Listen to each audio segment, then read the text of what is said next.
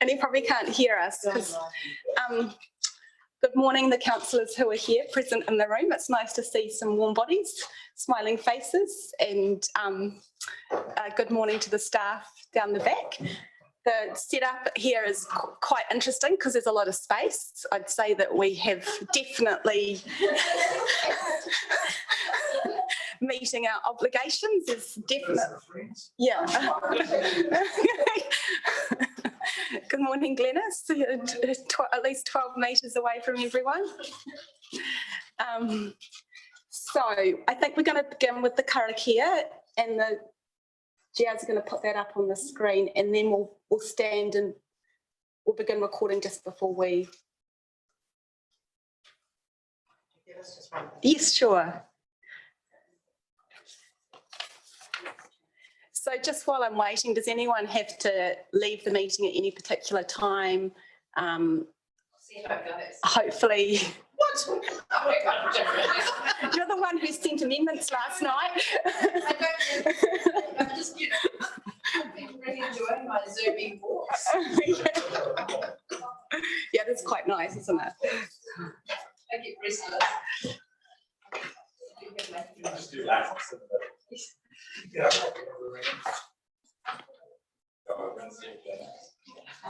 Yeah, it's a.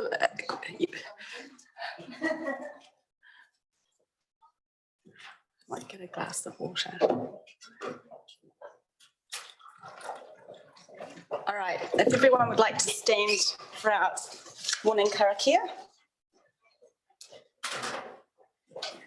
Tuia ki ronga, tuia ki raro, tuia ki roto, tuia ki wahu, tuia te here tangata, ka ronga te po, ka ronga te ao, humie, huie, tangie.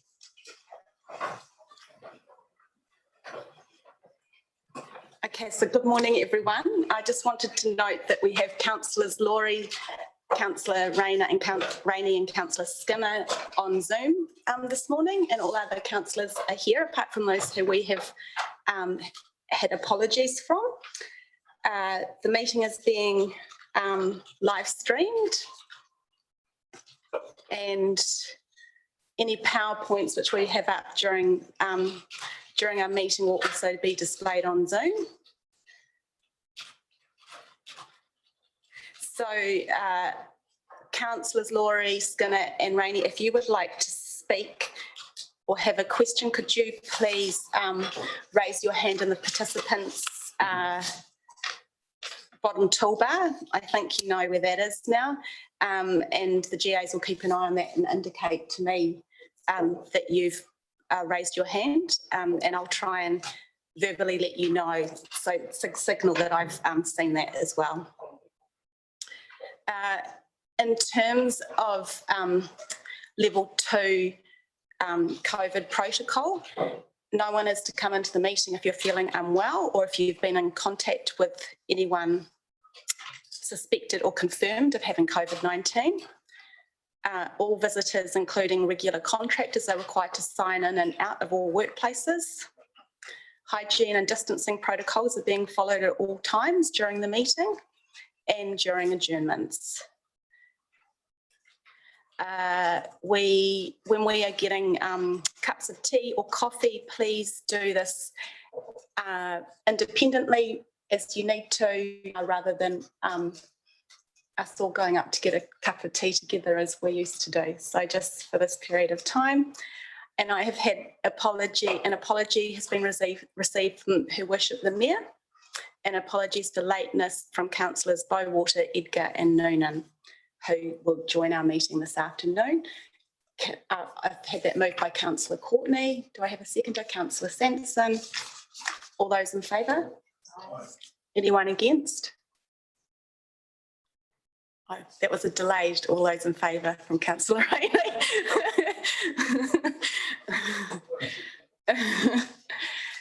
I just want to confirm the order of business. So we are going to begin with the Good Dog Owner deliberations. It says in my run sheet from 9 to 10:15, but it's actually from 9 to 10:45. So we hope that, I know 9 till 10:15, yes, so apologies. So hopefully we can get through this in quite a timely manner. We have officers Matt Hill and Deborah here today, and they will speak to that. Then we have the dog control policy and bylaw before lunch, and then this afternoon we will have the regulatory fees and charges deliberations report. Following this, we have the urban environments bylaw report, but I'd like to adjourn our meeting and workshop this if all other councillors agree to that. I think that there's some information which we need to be briefed on and get a better understanding of this report before coming back to it. All additional items on the agenda will be held at the reconvened meeting on the 4th of June. We have some additional documents that have been pre-circulated, and you should all have hard copies of them if you're here, or have been emailed copies of them. They're responses to questions raised prior to the meeting. There will be a PowerPoint presentation in relation to the dog control policy and bylaw matters. There will be updated recommendations for the dog control policy and bylaw, which has been prepared. It just has added in the maps. The recommendations haven't changed. It's just to clarify each recommendation, make it a little bit easier for councillors to know what they're voting on.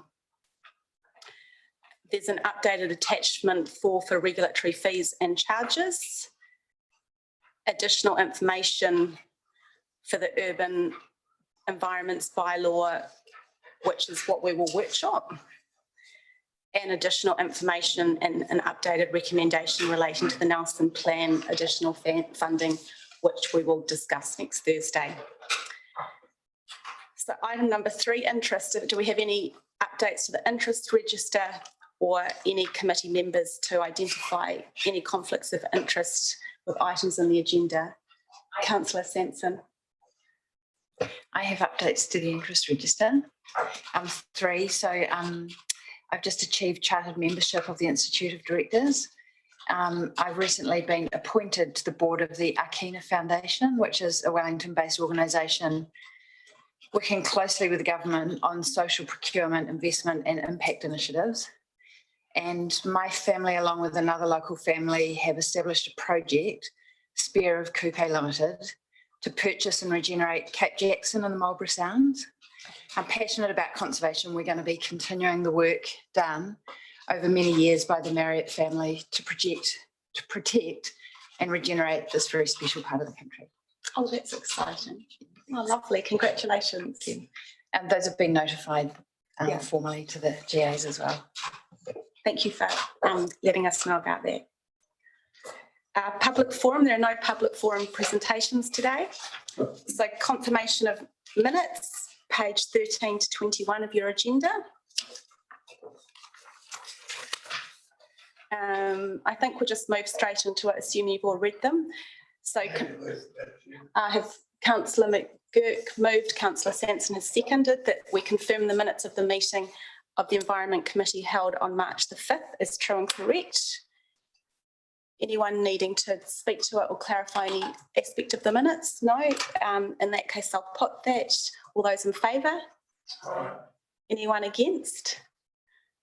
Councillor Rainey, just a little delayed again. And then 5.2, which is pages 22 to 27 of the agenda. Recommendation that the Environment Committee confirms the minutes of the meeting of the Environment Committee held on the 21st of April 2020 as a true and correct record.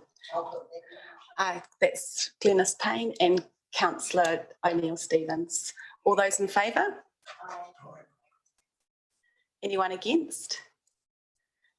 That's carried as well. So item number 6 of the agenda, the chairperson's report. I will be circulating that in advance of the 4th of June meeting. So now we're going to move into item number 7, which is the Good Dog Owner Policy Deliberations, pages 28 to 42 of our agenda. And I'm going to invite Matt Hill and Deborah Bradley down to the table, please. contractors now. Welcome. Thank you, Madam Chair. If we can just get the PowerPoint up. Just thought, just to give a bit of background, because the Good Dog Owner report was split off from the rest of the dog control policy and bylaw, because it originally was going to be heard on a different day, or this meeting was going to be on a different day, but because of COVID, everything's come together.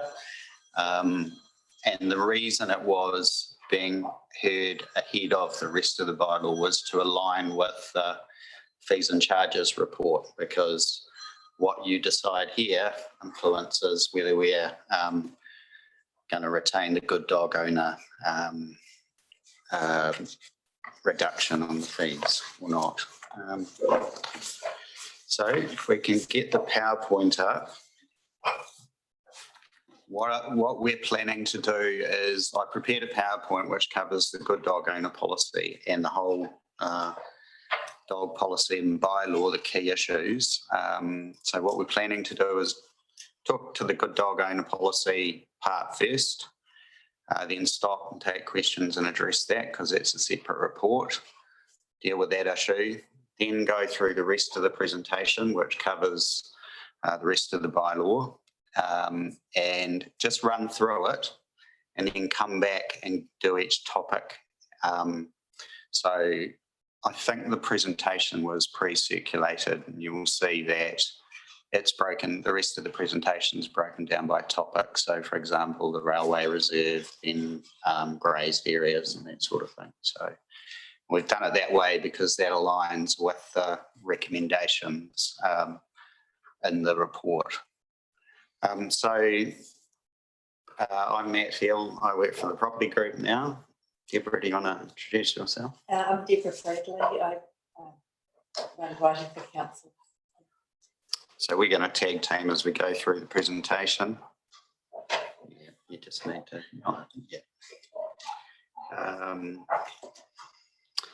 Yeah. So if we can just have the next slide, which relates to the Good Dog Owner policy. Right. It's going. So.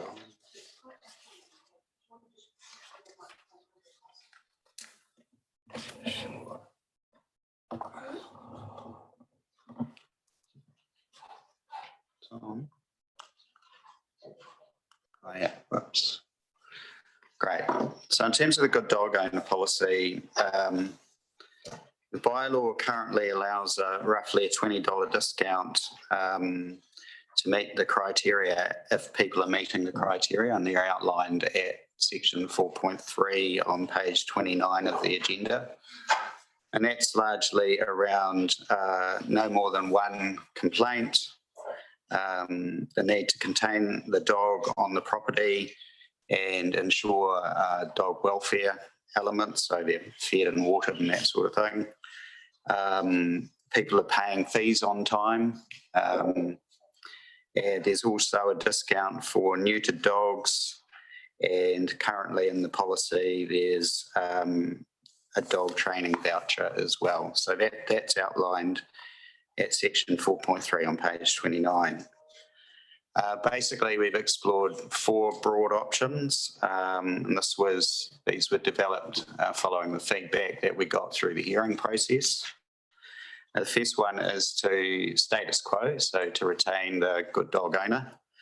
The second one is remove it, but to keep the $5 discount for neutered dogs.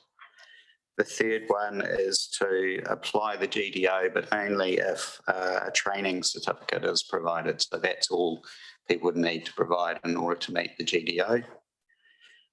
And the fourth option is just relying on the fact that there's been no issues in the last 3 years, sorry. So on the slide here, basically what we're recommending is option 2. So just retaining that $5 discount for neutered dogs. And that's largely because that's effectively good bang for buck, if you like. Problems can be avoided by early neutering male dogs in terms of aggression. and female dogs, it reduces the risk of unplanned litters and increased demand on SPCA services. So it's seen that that $5 discount's worthwhile. And that's relatively simple to administer too. It's just provision of a certificate. Then you're paying your dog licence. So the table that's, sorry, yeah, we've got a question over here. Oh, Councillor Sanson. Thanks, through the chair. So with the $5 discount for neutering, if that's registered on the system for a dog, then actually that's the staff are not going to have to like you're going to have to present that once, I'm assuming, for the dog. Through the chair, as I understand, it's a one-off thing. Once it's on the system, it's ongoing. So it's a significant savings of costs, which is, you know, the goal of this really, because my understanding is that the dog registration or dog control aspect operates as a closed account, and that if the fees we're charging don't cover the costs, then effectively the rest of the ratepayers who are not dog owners are going to end up having to subsidise it or something. So this is kind of a good way of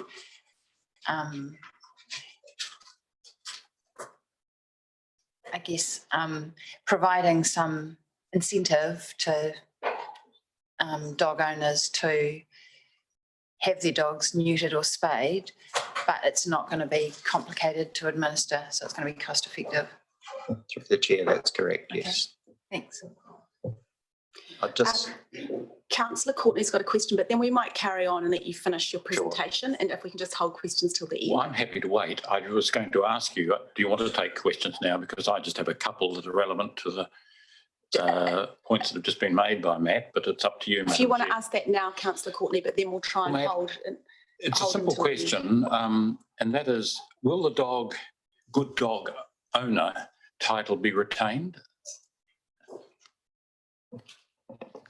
so through the chair, the intention is that that part of the policy will come out. So effectively, everybody's going to be treated as a good dog owner unless they're doing something they shouldn't, and then our enforcement provisions will come into play.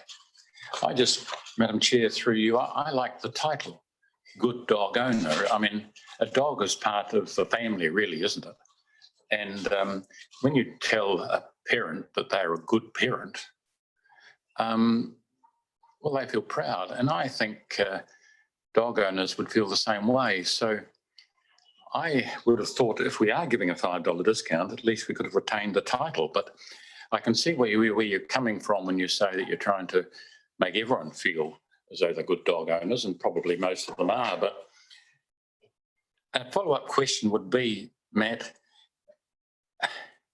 has this been too successful, this particular policy, good dog owner policy? Through the chair, I'm not sure if we'd say it's been too successful. My understanding is there's only been something like a 50% take up.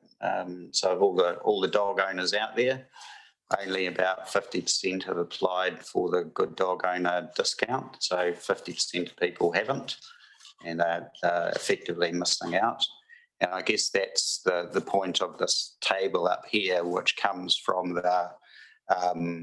the fees and charges report. I think it's attachment 4. And basically what it's showing is that fees and charges, if you look at the current costs, if you look at all urban dogs on the bottom there, it's obvious that fees are going to go up across the board, and that's to cover ongoing administration costs, which you'll hear about in a couple of items. And basically, if you look at option 2 there down the bottom, fees will go from $86, which is the current fee, to $95.80. With the other options, it goes up more effectively. So the good dog owner option spreads the cost, if you like. Obviously, there's no good dog owner discount, so everyone's paying $95.80. So I think it's just worth making that point, and I hear what you're saying, Councillor Courtney, about good dog owners, but effectively there's only been a partial 50% take up, and so we're trying to treat everyone as a good dog owner and have a flat fee across the board that reflects that. So that's all I had to present, and happy to take questions on this before we move on to the next item. Good timing. Okay, Councillor McGook, did you have a question? Yeah, just a quick, just I may have misheard. How many picked up the good dog owner discount? Is it 20 or 50? I think it's about 50% from the work that we did, previously. Councillor Brandt. Thank you, through the chair. So just to clarify, the percentage of people who made their submissions about keeping and retaining the good dog policy was pretty much like the majority of them, except for a small, very small percentage. So the recommendation to remove the good dog policy is purely around cost of administration. If we can just have that slide back. I think the reasons are outlined there. Really, the criteria that we talked about earlier are covered by the Dog Control Act anyway, so people should be doing that. As I said, people are unaware of the discount, and so only 50% of people have been taking it up. And a component is the staff time to administer. So just following on from that, because so the 50% of people that you said that applied are the ones that know about it, but in your report it stipulates that those are the people that pay on time. So is that a factor, or is it if people were able to, say, pay on staggered payments or something like that to make it cost effective for them to be able to pay on time, like you can, you know, stagger your monthly payments or whatever it is with your rates and stuff like that, do you think there would be a higher uptake of that?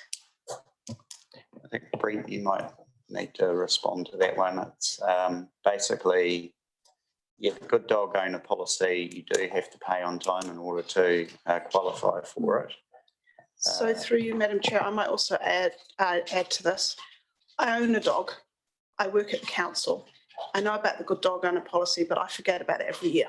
So I never make the application in time, and I pay my bill on time. So I think part of the thing is also, even though we promote the fact that there's this good dog owner policy, there isn't quite a bit of uptake. 50% is quite a bit.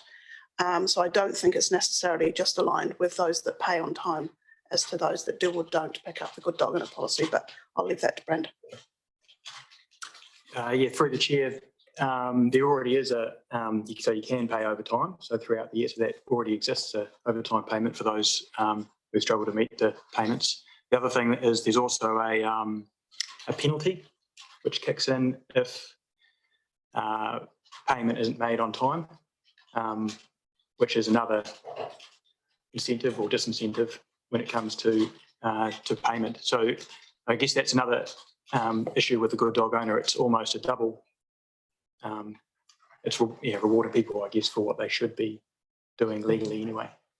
Okay, so just a follow-up question from that, if you just bear with me, Madam Chair, is that, so if we reworded the good dog owner policy about what the requirements are to meet that, so it's not just tick the box and you've done it and therefore it's have your discount, if you actually reworded it so that the good dog policy actually had the wording to make it relevant and more attractive to people, do you think it would meet those requirements instead of removing it full stop? And on that, in your policy, it talks about dangerous dogs. Who has defined what a dangerous dog is? The breed, or is that who has defined the dangerous dogs? So through the chair, the wording of a dangerous dog is a classification which is in the Act. So the way that works is a dog control officer has the ability to classify a dog as dangerous if they consider that dog is a risk to the public.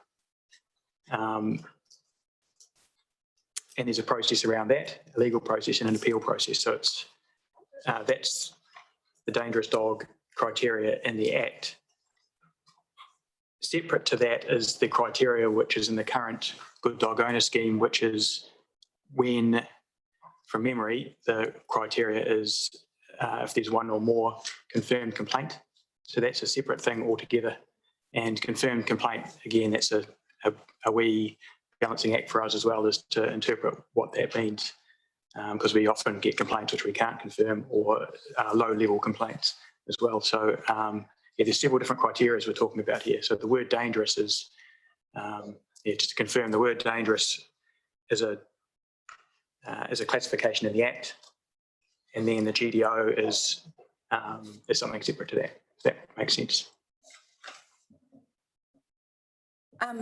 Thank you. I have a couple of questions. Are rural dogs discounted because they're often working dogs, or because they actually cost us less money in terms of staff time? Through the chair, my understanding it's the latter, because they tend to create less problems for us. Okay. Or rural dogs tend to be sorted out by their owners, and they don't generate so many complaints such as barking. So in your experience, that's holding true? Yes. Okay, great. I just wanted to, having heard some of the questions, just add, Councillor Courtney, I think you raised a really interesting, I guess it's about that, wanting people to feel good about being good dog owners, and whether we can pick that title up and just use it in our registration fee title, whether that would create confusion. So I guess the issue is, at the moment, as a good dog owner, you get a discount. What we're saying now is that everyone's a good dog owner, and everyone needs to pay for the privilege of owning a dog. And if you pay on time, this is the amount. If you don't pay within a certain period of time, then there's a consequence to that. But that we'd like everyone to act like good dog owners, and that's the intention of this change as well. So is there any way that you could retain those words but make it across the board for everyone? So through you, Madam Chair, I might answer that. I can see that there may be some benefit from our comms that will be going out as part of the decision on this, that we could say, we could remind people what the good dog owner means. Yeah. That would certainly be something that would be helpful. So we can get the comms team to assist with that. Okay. Councillor Sanson, I'm happy to put the recommendation. you'd like to move it? Move it, sorry. Yes. So I have it moved by Councillor Sanson, seconded by Councillor McGurk. Okay, we might have Councillor Laurie has a question. So Councillor Laurie, if you want to ask your question now. All right, thank you, everyone. I just had a question for Matt. I was curious, talking about the cost of registering working dogs. Do people who have working dogs, to your knowledge, claim the expense of registration as a business expense?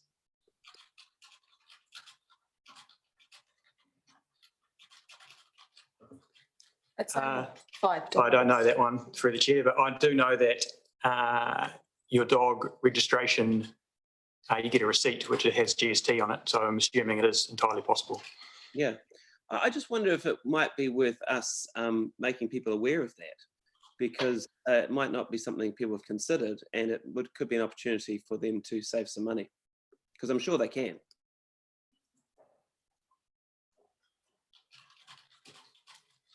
Yeah, it's certainly something we could look at for rural dog owners, is putting some additional comms out. Just a reminder, yeah, that it's something that's an option for them, if in fact it is, which I'm pretty sure it is. Cheers. Councillor Laurie, can I just clarify, were you meaning working dogs on farms versus community working dogs, such as police seeing eye and hearing dogs? I mean any dog that's involved in someone's work. Mm-hmm. If they're self-employed, then I think they can probably claim that as a business expense. And I'm sure a lot of people are aware of that, but just in case they're not, it might be worth us reminding people of that. Okay. Just keep you on it, possibly reminding them. of it. So through you, Madam Chair, it would be if they had a business, they would then be able to claim the GST component as an expense. So, yeah, we can confirm that and put some comms out around it too.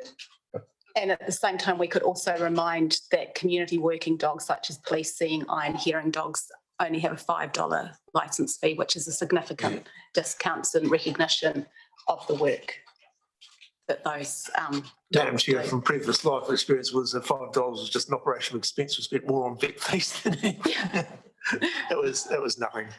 It was, I think, just paid for the dog tag.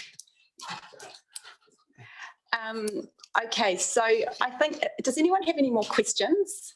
Does anyone have any concerns? Councillor Brand, are you happy with the direction we're taking? You just asked a few questions around the difference, and I just want to be sure that you're happy with the recommendation. Are you asking if we're in debate and I want to debate it? If you would like to debate it, that's fine, but I'm just wanting to clarify if you have any more questions. No, I have no more questions. Thank you. Okay, well, in that case, I think we can probably move into debate if anyone wishes to speak for or against the recommendation. Councillor Sampson. I'm happy to speak for the recommendation. I'm a dog owner and I am actually, I guess, recent, of just since last year, a good dog owner because I was one of those people unaware of it. But I also understand that it's really important that we have to review these policies, and if they're not achieving the goal that was intended and are actually costing more to manage than benefit that they're bringing, that it's appropriate that we review them. And I really like the idea that we are actually going to be kind of approaching the community of dog owners with the approach that all of us are good dog owners until, shown otherwise. So I think it's, I actually think it's a positive thing. And I think, there is a small cost increase related to that. But I think it's great that we're retaining the $5 neutering discount. And I'm comfortable with Thank you. where it's going. Thank you. Yes, I will just speak briefly to the report as well. I thank you so much, Matt and Deborah, for the hard work you've put into this. I think that we've ended up in the right place. I know that a lot of the submissions wanted to retain the good dog owner policy and that there is a significant expense involved in training and caring for a dog. But I think that all dog owners should be doing that. That's part of the joy of owning a dog, is that you ensure that your dog is well controlled and well taken care of.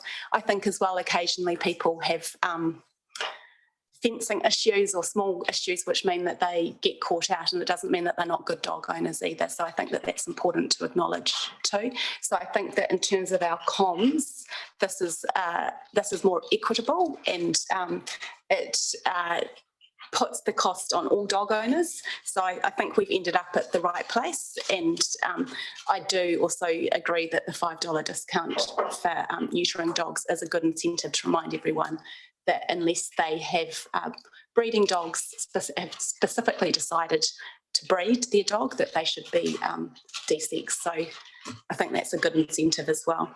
So Councillor Courtney. Thank you, Madam Chair. I want to commend the dog control officers. I have had quite a number of people contact me over a period of years about dog control issues, and even the most unpleasant, perhaps for the owner of the dog, because they have misinterpreted the bylaw or the policy, they still come out speaking well of our dog control officers, and I think we've got to be grateful. It's not an enviable task, quite frankly, interpreting this policy or these bylaws and then having people, getting people to understand them. It's a difficult task, and it warms my heart when even those that have had disagreements still come around to the fact that they've been handled in a very civil manner. And I think we should recognise that here today. I'll tell you what concerns me, Madam Chair, is the fact that as these prices for dog registrations creep up, and they are, and quite significantly, it's moving dog ownership, I believe, out of the reach of young families, young children, young families, really. And I know from my experience, and others will round the table too, that is worthy of consideration, and it really is. There's something special about a dog. Another life. I won't go there. Yes, I won't go there. I was just about No, I've said it for years, but I won't say it here. All I want to see is that we can have some restraint on costs, and that will help, I think, still retain the opportunity for young families to have dogs. And by that, I mean efficiencies. Now, I would like to think out of this review may come some efficiencies, some savings of some significance that we may not have to next year increase the fees and so forth as much. Am I being too optimistic in asking or thinking that might come about? But I would have thought a review, we might have seen in here that, oh, because of this, not as much cost involved, less administrative costs. So I would have liked to have seen in this report some savings coming out of it, some efficiencies because of some streamlining and clearing out some of the misunderstandings with the policy, that we could have seen some efficiencies come in, and but it doesn't appear to be that way. But anyway, I'm going to support the policy with a degree of the changes, but with a degree of reluctance, to be quite honest with you. Really is. I can see in these difficult times that it's probably the right thing to do, but I do it with a great deal of hesitancy.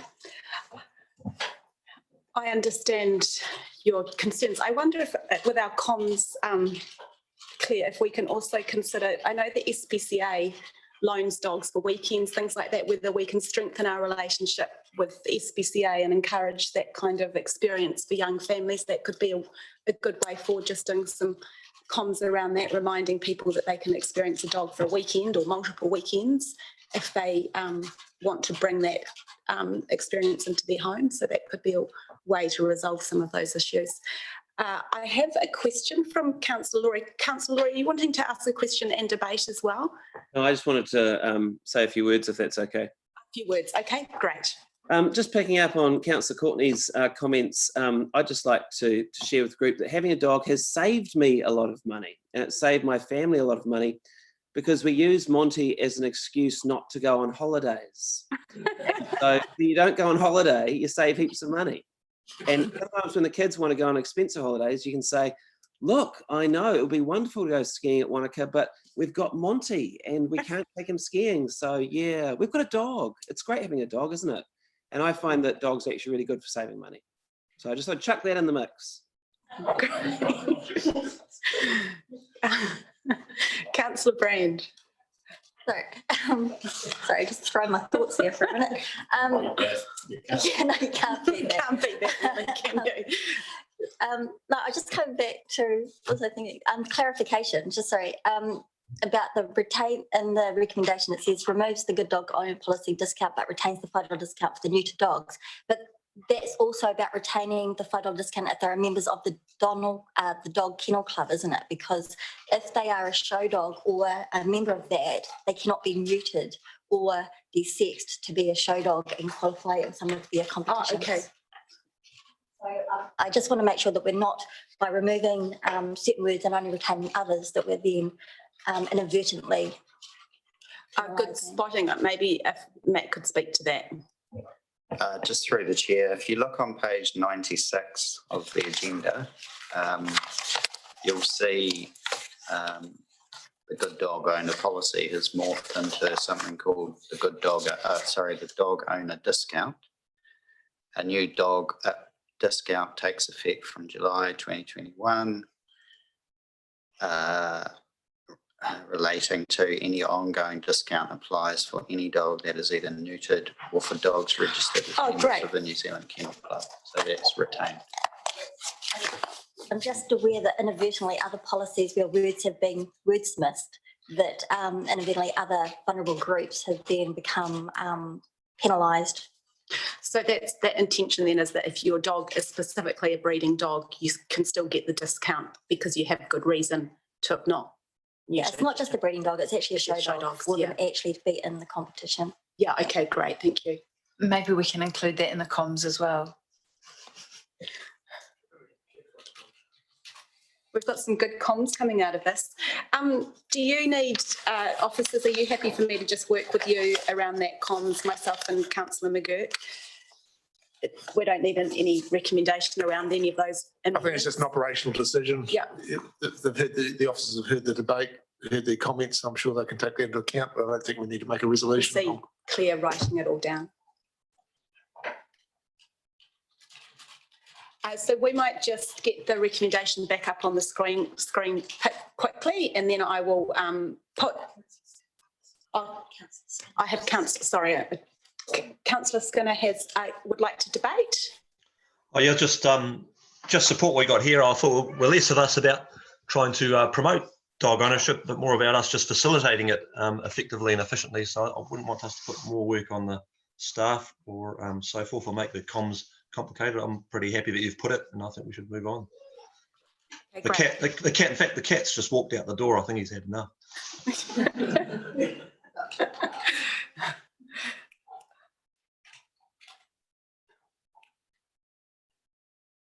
Okay, I'm going to put the recommendation. All those in favour? Aye. Anyone against? No. The recommendation is carried. And we are ahead of time, which is fantastic. So we're going to move on to the next report. Just need to get my run sheet back to find the page number. Can someone give me the page 43 of our agenda?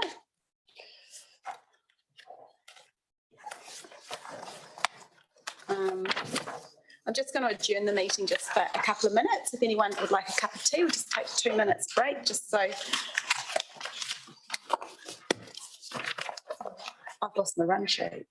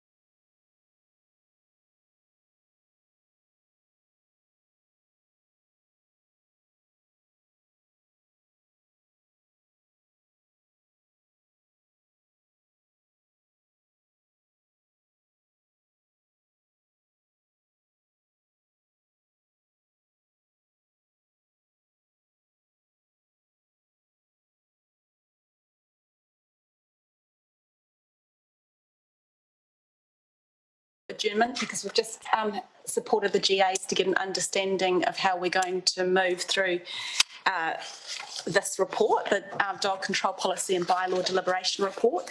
It's there are a lot of recommendations and we're going to move through it step by step.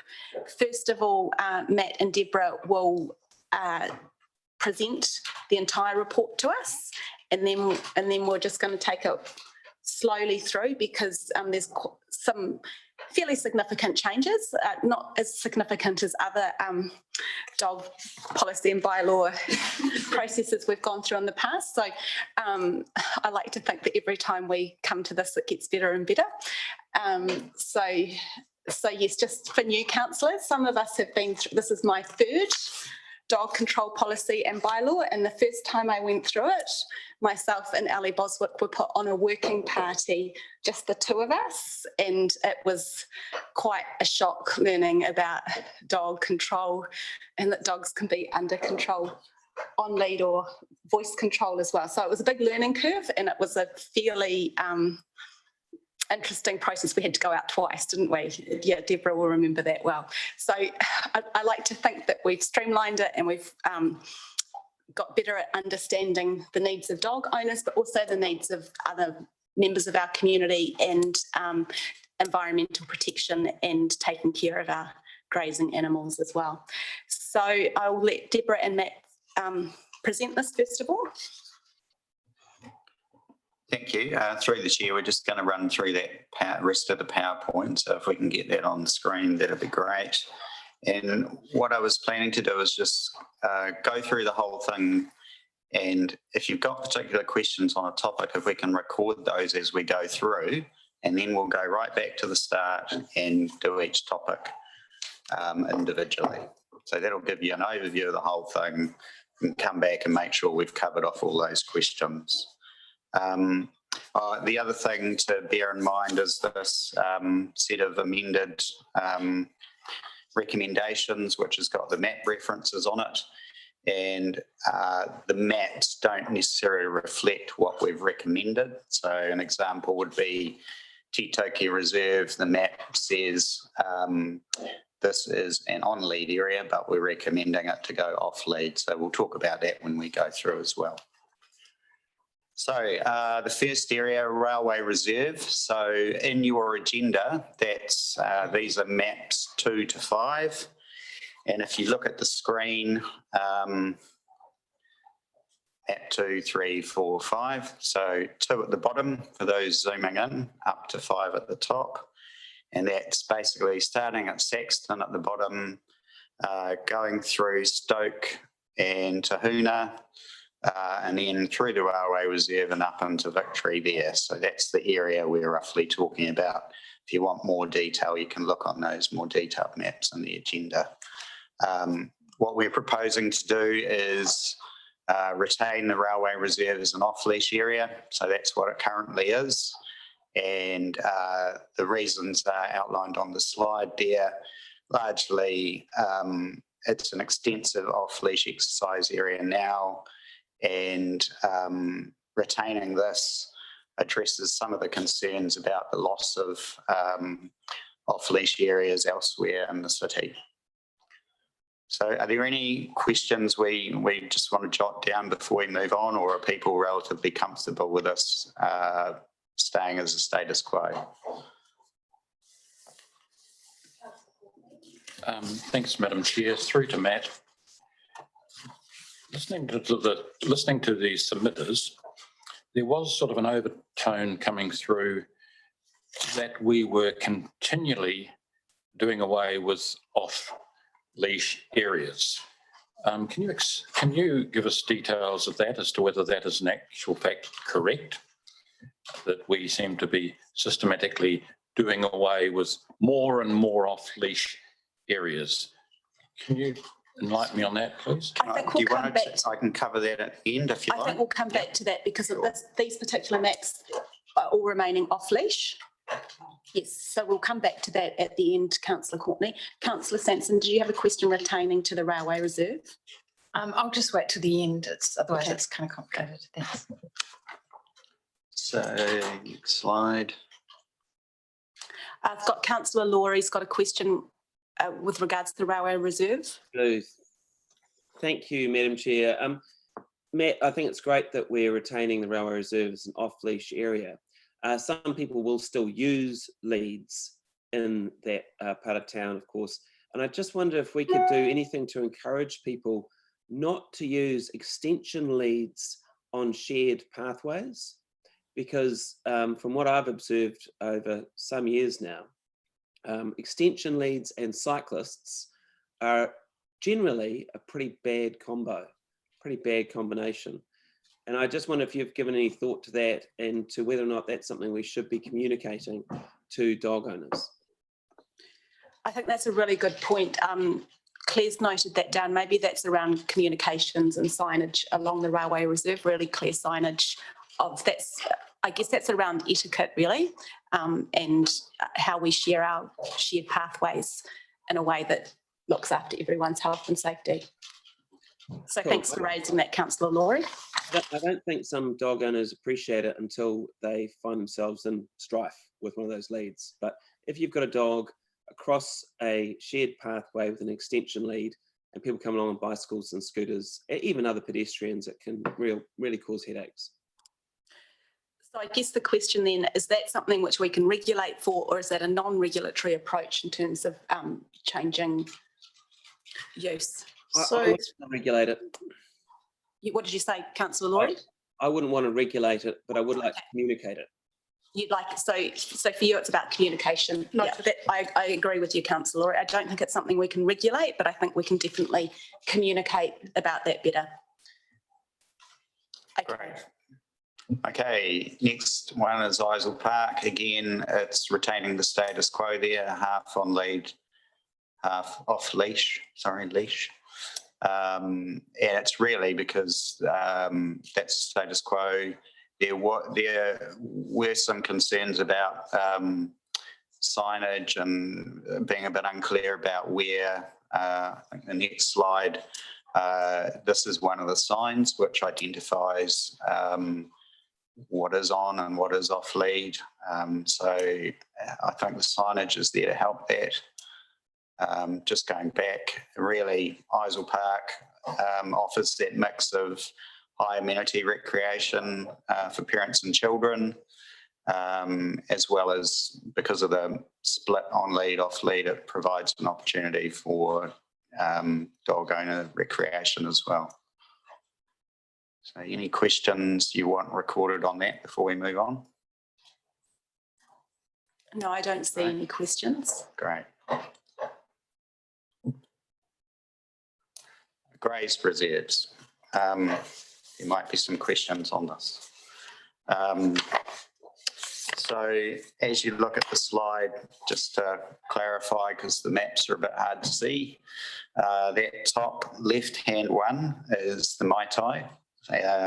So the map, that's map 9 on page 117. If you want to look at that in more detail, as we move to the right at the top, you've got the Grampians, and that's map 6. As we move to the bottom left, you've got Stanley Whitehead Reserve, so that's map 7. And bottom right, that's Tantragee. And as you'll be aware, the recommendations are to basically retain all these as on-leash areas apart from Tantragee. And that's largely because that area is grazed by cattle rather than sheep, so it's not such a big issue. We have, our parks team have indicated that some flexibility around the Maitai today as well, because that's largely cattle as well. So that's something to think about when we come back.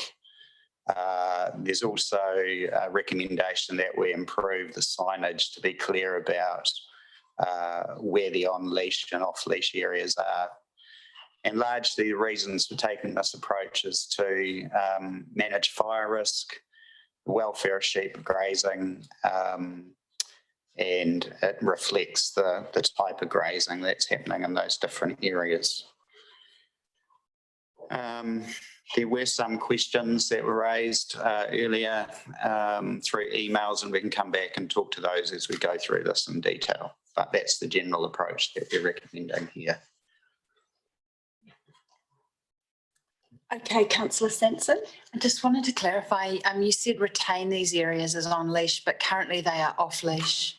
So Yes, is that that's correct? Yes. So we're changing them from off leash to on leash. Yeah, apart from Tantragee. Yeah, and So- I think I have got a few questions, but should we just save them till the end? Sure. Yeah, so just to be clear, when Matt refers to retain, so what he's talking about is what we went out and consulted with the community on.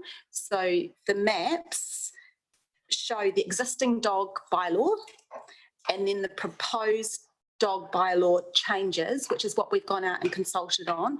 And what we're deciding today is whether we accept those changes or amend the changes. Yep, so those are the changes which I think almost all of submitters spoke against. Is that right? That's correct. Yes, that's correct. Okay. But the changes have a rationale behind them. But can we just maybe just go through maps? So map 6 is, if we can just go through each map separately. Map 6 is the Grampians, and you're proposing that the area which is currently off lead becomes on lead, which is what we consulted on through the consultation process, and that's what your recommendation is, that it remains on lead because of sheep grazing. That's Yeah. correct. Yep. So that's that pink area on the map. And councillor Laurie asked a question around cyclists. There's no cyclists up there anyway, so this is an area for walking only, it's not a mountain biking area, just to double check. As far as I know, it's not. My understanding, it's not a very popular mountain biking area. Don't think it's, Right. you can bike there, okay.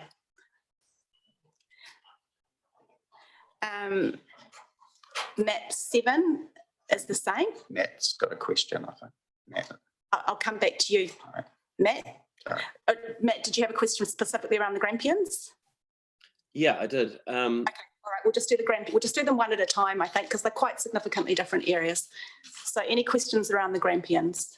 So this applies to the Grampians and also Sir Stanley Whitehead Park. Am I right in thinking that, from memory, when you're up in those areas with your dog, you do, under the current arrangement, come across signs that say something along the lines of, sheep grazing, dogs that worry sheep will be destroyed, or something like that? Aren't there already warning signs up there telling people about what might happen to their dogs if they worry sheep? Through the chair, I was up on the Grampians on the weekend, and yeah, I saw some of those signs. There's also some signs encouraging people to keep their dogs under control and that sort of thing as well. Yeah. So currently, you can have your dog up there off the lead, but but people see those signs. That's correct. Yes. Yeah. So from my personal view, I always have our dog on a lead when we're up there because of sheep, because he's a dog and he loves lamb. He thinks lamb's fantastic. So I don't think people will be surprised if they see that we've taken it to this other step, to this extra step. They won't necessarily like it, but I don't think many people will be surprised. Thanks, Matt. And we need to remember that this is because of attacks in the past. So it's come about. There's good reason for making this change. Councillor Brand. Thank you, Madam Chair. Just again, following on through map 6 and just map 7, when the submitters came in and they talked about being responsible dog owners and stuff, and they talked about the signage, and they said when the sheep aren't grazing in those areas, would that be something considered by council to put signage up to say that it can be the not unleashed area when there is no sheep grazing? Because that was one of the issues that was raised by the submitters, and that any responsible dog owner knows full well how to control their dog when there are sheep grazing in the area. And I just picking up on what you said before about the possibility where areas have cattle, but these are the areas that have the sheep. And I'm just aware that this does not answer those questions from Ms. Minners. So through the chair, shall we just take the questions as we go through? Might be easier. Okay, so there was an earlier question about are these, this was by email, are these areas grazed all year round and that sort of thing? And I think...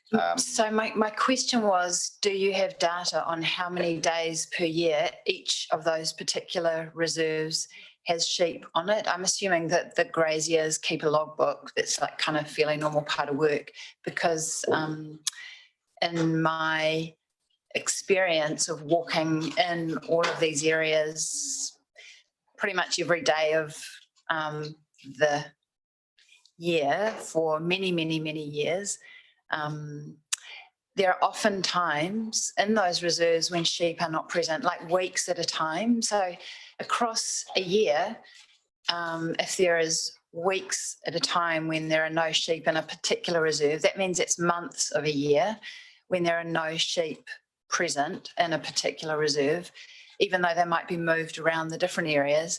So what I guess I was looking for is data on that to support why there needs to be a blanket rule across all the reserves all the time, when in fact quite often there are not sheep present in these grazed reserves. Which is a related question, so I'll try and answer those together, and I might get Peter to come up and help. And just before you answer, because my question's related, can you just set the context in terms of the history? Because my recollection is that the graziers took their sheep off the land because of too many sheep attacks, and because of the increased fire risk, it's been important that we get the sheep back on the land. So the condition of that is that the dogs are on lead. That's my understanding of how this has come about. So if you could just clarify that, and that might explain why sometimes you haven't seen sheep up there, because we've had the sheep taken away. Madam Chair, through the chair, we've sat through all of this in the workshop and in the hearing, so we all know that history about that. It's really just looking for some data on it. Well, if we've sat, Councillor Simpson, I don't think that we would have that data, because the reasons why sheep are not grazing there is because of sheep attacks. So I think it's hard to get that data probably clearly, but we'll let the officers answer that. Yeah, so through the chair, we've had a bit of email communication in the background, and what we understand is that both Stanley Whitehead Reserve and the Grampians have sheep on them all year round, and they are Wiltshire sheep, which are low maintenance effectively. They don't need to be shorn. And so it's a low maintenance option. And so there's sheep wandering around those areas all year round. On the other two, it's basically at the graziers, based on the grazier experience on when the sheep are going to be in those areas. Is there anything you want to add to that, Peter? Yes, through the chair. The Wiltshires have only recently been put on the Grampians over the last couple of years. Prior to that, we had issues with multiple dog attacks. Wiltshire is a breed that is quite calm with the public and dogs being walked through those areas, so less likely to be spooked. So we've only had three dog attacks on sheep last year. Those sheep had to be put down. When I say only, that's quite a small number from what we had previously. There's about 50 Wiltshires grazing the Grampians at any one time. It's treated as one paddock, and the grazier doesn't have the option of taking them off. They're being particularly bred. He has particularly bred them for use on the Grampians for those purposes. So they self-shear, they don't need to be mustered for that purpose. So they're a low maintenance breed.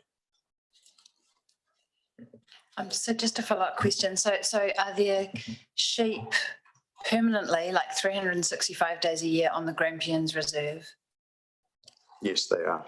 Okay. Are there sheep 365 days a year on the Stanley Whitehead Reserve?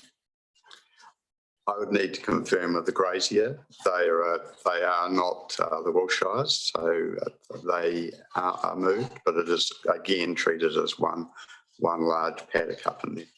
They may be off for shearing at times. And then I think the Tantrageese cattle, and then the Maitai one is this morning. Is it also cattle now, not sheep? Through the chair, it has been cattle, so it's not in sheep, and the same arrangement could apply to the Tantrageese. Councillor Sampson, I'd like us to just stick to the Grampians and maybe first of all, and then because we're trying to move through them one at a time, and the officer was just answering on the Grampians. I have Councillor Laurie and Councillor Skinner have questions. Are they relating to the Grampians? Because we're going to move on to Stanley Whitehead next. But does anyone have any more questions regarding sheep on the Grampians and understanding how often they're there? So we've heard that they're there 365 days of the year, and there is some mountain biking through that part of the Grampians, is there? Through the chair, the Grampians walkways are dual use. There's no mountain bike tracks set up or developed as mountain bike tracks, but they're dual use tracks. The one that isn't is the one that goes down to Kahikatea. It's not through a grazing area. The zigzag that goes above Collingwood Street, it has steps and multiple zigzags, so it's not great for mountain biking, but it's still a dual use path. There is not a lot of mountain bike use of the Grampians. So it's not a high use mountain bike area, but it is a permitted mountain bike area. So that answers your question, Councillor Laurie. So if we're done on the questions on the Grampians, Matt, do you have anything more to add? I just wanted to clarify the next slide there that I've just jumped ahead to relates to the Grampians, and the report talks about a 17 hectare property that we've recently purchased and will be added into the Grampians ultimately. And this also shows the on-lead areas in relation to where the tracks, walking tracks go on the Grampians. I thought that might be useful context as well. Okay, so the area in green, this area at the top, you can still, so once you get your dog through the grazed area, you can take your dog off lead. So it's actually quite a small part of the Grampian Reserve. Through the chair, the total area of the Grampians Reserve is 161 hectares. The area that is engrazed is 28 hectares. Okay.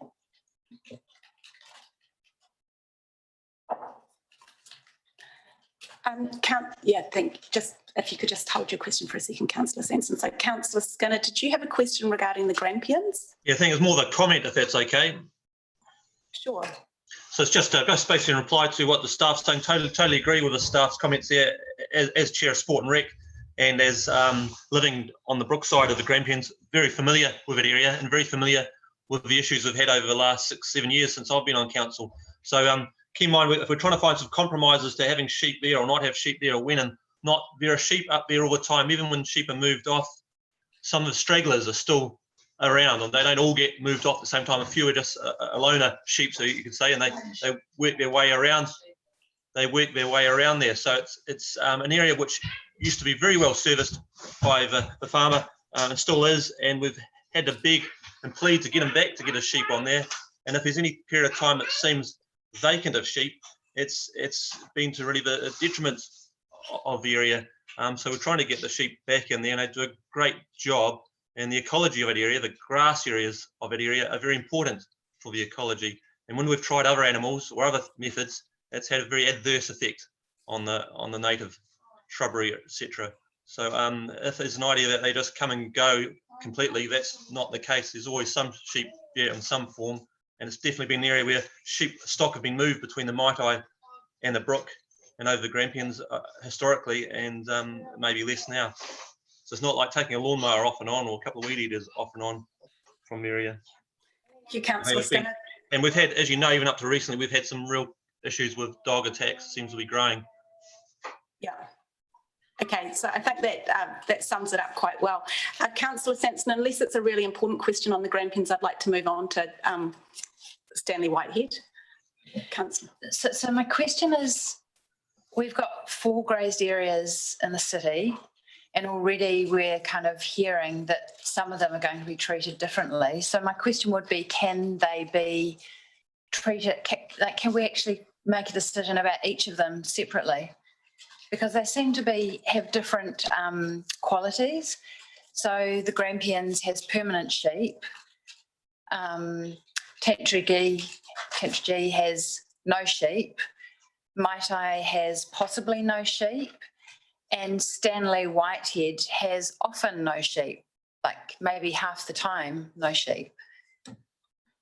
I think that's what we're trying to do. Okay, so great. That's definitely what I'm trying to do. I'm trying to get consensus on the Grampians first, and then we're going to move on to Stanley Whitehead, and then we'll look at Tantragee, and then we're going to look at the Maitai. So I think that we are trying to treat them separately.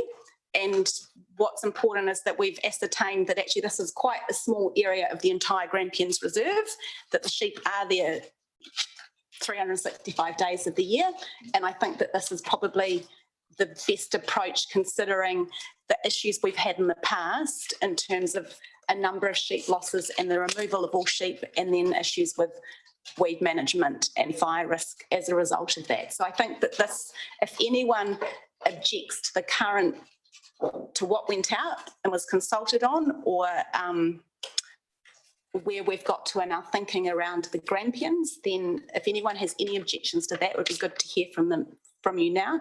But I think we've reached a good place, and there's still plenty of area where dogs can be off lead up in this reserve. So I can't see anyone who doesn't agree. I think we've reached consensus around the Grampians. I understand the others are all slightly different, so we will do them separately. All right, great. So we're going to move on now to Sir Stanley Whitehead. And what I'd like to do is I think we'll try and do Sir Stanley Whitehead and Tandragee and the Maitai, and then we'll take a 15-minute break.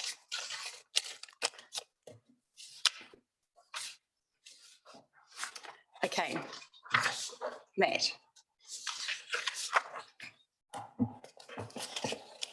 Through the chair. So yeah, as we've talked about, same thing applies to these areas generally in terms of the recommendations. What we're recommending is that this the pink purple area would be an on lead area, so Stanley Whitehead area, largely because of the issues with sheep grazing and fire risk. Okay, I have a question. The area in green, are you able to walk in there as well? I don't know this. No, so this is the only area where you can walk. That's where the walkway is. Through the chair, the top bit of that reserve is through Walters Bluff. So it goes pathways going through gum trees and things. So that's not a grazed area. And there is walking in that area? There's walking tracks there. Okay, yes. great. I'm wondering if when we take our morning tea break, if you can clarify for us how many days of the year you anticipate sheep will be grazing into the future, if this is the policy and bylaw. I will be only able to confirm that with the grazier, and I will endeavour to contact him, but he may be on Pepin Island, which has no cell phone coverage. Okay, all right. Well, if you could do your best, that would be helpful. But I think that it sounds like the intention is that that area is also grazed predominantly, and it's of particular concern in terms of fire risk, was my understanding. Can I just clarify that, Matt? That's correct. I think that's covered in the report. Don't ask me which page.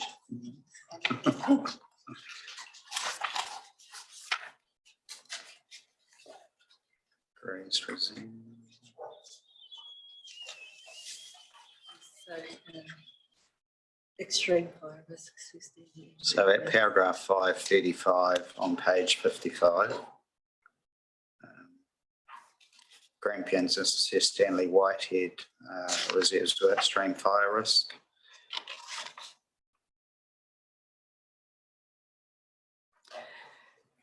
And Botanical Hill, is that dogs are allowed off lead on Botanical Hill? So there's still all of Botanical Hill. So it's just really where the sheep are once you move into Stanley Whitehead. So if I have any questions or concerns around what we went out and consulted on, and that's the current recommendation from staff with regards to Stanley Whitehead, Sir Stanley Whitehead. So shall I share my concerns? Yep. Okay. So I guess I absolutely understand the need to mitigate fire risk. I support that wholeheartedly. I also understand that the intention of these bylaws is to look after the welfare of the sheep, understand and support that fully. However, in my lived experience, there are often not sheep up here. So my question to you really, I guess, is this not kind of a punitive approach to restrict the freedom of our community to having their dog off leash when there are no sheep? And could we not improve signage to allow for sheep? It be clearly stated that when sheep are present, good owners, which are, you know, responsible owners, have their dogs on the lead. I've spoken to hundreds of dog owners in, you know, the last kind of 4 or 5 months in these reserves, and everybody is, I would say, in agreement on that they understand there's fire risk and they want to mitigate that they are concerned about the welfare of the sheep and nobody wants to stress the sheep out or endanger them. But that also, on the other hand, they care about their dogs, and this is, you know, these reserves are important exercise areas. And so I'm really, I guess, just looking for us to consider a different approach rather than kind of a punitive, fairly long-term decision which restricts free access when there are not sheep present. Okay, so through you, Madam Chair, I was wondering if Mr Edwards might come to the table, because I think it would be quite helpful to respond both from an enforcement point of view as well as a parks operational point of view, because there's 2 aspects to this. And the key bit in terms of Brent is how you enforce something which where there's a sign as opposed to something which is quite clear, and also what his experience has been about sheep and grazing. So can I, because I've actually got a question which he could answer them at the same time. So I guess I absolutely understand the intention of the bylaw. However, when the officers were presenting to us during the workshops and the hearings, I also heard that one of the issues with dog attacks is stray dogs. So, you know, who are roaming free without an owner. And the other one is dogs that are not under control, so not with responsible owners, irresponsible dog owners. And I guess my question is, how does a change to the bylaw actually achieve this purpose of stopping stray dogs or stopping irresponsible dog owners? Like, I guess I'm interested to know how a change to the bylaw actually mitigates those 2 risks, which are probably the key items. Thanks. Yeah. Through the chair, you're absolutely right. Stray dogs, the bylaw isn't going to make any difference. Dogs out wandering without owners are not a bylaw matter. They're a Dog Control Act matter, which is dogs out wandering. So the owner has a responsibility to ensure dogs aren't out wandering. The bylaw wouldn't make any difference in that respect.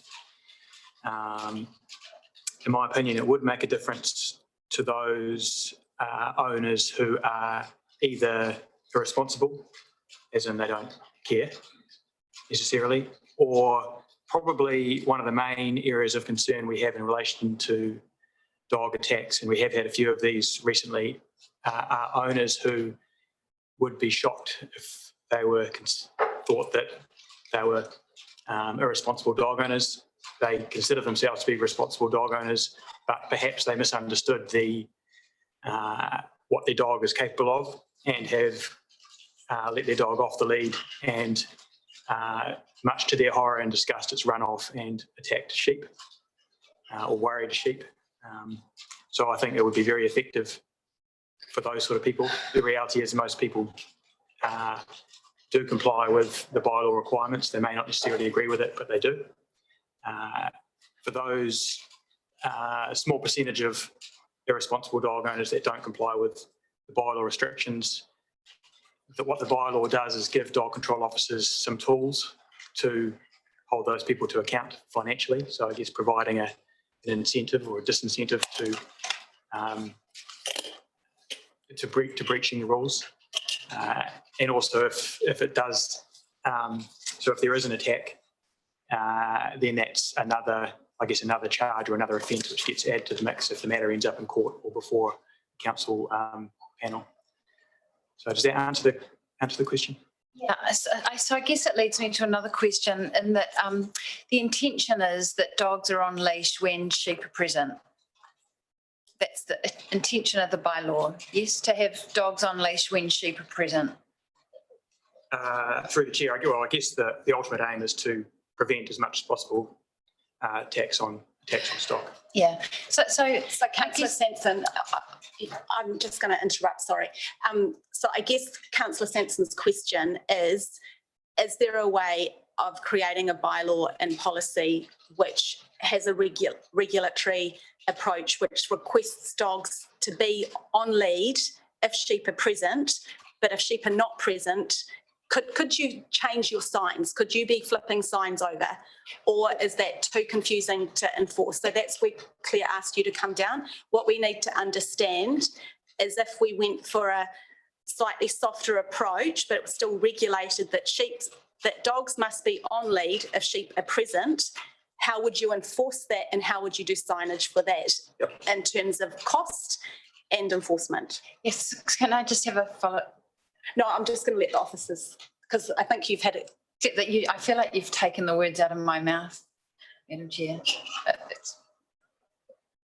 So through the chair, technically that's certainly possible by having that wording in the bylaw, absolutely. There are certainly some, I would consider some enforcement challenges around it. It creates, there would be quite easy defences for people who breach the bylaw to say, for example, that the sign said something different at this time. It required, and unless we had some way of proving what it said at the time of the attack, we would struggle potentially in proving the offence if it relied on a sign, in my view. Okay, so during the morning tea break, if you can just turn your mind to that, officers, about how you might shape that. I think we're going to, Councillor Sampson, because we're going to run out of time, I'd like to just let the officers have a chance to think about that, and I'd like to move on to Tandra Gee. But Trudy, have you got a question relating to Sir Stanley Whitehead Park? Great. All right, it's just a clarification, just picking up on a comment that Mark made earlier, which was, or possibly it might have been the person sitting next to him made, that in the Stanley Whitehead area, I just want to clarify, because you said it applied to the Grampian, so it may apply to the Stanley Whitehead, is if it became an on-leash dog area permanently, does that mean that the grazer would increase the number of sheep grazing in the area to all the time, or is it, would it remain status quo with him grazing and taking them off when needed?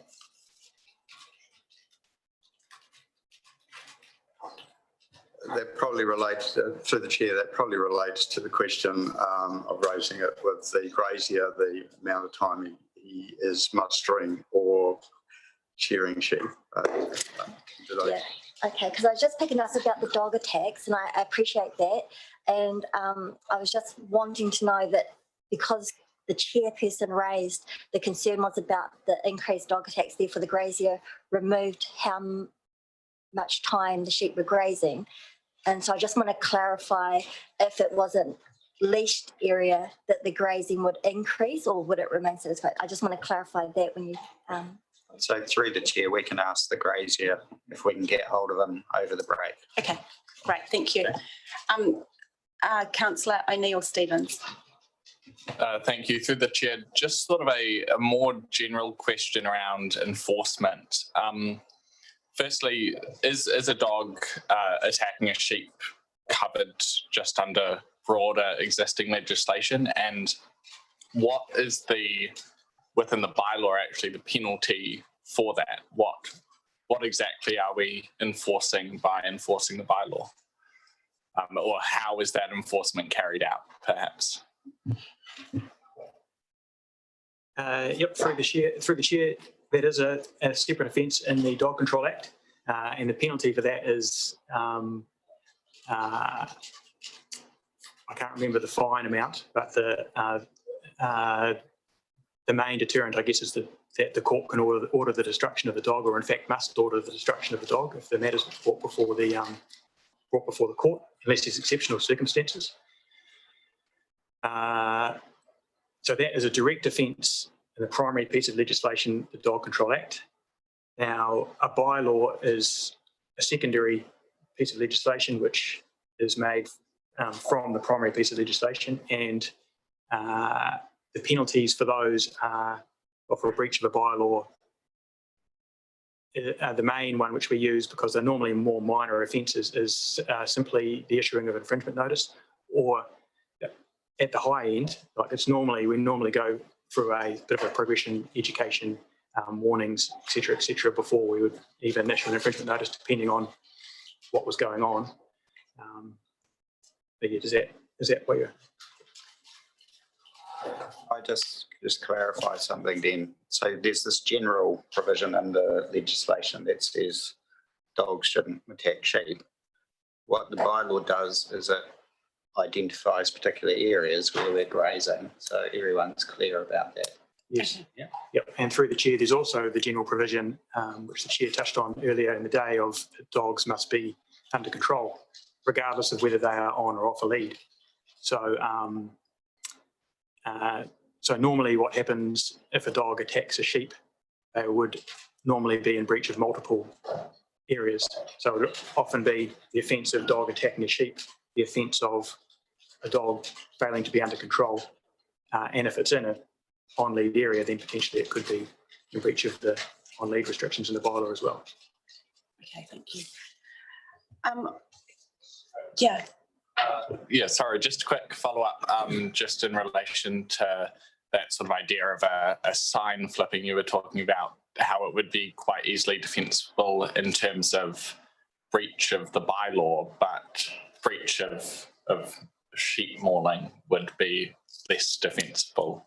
Is so of just sort of, we wouldn't be able to do the infringement notice, but the other penalties would probably be harder to escape. Just am I understanding that right? Through the chair, yes, you're understanding that right. There wouldn't be a defence, but I guess the aim of this whole exercise is to prevent the sheep being attacked in the first place. So through you, Madam Chair, I would just add that, and Mr Edwards can add to this if I'm wrong, but my understanding is that if the bylaw said if the sheep aren't present, you can have your dog off lead, and they go into that area, can't see any sheep, but they may be further down the slope, for example, the dog's off lead and attacks it. Are we, and the sign might have said, you know, if there's no sheep, then fine. I want to know what then happens in terms of that process, because I don't know that I'm particularly clear on that. Or if the dog owner hadn't seen the sign.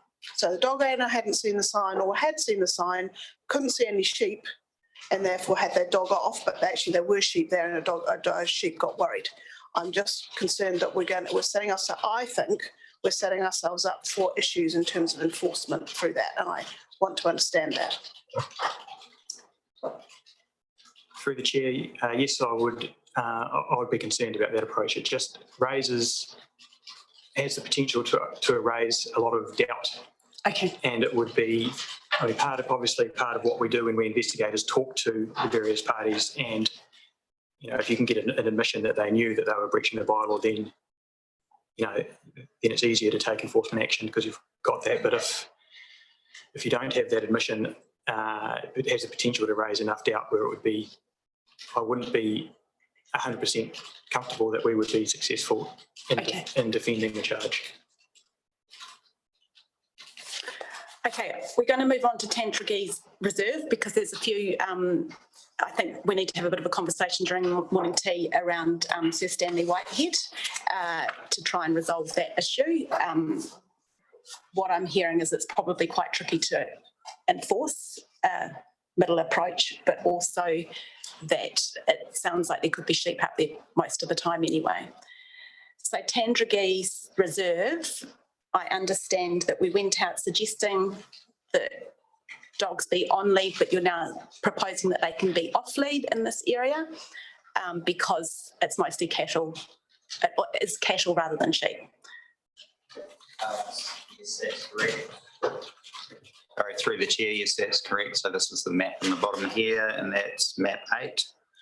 So it'll be on or around page 117 somewhere. 116.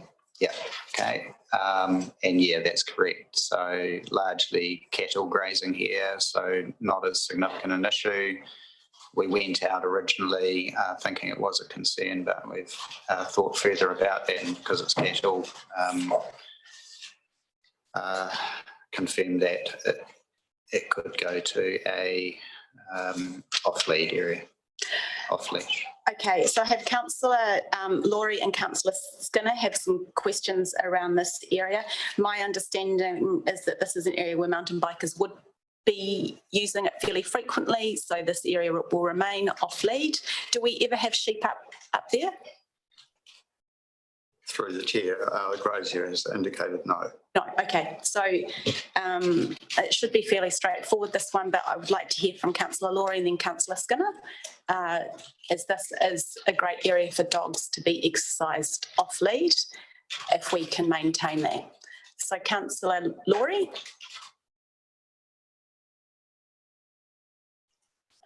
You're on mute, Councillor Laurie. Sorry. Thanks, Councillor Fulton. Just so we're completely clear, that we would still be allowing people to run dogs off the lead in the Codgers area where people mountain bike. Yes. Right. A question that relates to this area and also Stanley Whitehead. Do we have stray dogs causing problems in these areas? Do stray dogs actually head up into those areas and worry sheep or other stock?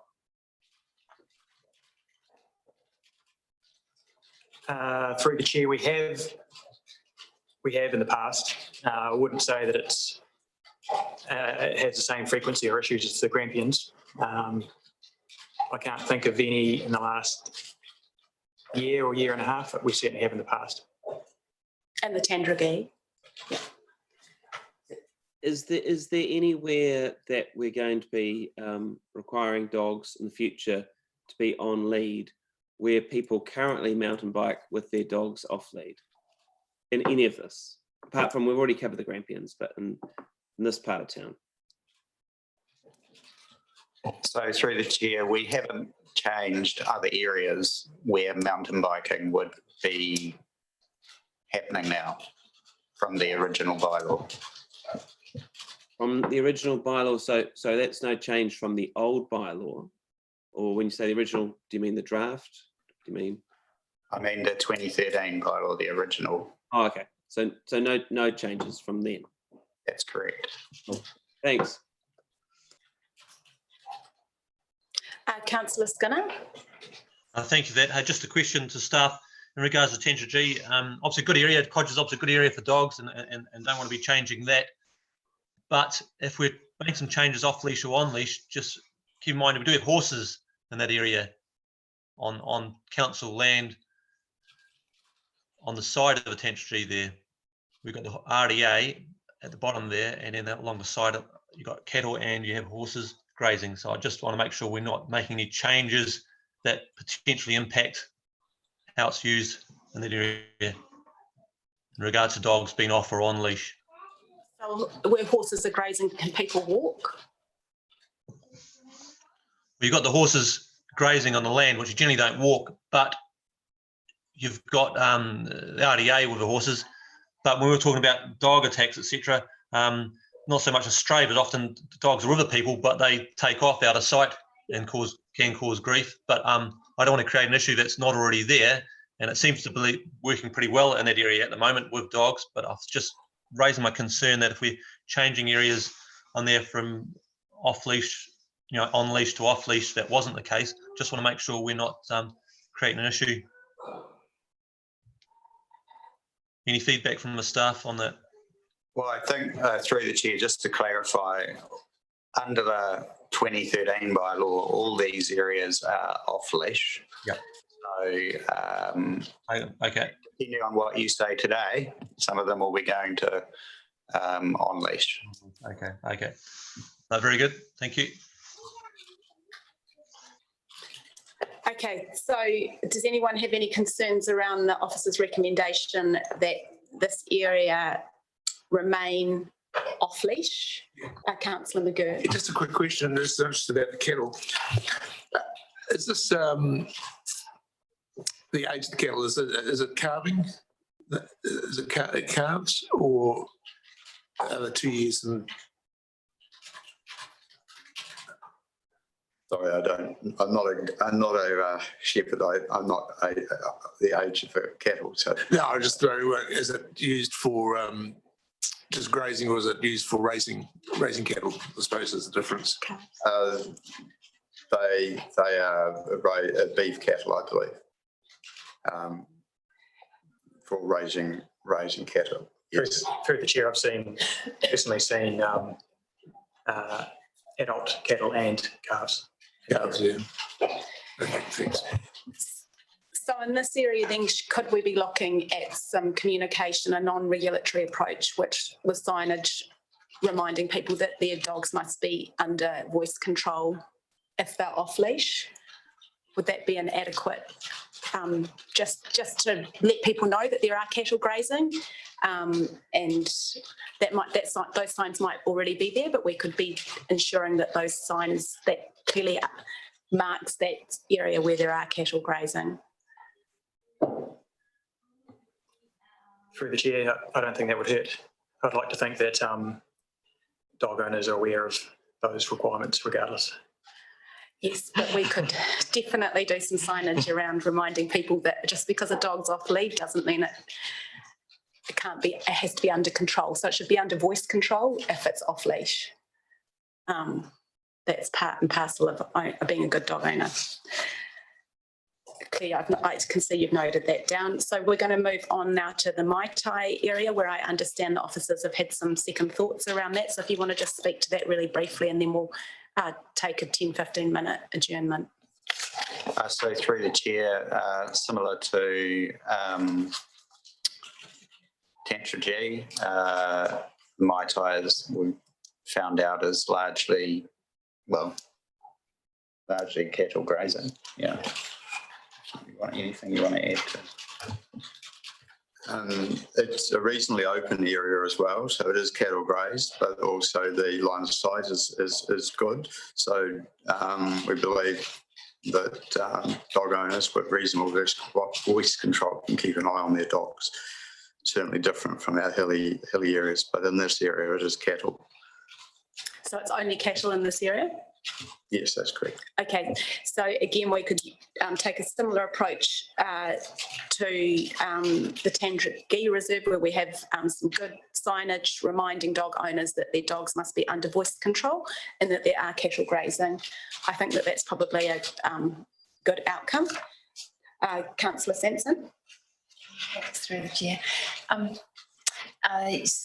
So you just mentioned that the Mai Tai river area was fairly open and good line of sight. Would you say the same of the Stanley Whitehead area, which is fairly open and fantastic line of sight?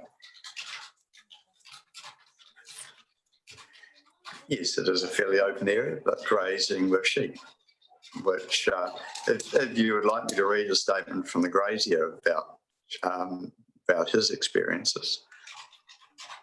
Yes, that would be helpful. Okay, so the grazier has had incidents where he has been on site and owners of otherwise well-behaved dogs have chased the sheep down Grazier has also mentioned on multiple occasions where responsible dog owners have apologised to him on site that they are not expected their off-lead, well-behaved dogs to worry the sheep. Even dogs who are well trained under voice command may worry and attack the sheep. So that was his comments. Okay. So the goal is that we have dogs on leash when there are sheep present. I think that that's really clear, and I think that that's probably the unanimous view around the table, is that we're trying to mitigate fire risk and preserve the welfare of the sheep. And so we should be endeavouring to have dogs on leash when sheep are present. I think what I'm questioning is whether there are always sheep present in some of these areas.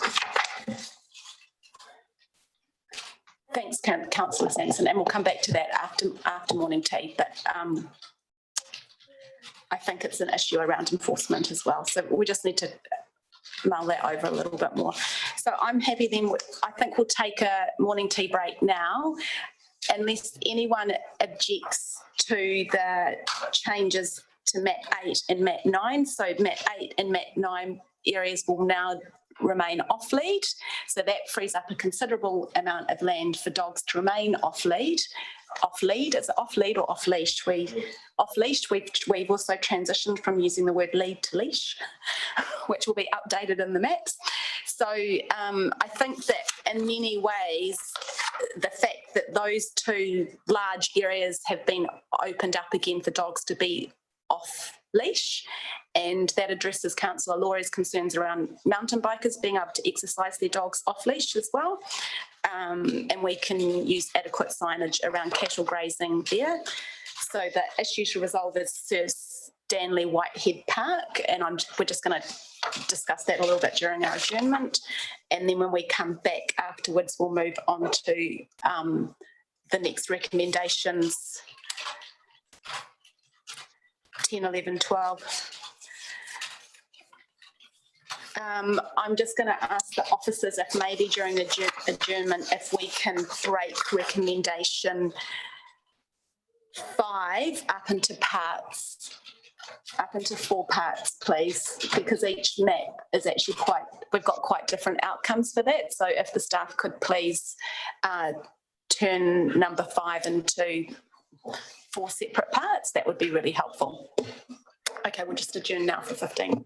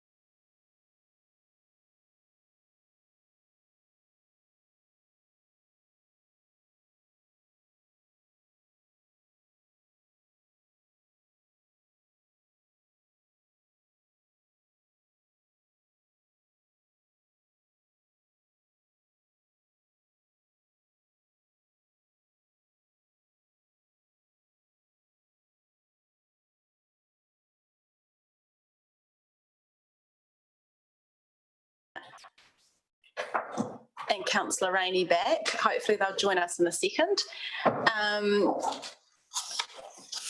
During the morning tea break, I've just had a brief conversation with officers, and what we're going to do now is we're going to move the first half of these recommendations, as we've had quite a long conversation about them. So we're going to move, and I'm just going to do them each separately, and we've broken recommendation 5 up into parts.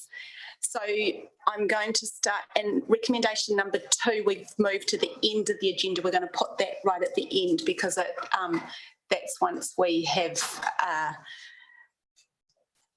resolved all the other matters. So we're going to move that to the end. I think, oh, that's up on the screen now. Great. Oh, it's on my screen here too. Great. So I'm going to start off with number 1, receives the report dog control policy and bylaw deliberations and its attachments. Yeah, is it worth, I'm just wondering if it's worth, I'm just going to do it really fast. We're just going to go through really fast. I'm going to move them and put them unless someone has, that's what I'd like to do. So I have a moved by Councillor McGurk, seconded by Councillor Sanson. Does anyone wish to speak on this? No, hopefully not. Okay. I'm going to put, hopefully you're happy to receive the report. All those in favour? Anyone against? The ayes have it. Okay, so number 3, I'm going to move that we retain the Railway Reserve as an off-leash area in the dog control policy. Moved by Councillor Sanson, seconded by Councillor Brand. Does anyone wish to speak to that? I think we've discussed it in quite a lot of detail already. All those in favour? Anyone against? Okay, that's carried. So now I'm going to move to number 4, that we retain the existing half on-leash and half off-leash approach to Isle Park in the dog control policy. I have that moved by Councillor Brand, seconded by Councillor O'Neill-Stevens. I'm going to speak to that really briefly. I think that Councillor Barker's submission, oh, he's no longer Councillor Barker, Ian Barker's submission on this summed it up very well. We worked considerably hard during the last round of the bylaw to get this right, and I think we have got it right in terms of providing a space for dogs to be off leash, but also an area where dogs are on leash. So this is a great outcome.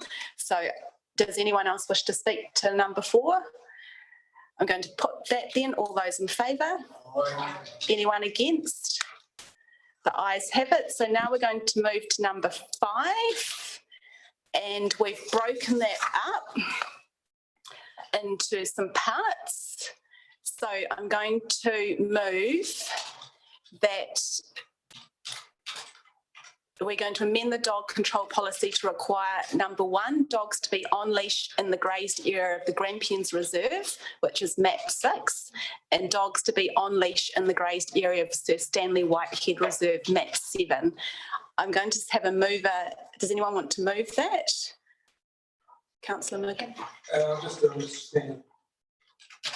I'm happy to move. So moved by Councillor McGurk, seconded by Glenys Payne. And Councillor Sanson, if you want to amend that now's your opportunity. But I think, having heard from the officers, actually I will just before we move into debate, I'd just like you to answer the question in terms of how often sheep are up in that area, if you've managed to get an answer to that question, in Sir Stanley Whitehead Reserve. Yes, Madam Chair. I have failed to get in contact with the grazier by cell phone or landline, so he's probably on Pepin Island somewhere. The comment I have had is the sheep are Perrendales up in there. They are taken off for grazing during lambing and drenching, but these are short periods of time. Depends on when they're going to lamb and the grass growth length there, what times of the year that is. But I would need him to confirm those periods, but they aren't long periods that there's no sheep. Okay. And can I just hear from Brent in terms of your preference in terms of enforcement of that regulation? Yeah, through the chair, my preference is definitely an all or nothing. Just makes it so much cleaner from an enforcement perspective. Okay, and just to clarify, Deborah and Matt, there are significant areas around that area, so on either side. So on the Botanical Hill and on the other side of Sir Stanley Whitehead, where dogs are still allowed to be off leash. Through the chair, yes, that's why we've included the words in the grazed area of Sir Stanley Whitehead Reserve, just to exclude that area through the trees. Okay, so it's a lot like the Grampians. We're just talking about a small part of the reserve where dogs are required to be on leash all of the time, because the intention is that sheep are there the majority of the time.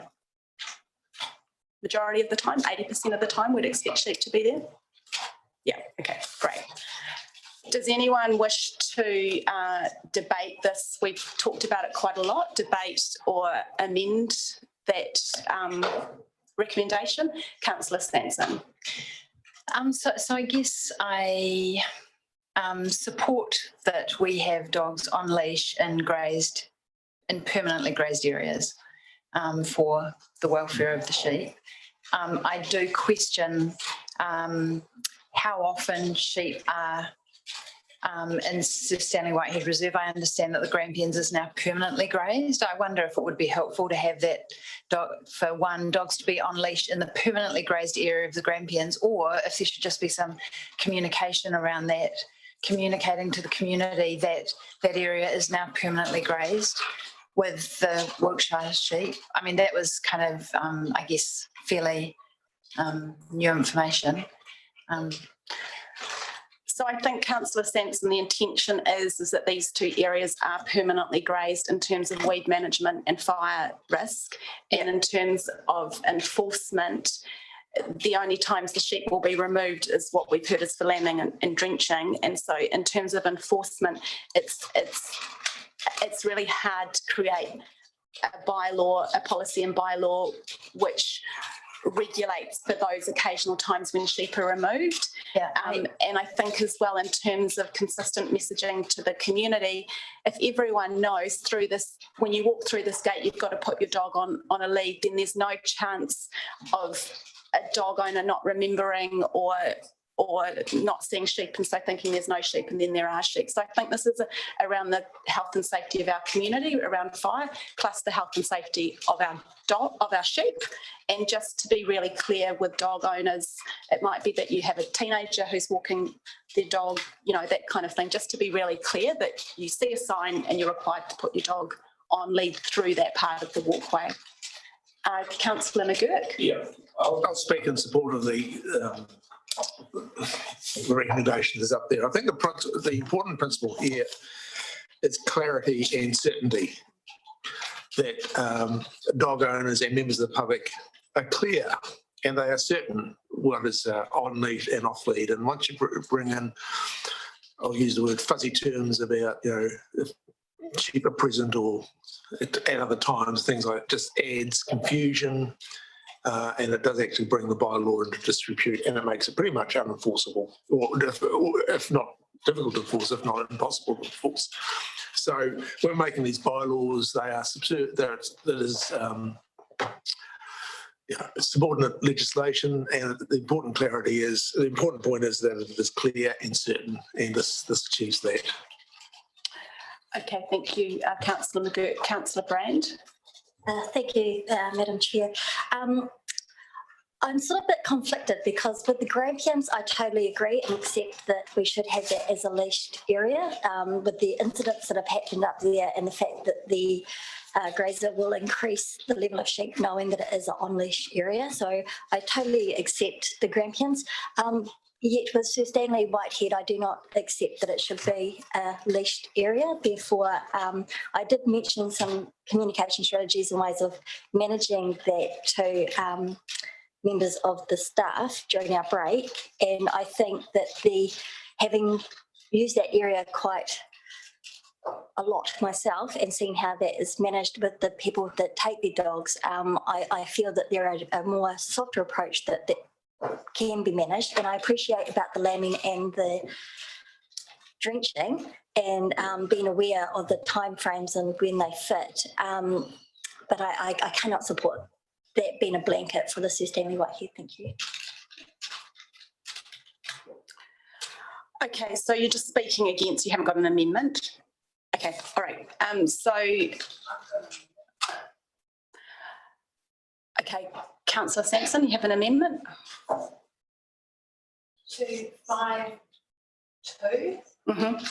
Dogs to be unleashed in the grazed area of Sir Stanley Whitehead Reserve when sheep are present. Do I have anyone who wants to second that? Councillor Brand seconded that. I'm going to hear from Councillor Skinner now and Councillor Laurie. So if you are happy to debate the amendment, that would be really helpful. And actually, I'll speak really briefly before you both speak. I'm going to speak against the amendment because I think that it's too confusing in terms of our messaging. And I think we've heard very clearly from the grazier who has his sheep up there that his preference is that dogs are on leash at all times to remove that confusion. So I'm going to speak against the amendment, but I'll hear from Councillor Skinner and Councillor Laurie. Cheers, Madam Chair. I'm a bit confused because we had seconded the major recommendation here, and that's what I put my hand up to debate against, and then we've come back to have an amendment. How's that? And process-wise, I thought we were already on this debating what was in front of us rather than the amendment. Well, someone moved and seconded the recommendation, and then someone's amended it, Councillor Skinner. Okay. So anyway, I originally put my hand up for the debate on what we had in front of us. So no, I support what we had, and originally I don't support the amendment. Okay. I've supported what we had originally there.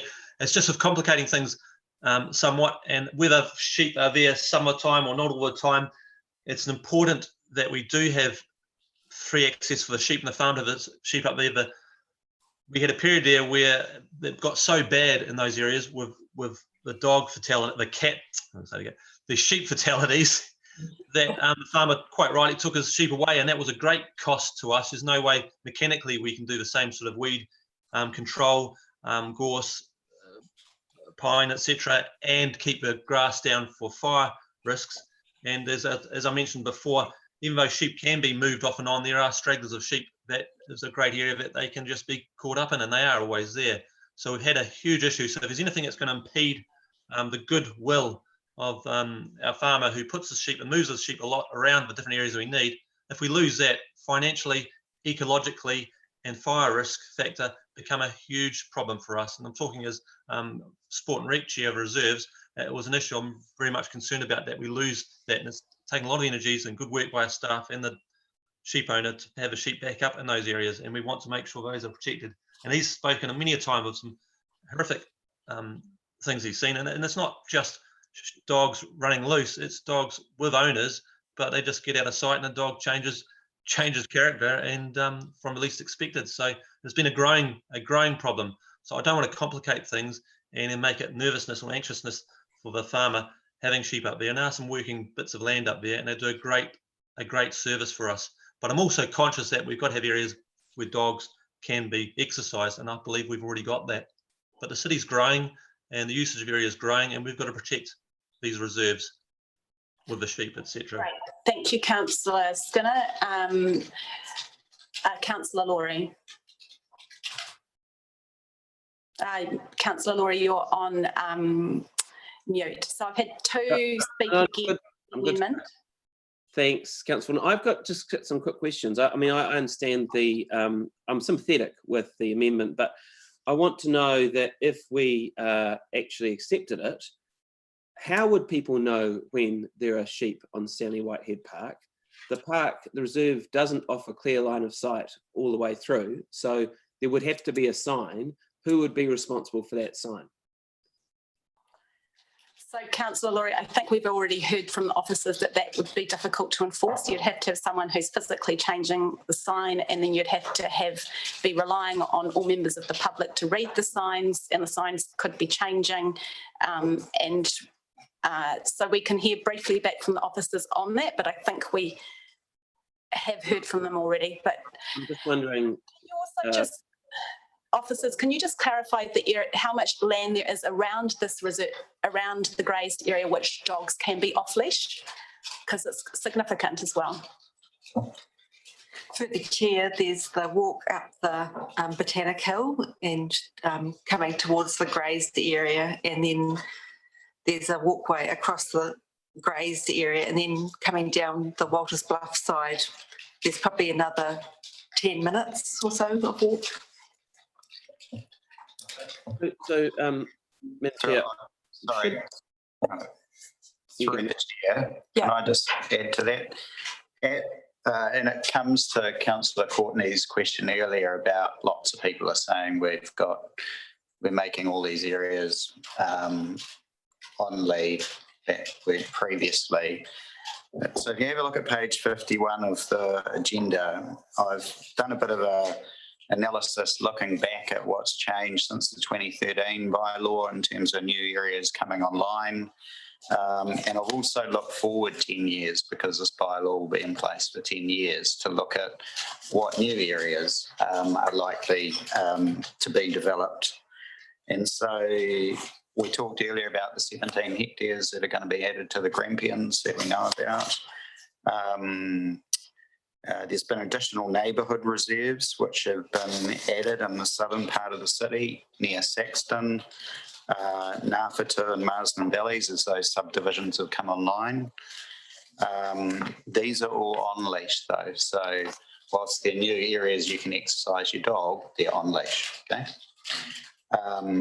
There's also additional walking areas that will be added over the life of this bylaw. So you've got the Marsden Valley Dog Park, potentially coming online, the Bayview subdivision, and that ultimately takes shape. There may even be another connection through this area, depending on how long that takes in the life of this bylaw.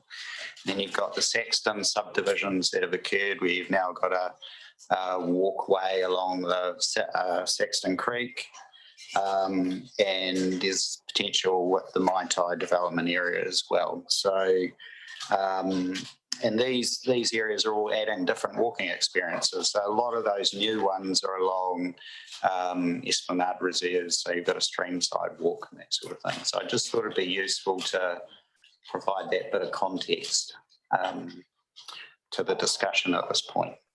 Thank you. Appreciate that. Madam Chair, could we inject? Just a second, sorry, Councillor Courtney. Councillor Laurie had one more question, and then I'll go to you, Councillor Courtney. Sorry, you can't see his hand up. Councillor Laurie? thanks, Madam Chair. I guess where I'm going with this is I would have thought that in Councillor Sampson's amendment, the issues of, you know, who would be responsible for the signage and yeah, I think I would have thought you'd need to address that in the amendment, would you not? Do the staff think that if this amendment was to, you know, go forward, it would require some definition about who is responsible for those signs? So through you, Madam Chair, I don't know that the amendment needs to specify that, but I think we've articulated earlier that we have concerns as officers with that, in that the lines of sight within all areas of the Stanley Whitehead are not clear. So you can't necessarily see if sheep are present all the time or not. There would be a requirement for people to be up there changing the signs over. And it may be that also people could change those signs back if we had something that's similar to a fire sign with an arrow on it that could be moved. It's not particularly clear, and it also raises issues around enforcement, which Brent has covered off. So it could increase costs significantly too, I guess, in that regards. So I have Councillor Courtney, then Councillor Rainey, then Councillor O'Neill-Stevens. We were debating the recommendations, so I'd like you to try and debate at the same time, please. Councillor Laurie, as you've asked two questions, do you want to debate as well? No, I'm good, thanks. Okay, so Councillor Courtney, what did I say? Councillor Courtney, Councillor Rainey, or the other way? Councillor Rainey first, sorry, can't remember. Thanks, Madam Chair. Can you hear me? Yes. I'm going to support the amendment. In regards to Sir Stanley Whitehead Park, A question first. I'm presuming that when sheep are taken off the area for lambing or drenching or whatever it was, that the shepherd has to go and take them off. So where do the sheep exit the park?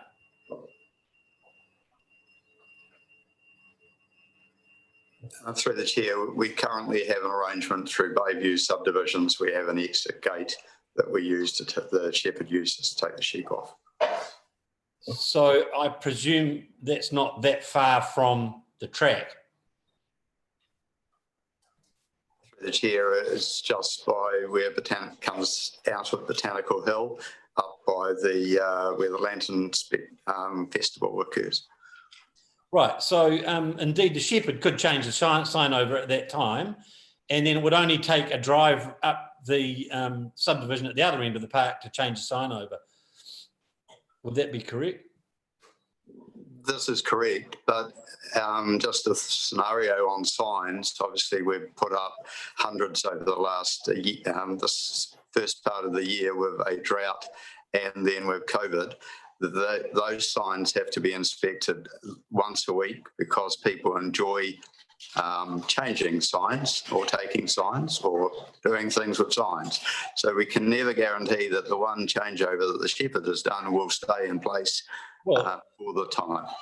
With all due respect, if it was a solid sign and was padlocked in place or had some system with it that it could be made unchangeable, then it could occur. Because indeed, there are many occasions around the city where we have a change in stature or change in status.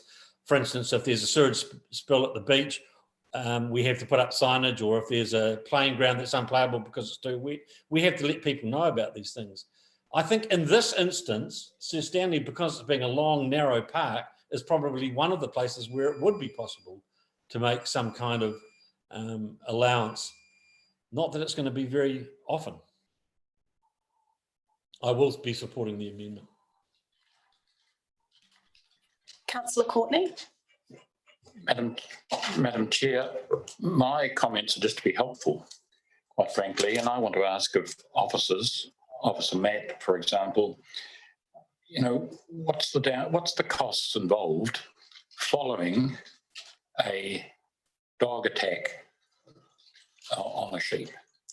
What's the cost to the ratepayer and administration's time and that type of thing when we do have a dog attack? Could you tell me that? I think that would help the debate and people's thinking. Through the chair, I think the issues that have been raised in the past, particularly around, you know, potentially going to lose, or we've potentially lost the contract in the past, haven't we, where sheep have been attacked. I'm not sure if there's anything you want to add, Brent, in terms of the costs associated with enforcement of these issues and chasing things up and that side of things. Or Peter, whether you want to talk about the contracting issue. Yeah, through the chair, costs can be highly variable depending on the actions of the responsible dog owner. Some choose to euthanize the dog themselves if they recognise it as a problem, and others will fight their way through the enforcement process tooth and nail, and it ends up costing many thousands of dollars by the time it gets through to court, sometimes years later. In fact, we've got one at the moment, which is about a year or so old. Okay. Madam Chair, through you to Mark again, but my memory tells me is that we, as a council, met the cost. We reimbursed the grazier for the sheep that's been attacked. Is that correct? Through the chair, yes, that's correct. Sheep value is $200.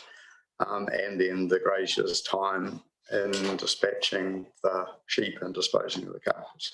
So yes, and also, as Matt was saying, the grazier, you know, coming out to deal with a sheep might be a hardened farmer, but he still feels the loss of the sheep.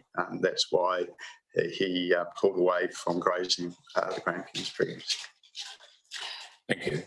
So is there a risk that this amendment might mean that the grazier decides to no longer have sheep up at Sir Stanley Whitehead Reserve? It will be related to how many dog attacks occur to his sheep, and how many losses he has. I mean, I haven't heard from the grazier what the length of time will be that there will be no sheep there, but it seems a very short period to go to for lots of signage that will potentially confuse people. Significantly more money. So in terms of that, so at the moment, the recommendation versus the amendment, the recommendation is fairly straightforward in terms of communicating to the public. Everyone knows what the rules are and it's very straightforward. This has the potential to create confusion, and you're relying on signs which then require the cost to ensure that those signs are retained. Okay. Councillor Skinner, you've already spoken against, so I can't really have you speak again. I'd like to actually, Councillor O'Neill-Stevens, if you would like to speak to the amendment, and then I'm going to put the amendment, because I've had 2 speak against and 1, 2, 3 speaking for. I guess I'll be speaking in sort of 2 minds on this. But first, just a couple of questions sort of from a governance perspective. We keep talking about signage. I'm just looking at the amendment, and it's not entirely clear who's the determinant of whether sheep are present or not, whether it's just a visual check or whether it is signage. And I'm wondering whether that's something that might need to be sort of patched if we are to proceed. I'm just wondering whether we're leaving ourselves a little bit open for interpretation there. Onto the sort of issue itself, I completely feel for the loss of off-leash exercise areas for dog owners. But if it is that it's for very limited amounts of time, I do question whether we're getting sort of bang for buck as it is with the cost that signage will have. I don't think that it's necessarily an unmanageable task, especially if we're only moving sheep off a couple of times a year or in a sort of season, where it wouldn't be too much labour to head up there and change some signs over if it is for that sort of limited period. But whether it is worth it, I'm still not convinced. I do wonder whether the solution long term is ultimately just a reduction in the grazing area up there, replanting with natives, making sure that we're reducing that fire risk in other ways than just grazing sheep on our land. So perhaps a sort of more long-term perspective, but I do think that we can be looking sort of broader than just the status quo for this issue. Thanks, Councillor O'Neill-Stevens, I think you make some good points. Glenys. Just speaking to the amendment, I would speak. I'd like first to say I understand the intent of the amendment, but when we look at things, when we're making regulations, for me, as if we're going to do them, they need to be clear and they need to be enforceable. And so for me, it adds just another level of complexity to enforcing the bylaw. So I speak against it. Thank you. All right, I'm going to put the amendment now. Ask for a division, Madam Chair. Okay, Councillor Skinner's called for a division. Claire, you're going to do that.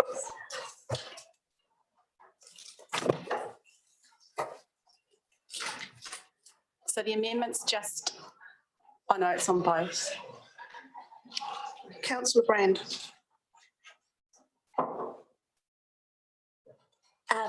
Sorry, what? Yeah, I support the amendment. Councillor Courtney. No. Councillor Laurie. No. Councillor McGurk. No. Councillor O'Neill-Stevens. No. Glenys Payne. No.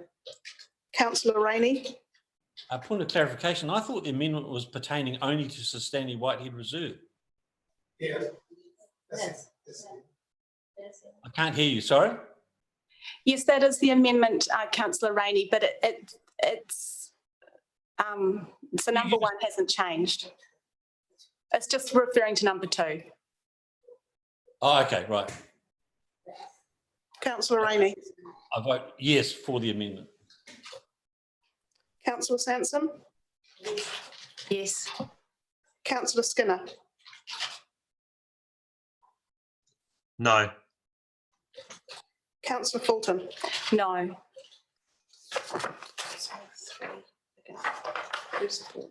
So we have three voted yes, 3 in support of the amendment and 7 voted against. So the amendment is lost. I'm now going to move back to the recommendation, and I'd like to just put the recommendation, please. I think everyone's had their say on this, so unless anyone has to debate, I'd like to put the recommendation. So do we have that on the screen? Yes. So all those in favour? Aye. No, we already had it. We already had it moved and seconded by you and Glenys. Yes, it goes back to the substantive. Yeah. So all those in favour? No. All those against? No. Okay. The recommendation is carried. So now we're going to move to the 2 sections on the Maitai River and Tandragee, and hopefully the officers have that just separated out, where the Maitai and the Tandragee Reserve will remain off-leash areas. Yes, so we're going to retain as off-leash areas the Maitai River Esplanade Reserve, which is map 9, and the Tandragee Reserve area map 8. I'll have Councillor O'Neill Stevens is moving, Councillor Brand seconding. Anyone needing to debate this? No, all those in favour? Aye. One aye. Anyone else in favour? Aye. Thanks. Raise hands on Zoom. Great. Anyone against? Right.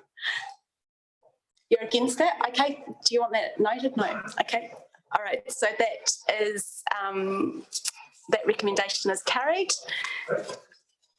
And I'm just going to move to recommendation number, we've lost our numbering, so that what was 6 is going to become 7, that we approve improvements to the signage in the Grampians Reserve. And I'd like to add in Sir Stanley Whitehead Reserve in there. So approves improvements to the signage in the Grampians Reserve and Sir Stanley Whitehead Reserve to clearly demarcate the areas where grazing does. I think we can just say does occur, and where dogs must be on leash. Maybe we just need to check. Well, I think I'm just going to pause. I'm just going to adjourn just for a second, just to check with officers what their intention is with what was number 6. So I'm just going to adjourn for 2 minutes.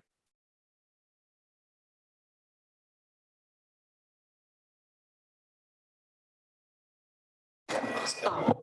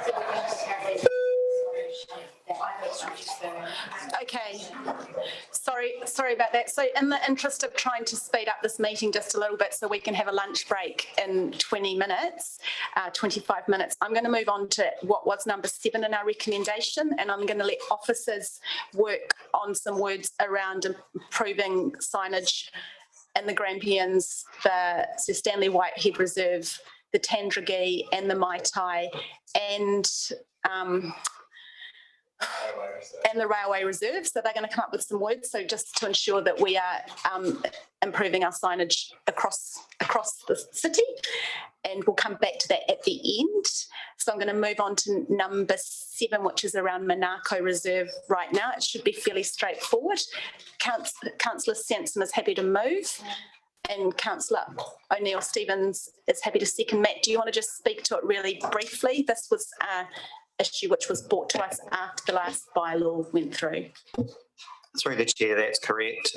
There's a lot of community support for this going off leash, and it's consistent with the approach we're taking in other neighbourhood reserves. And just to note that the playground will still be a prohibited area as they are across the city.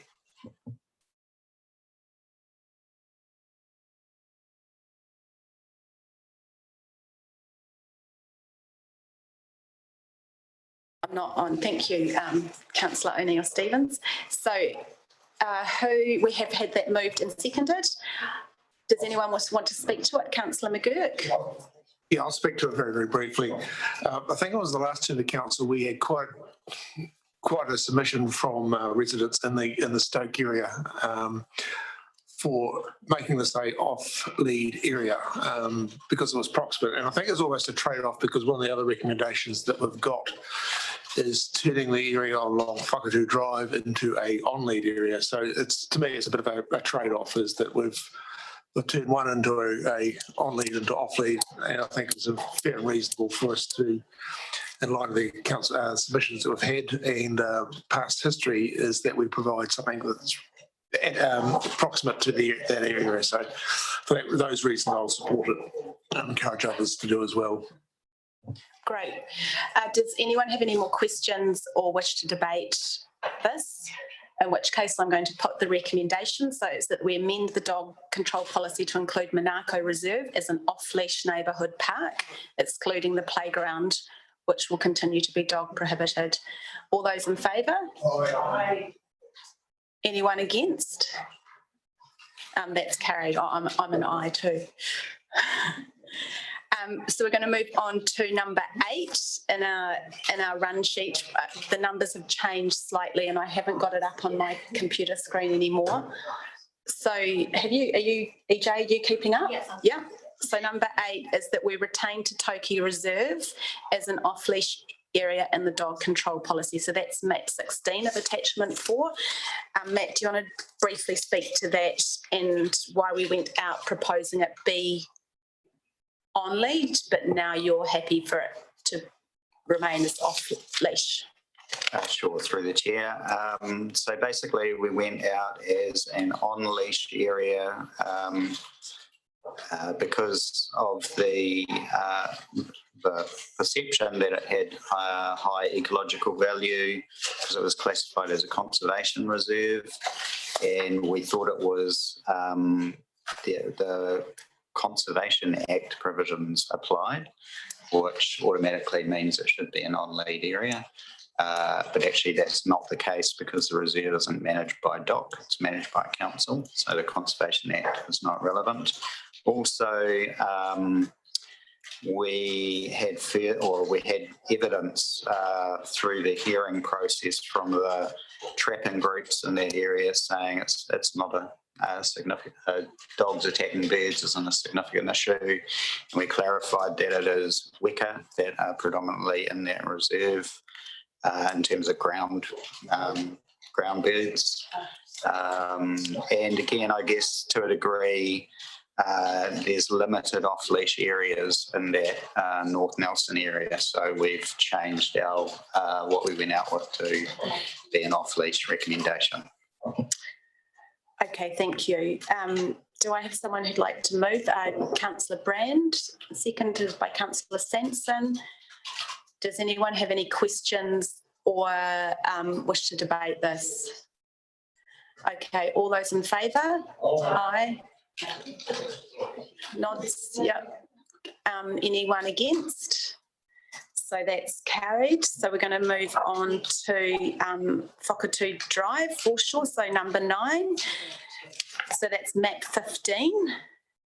And we're going to change Whakatū Drive foreshore reserve to an on-leash area. So is that Deborah or Matt who's going to speak to that? So Deborah can talk to that one. You've probably had enough of my monotone tone, so. Oh, Matt.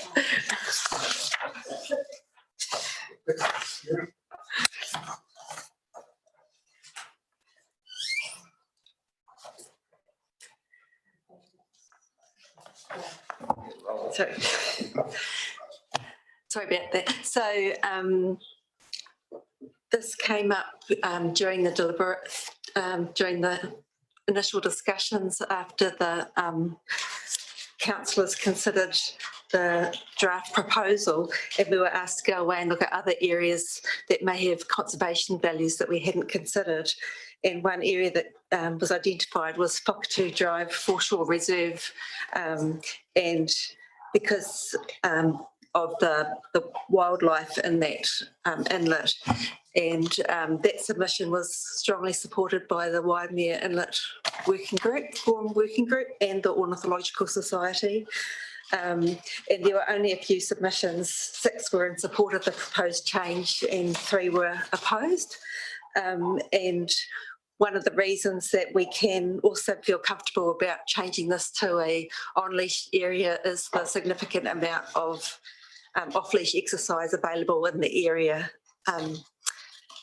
There's the railway reserve, and there's also walkway between the airport and Manako, and also Manako Reserve kind of area. Great, thank you. Have I had someone move and second this? Councillor McGurk's moved, Councillor Sampson has seconded. Does anyone have any questions or wish to debate? Councillor McGurk. Yep, this is one that came up very, very early in the piece for the bird life in that particular area there, and it's ecologically it's a critical area. The other one too is that it actually maintains a consistency with the TDC on the other side of the road. It's so we actually have a consistent approach with our neighbours to the south, so it does allow for a sake of consistency. So I think this is an important one. It's an area that is often forgotten about, so I would endorse that we make that a on-lead area. Yes, thank you. And I support this as well. I think that, like Councillor McGurk has said, it's an important ecological restoration site, and our nesting seabirds need all the help they can get at the moment. I think it's a little bit different to Toki Reserve in that regard, where weka have a flourishing.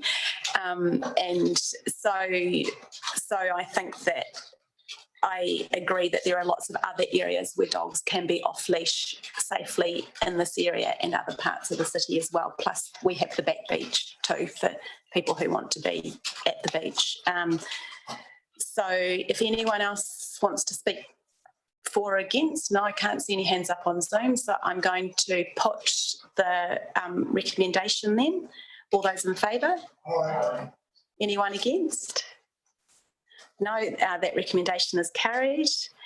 And we're going to move on next to the Foreshore and Esplanade Reserve at Parramatta Flats. And I'm hoping there's a map for this because I had a little question just to clarify. So can we just get the PowerPoint back up and we'll somehow. So this is map 10.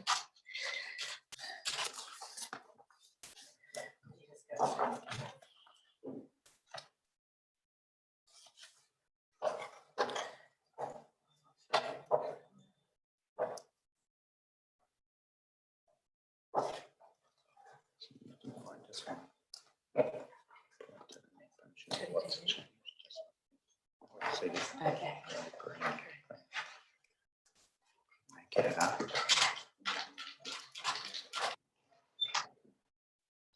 Does everyone have the map on there? Oh, here it is. So it's page 118 of your agenda if you need to see a slightly more detailed copy. But Matt, if you just want to explain clearly what you went out to the community with, or Deborah, and where you've ended up. So what we went out to the community with was that the Parramatta Flats reserve and planted area be a dogs prohibited area, and that the sand and mud flats be an on-leash area, but that the margins and the islands within the inlet be a dogs prohibited area. Following the receiving of submissions, we've changed our view on this, and we now recommend that the margins and the islands be a dogs on lead area rather than a dogs prohibited area.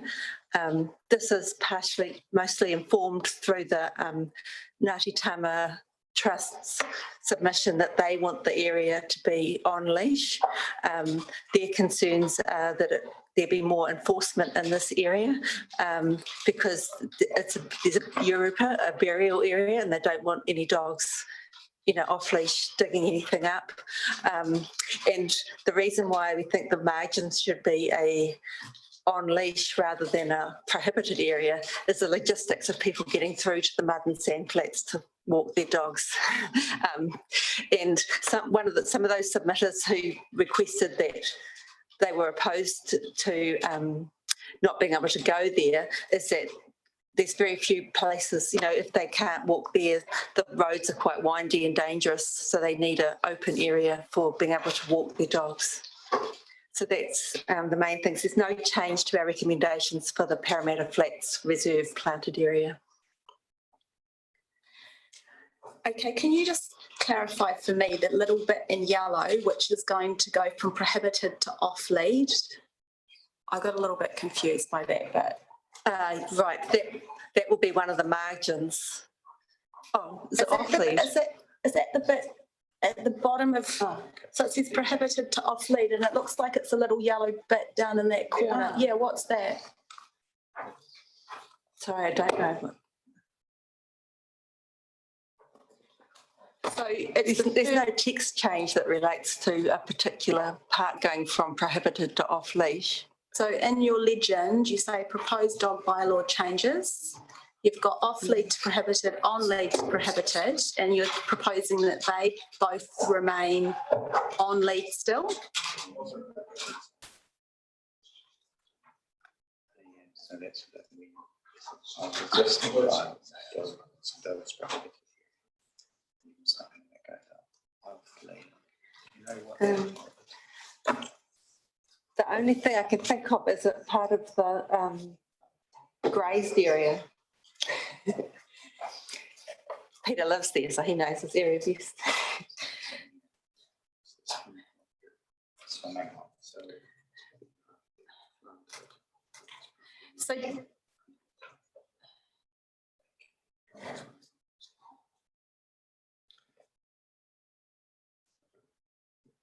So it was prohibited and now we're making it off lead. So it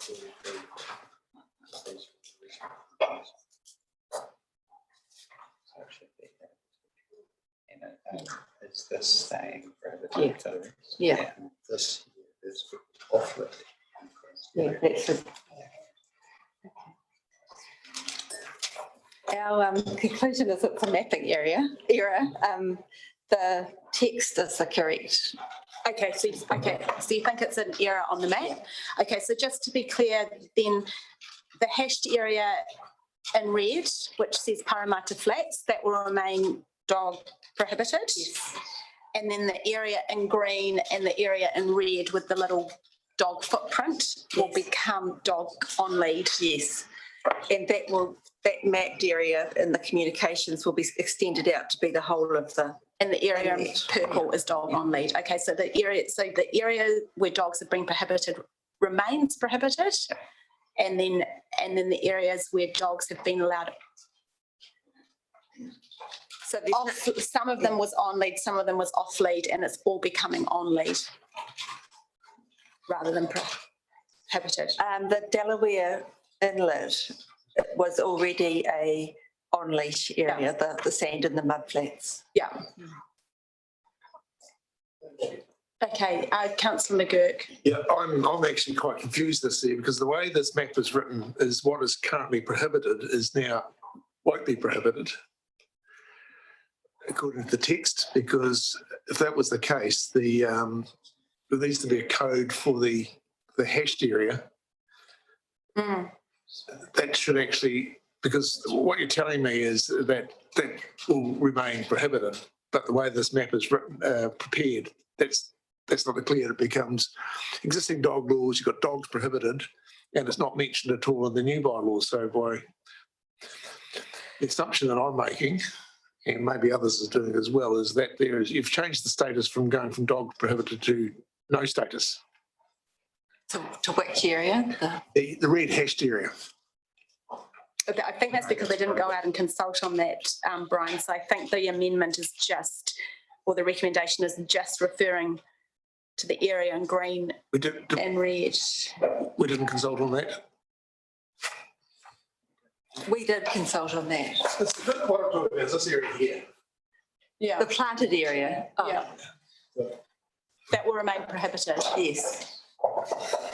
So maybe what we might do is we might move on to the Boulder Bank and just let you make sure that your words clearly reflect Councillor McGurk's concerns and my concerns with regards to 10 and 11.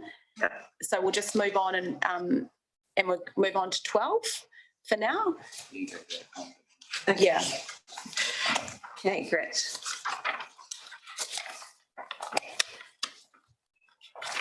So number 12 is amends the dog control policy provisions relating to the Boulder Bank. And it's got some parts in it. So Deborah, I'll just let you speak to those 4 parts. Sure. It's a little confusing as well, but I'm sure you've got it clear in your head. Yes, it is a confusing area because there's multiple different elements. So the proposal that went out in January states that dogs are prohibited on the beaches and estuary flat of Nelson Haven bounded by the Boulder Bank Scenic Reserve. So that's it's a patch of sandy mud area. And dogs are prohibited on the Boulder Bank Scenic Reserve, from the Boulder Bank, from the cut towards Boulder Bank Drive for 4 kilometres from October to February. And that 4 kilometres is the part from the port back, and that's where the birds breed. So that's why there's that prohibition for a period of time. The third one is that dogs are permitted but must be on a lead on the Boulder Bank. So when we put the proposal out, that was for the entire Boulder Bank, and that was to align with the Department of Conservation classification for that area. And at that time too, we just carried over the 2013 requirement that dogs be on a lead in the Glendowen Neighbourhood Park in that area. And so we received a lot of submissions on this. A lot of people living in the Nelson North area were really, really concerned about losing one of the very few off-leash walking areas in the Boulder Bank area. There was a lot of support for retaining the prohibition in the bird breeding area. And so we took that to the Department of Conservation, and they advised that they could live with the area from the Glen to Boulder Bank Drive being an off-leash area, with the remainder being an on-leash area, and then retaining the 4 kilometres of prohibition during the breeding season. And then we also received a submission from the Ornithological Society saying that banded rail, which are very much at risk, in that area, and their breeding season actually starts in August, whereas currently the breeding season requirements were in October. And so they asked us to bring it forward to the 15th of August. And so that's what's reflected in our recommendations, that dogs are allowed to be off leash from the Glen to the Boulder Bank Drive and in the Glendon neighbourhood park. So that gives some reasonable off leash area for local people so that they don't have to drive long distances and use fossil fuels to exercise elsewhere. We retained the prohibition for the 4 kilometres but extended the period of time from 15th of August to the end of February, and the remainder of the Boulder Bank is to be an on-leash area to meet concerns of Department of Conservation. Great, that was a fantastic summary. I just have one question in terms of Doc's feedback on the area from the Glen. In my picture, so can I just clarify what you mean is this way's on leash? Yes. And that way's off leash? So north is off leash, yeah. Yeah. Can everyone see that? I don't think, I could hold it up to the screen. So that's just to clarify, that's what your intention is. Yeah. So those maps will obviously be updated following the recommendation. So when you spoke to Doc about this area north of Boulder Bank Estuary being off leash, did Doc have any concerns around nesting birds in that area? No, they were most concerned about the area to the south towards the cut. Yeah. Okay. Does anyone else have any questions around where the recommendations have got to on this? Councillor McGirt. Just a quick question. Probably the same issues got there. You got the red hashed area, sort of the pie shaped. The northern end of the Boulder Bank Drive, where it joins up with the spit, and also where the ponds are, or just the area south of the ponds, that's remaining prohibited. So which these two areas here? Yes, it does. Yes. So yeah. So they're currently. They remain as they are. Yep. Okay, well, that's the same. Yes, probably the same issue that cropped up before. Okay. Yes. Okay, so I'm happy to move number 12. Do I have a seconder? Councillor Sampson. Okay, and I think this is fairly straightforward when you actually read it. I'm happy that the intention is reflected in the words. Obviously, the maps will be updated before the council meeting, so we can double check that, Councillor McGurk. So does anyone wish to speak to the Boulder Bank? Any more questions?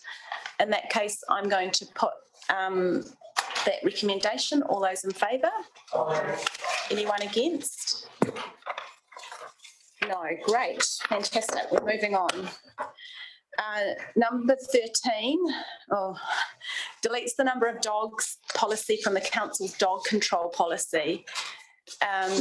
So I'm hoping that we have an officer who will speak to that briefly, just to explain how you're going to now enforce people having lots of dogs. Brent, you happy to speak? Yeah. Do you want to? Okay, I'll briefly introduce it and hand it over to Brent, who's got the experience of it. In the 2013 policy, we had a requirement that anyone who wanted to have more than 2 dogs had to get permission from council before embarking on that ownership. In the past 5 years, we've recognised that people weren't really asking for permission before getting their puppies, and then by the time they've got their puppy at 8 weeks old and come to register at 3 months old, they realise that's when council finds out that they haven't met that requirement.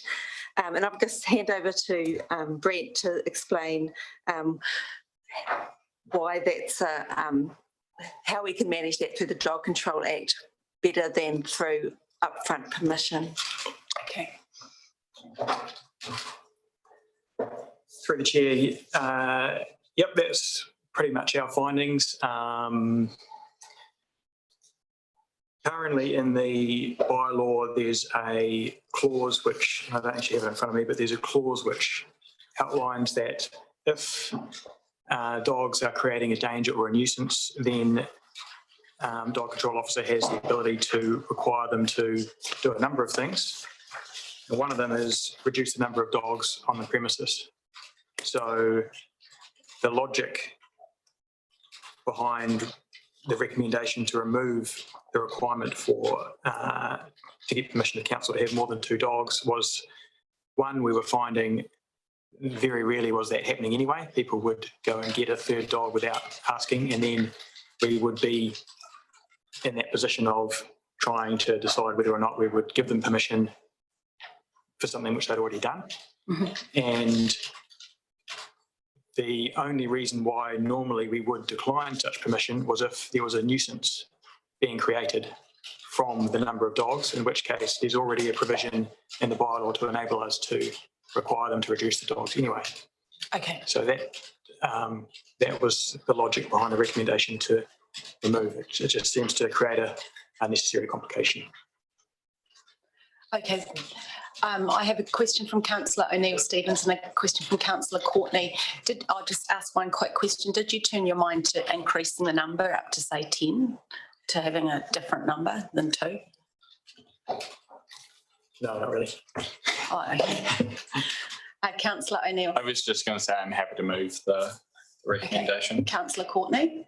Thank you, Madam Chair. Through to Mark. What prompted this? I mean, you've said that people were getting 3 dogs and that will be easier, but I think it tells me this is going to increase your workload, I believe, and put a lot of onus on you to be the bad guy and to say, well, no, I'm sorry, you've got 4, but you've got to come down to 3 or so forth. And then have you taken any account of the neighbours and the impact on them? I felt that neighbours in the past, when I've visited various properties around the city, take comfort from the fact that there is a limit. They know that next door is not going to have more than 2 dogs, that one's only visiting. The 3rd one's only visiting, so we can relax. And so I just wonder, first of all, the cost involved, perhaps you could comment on that, of your time, and whether it is the right thing to do in an urban environment to as our chair said, 10 dogs. I mean, your comment on that would be appreciated. Yep, through the chair. Yep, that's certainly the counter view to have. But like I said, I guess what we were finding was that people were getting more dogs anyway, and we were having, in terms of the workload, we were having that work anyway, regardless. When I talk about the neighbours, I think, well, 1 dog barking, 2 dogs barking, you get 3 dogs. You have to live next door to some of these people. And I wonder whether we've taken enough account of that, how they feel about it. What was the feedback like when we went out on this one? Or did we initiate it? We only received a few submissions. We had 5 in support and 8 opposed to the proposal. So it wasn't a huge issue for people that made submissions. I think the other thing to note is that, Brent, you'll take into consideration the impacts on neighbours, because under the Dog Control Act you can look at nuisance issues anyway, and one of those nuisance issues will be impacts on neighbours. Fair to say? Through the chair, absolutely. That's one of the main criteria for the provision in the bylaw is to reduce nuisances. Yeah. I guess what we're saying is that what we found is there are alternative mechanisms to address the nuisance. Okay, I have a question from Councillor Brand, then a question from Councillor Skinner. Councillor O'Neill Stevens, have you got a question, or did you? Yeah, and then Councillor O'Neill Stevens. Then we might adjourn and have a lunch break, and that gives us a chance to tie up some of the loose ends in terms of wording. And if anyone has any alternative wording for this item, I'd like to have that before we go to lunch. At the moment, it's only been moved, not seconded. Oh, so it's been moved by councillor O'Neill Stevens, seconded by Glenys Payne. So we have that as a recommendation. So if anyone wants to make an amendment, it would be helpful to have that before lunch. Councillor Courtney, I do share some of your concerns, and I have flagged this before the meeting as my one concern. But I am trusting that Brent understands his job better than I do, and that he believes he can enforce that nuisance around. So enforcing nuisance includes barking, odours, scratching, just like if a neighbour's got, if you're a neighbour and you end up with 5 dogs living next to you, how would you define if they'd become a nuisance? Through the chair, it's always by complaint. By complaint. So we'll receive complaints about. In fact, that's often the way we become aware of these things in the first place is is via a complaint. Just to clarify, I don't feel super strongly about the removal of this particular clause. It's on the balance. Okay. It's. Can you turn your mind about what the number would be if it wasn't 2? Because I would have thought that that's something we would have thought about before. It just seems like Councillor Courtney is saying, in theory, I mean, I guess there's a big difference between 10 big dogs and 10 small dogs as well. So maybe we will just ponder that over lunch a little bit and be sure that this is the direction that the officers want to take, because we are relying on this coming through as officer feedback, and that it's your preference. Councillor Skinner and Councillor Laurie. Thank you for that. I'm just trying to get the rationale of this rule change, because I can't see the issue of how it was before. So if someone wants 3 dogs, they approach council and say, hey, I'd like 3 dogs, and then you've got an opportunity to say yes or no. Whereas what we're doing is we're just saying people are getting 3 dogs anyway. Too hard. Is that what we're saying? Yeah, through the chair. What people are supposed to do is to, if they want to get a 3rd dog, they should be applying to the council for permission. Yep. And what we're finding is that isn't occurring. No, well, I don't have a problem if people make an application and then you've got your wisdom to make the decision there. But I concur with Councillor Courtney that you may have situations where it becomes a nuisance and neighbours don't really want to, they sort of bear a grudge, but they don't want to make a complaint, or they don't realise that it's not right. But I assume that it's working good for you how it is, but you're saying it's not a biggie. But is this going to make the job a lot easier for you to restrict dogs where they need to be by changing this rule? I guess what I'm saying is that what we're finding is that people aren't applying anyway, and then we'll often find out by way of it being could be by them reporting a nuisance, for example, barking, and then we're back to trying to use that tool which I spoke about anyway, which is requiring them to reduce, which already exists. So that's the logic. Okay, so for me, unless I'm missing something here, because obviously I understand you know your job and want to make your job as easy as possible, I'd assume that the rule how it is good. There's always unfortunately people who will just not obey that, but then a neighbour can still say, hey, my neighbour's got 3 dogs and they keep frigging barking all day and night, and then you've got more legs to work on them because you can say, hey, sorry, you only supposed to have 2 dogs, full stop.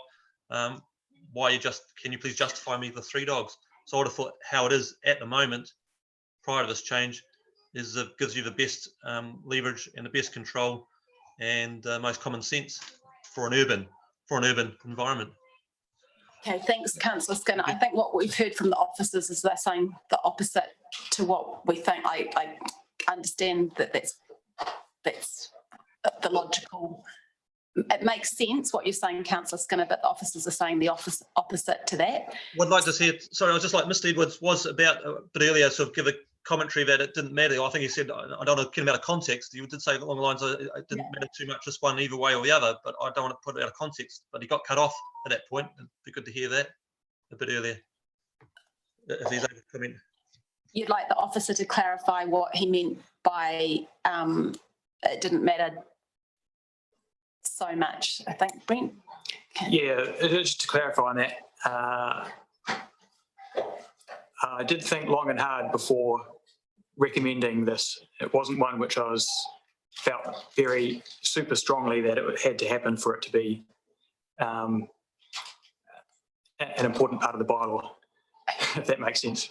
So can I just clarify then, if say someone wants 3 dogs, what's the process? Do they have to make an application and somebody assesses it? Yes. And is there a cost to them? And what sorts of things are you looking at when you're assessing it? Is it nuisance? Yes. So what is supposed to happen here is prior to people obtaining a 3rd dog, they would apply, and some people do, and we would go through an assessment. If we're looking at the history, is there a history of nuisance? And if there's nothing there, there's no history, which is by far the majority, because we're finding that the people who apply are also the ones who don't have a history of a nuisance, then we've got no reason not to grant more dogs, and we do. Okay. And so through the chair, I also want to just seek some clarification, because I think there was mention, can we change the number of dogs from 2 to some other number? I'm not sure whether that's in the scope of the bylaw, because we went out with deleting it, or deleting the number of dogs out, or the 2. So I think the choices are delete or retain the existing. And I just want to clarify that. Well, no, because we're changing other parts of the bylaw based on submissions. But I don't think we had any I don't submissions. think we have any submissions on this. No. So we just need to check that. Okay. Deborah?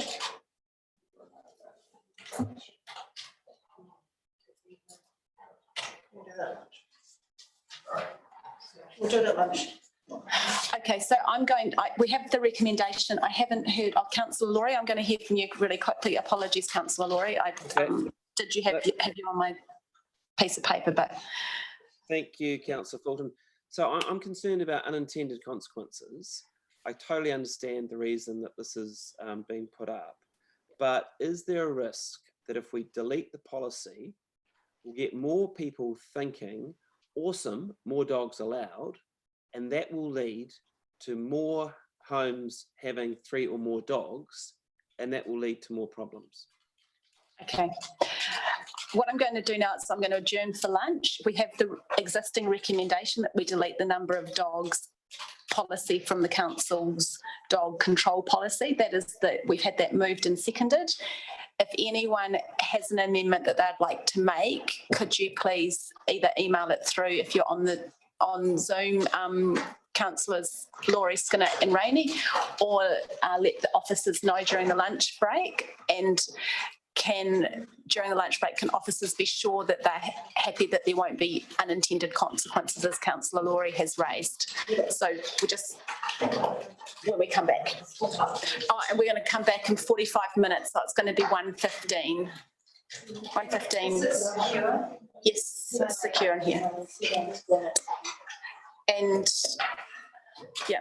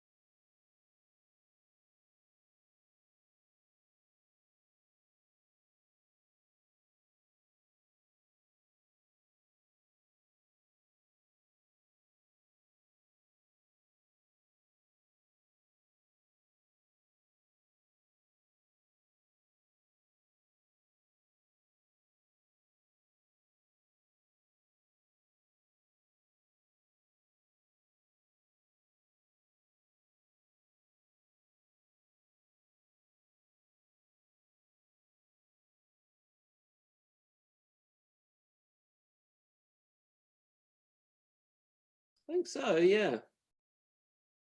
Got no.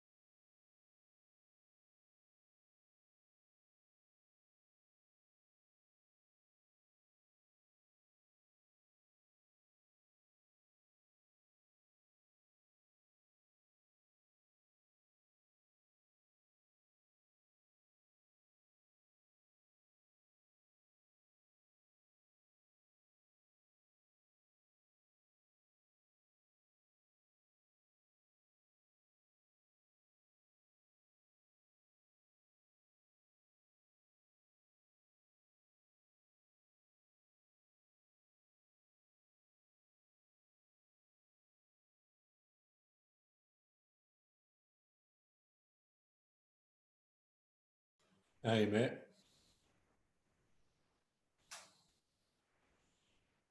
Unmute. Can't you unmute? Here I am. Yep. You've still got your Steve RNZ concert picture up. Is that because you're in the nude? I don't know why. I can't get rid of it. How do you change that? I don't know. Tim. Oh, yeah. Must be when you stop your video. The Puritan pirate is back. But what's the story, Tim? You going all left wing on us? What, how do you mean? I don't even know. I'm everywhere, aren't I? I'm my own wing. I'm my own wing. You're a chicken wing. I don't know what this left-right thing's going on about. Yeah, chicken wing. That's a good idea. Yeah. How do you think it's going so far, Tim? What's that? How do you think it's going so far? Bit of a circus, really. Hang on, are we live? We are.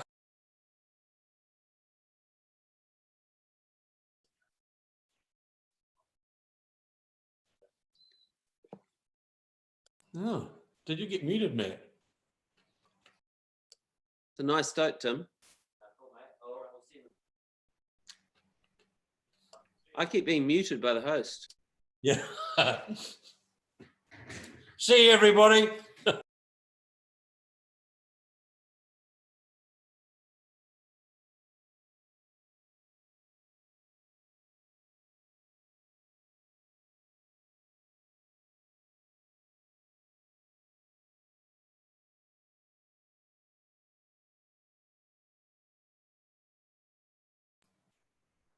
Now we're back.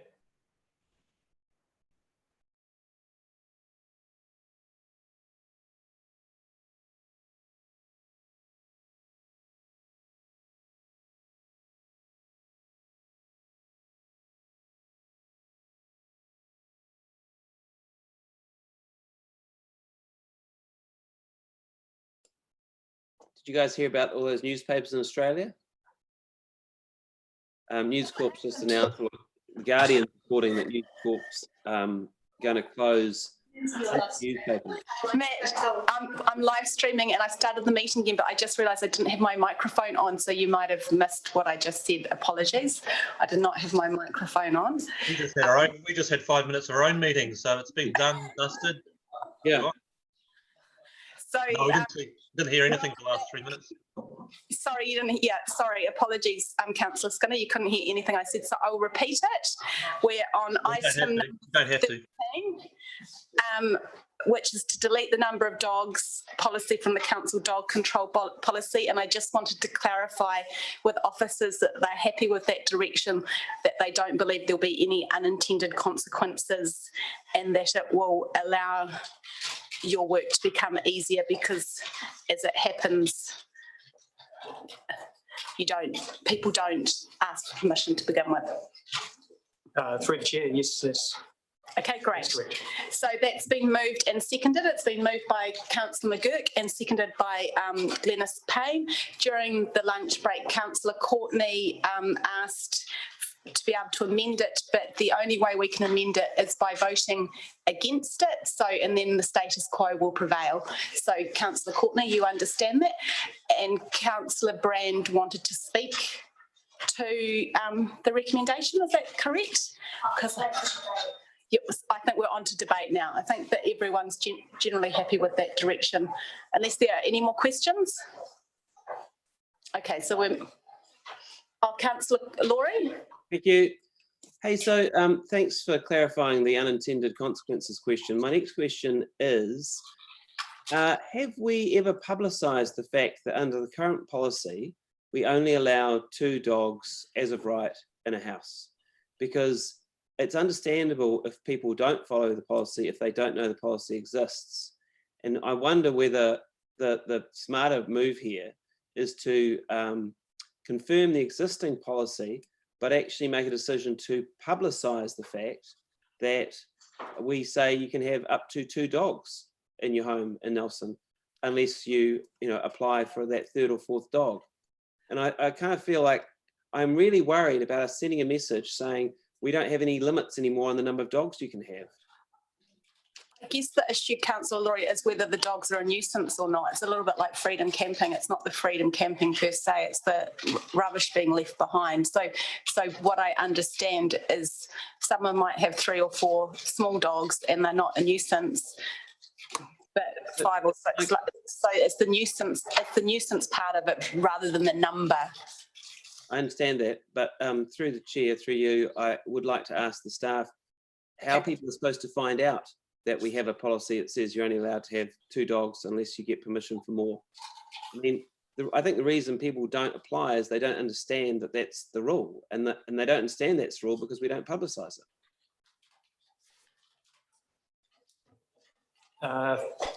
Through the chair, I'm not aware of it being specifically advertised in any sort of separate forum, but part of what we're required to do in the Dog Control Act is to provide a copy of the bylaw to all new dog owners.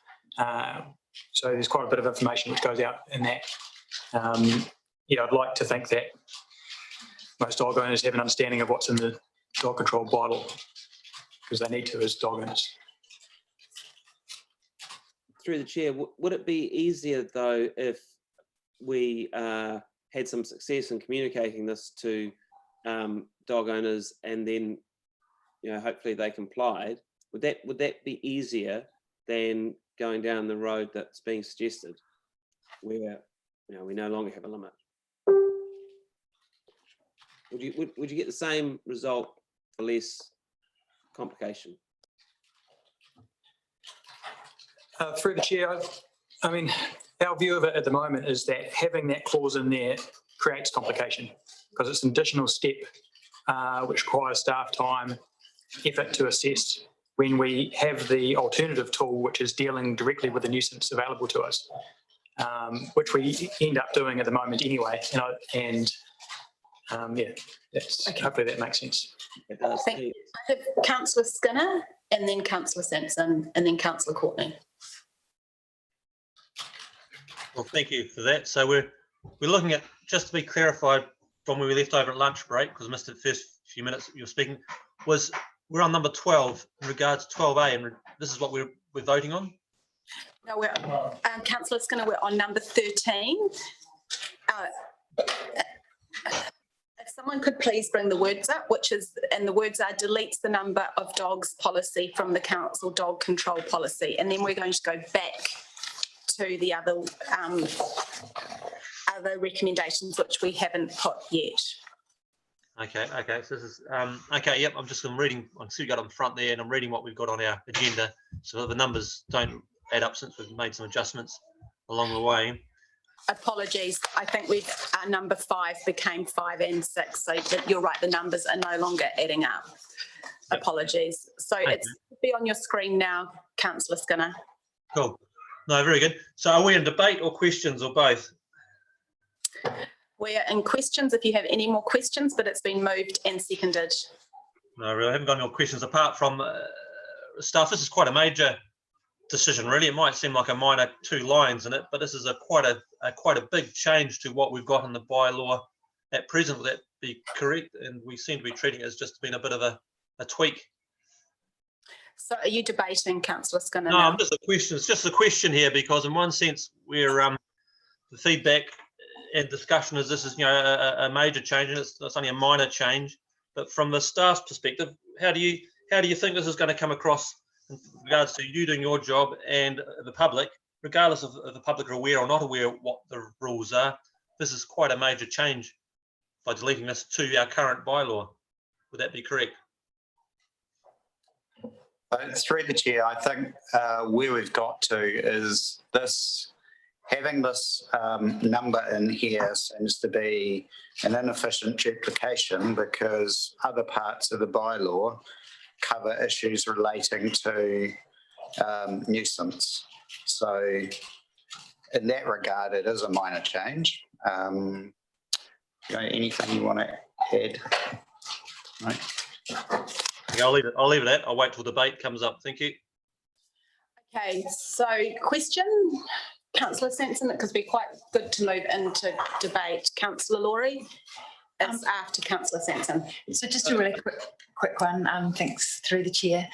I guess I had just assumed it was quite a minor thing as well, but hearing the debate or the questions has made me think more deeply about it. And I did wonder whether we had had any conversations with, for example, the SPCA or anything about this, and whether the likelihood of increased dog ownership, like numbers of dogs in a house, may actually indeed lead to increased welfare issues, and then SPCA ends up kind of dealing with those kinds of things. Have we thought about that at all?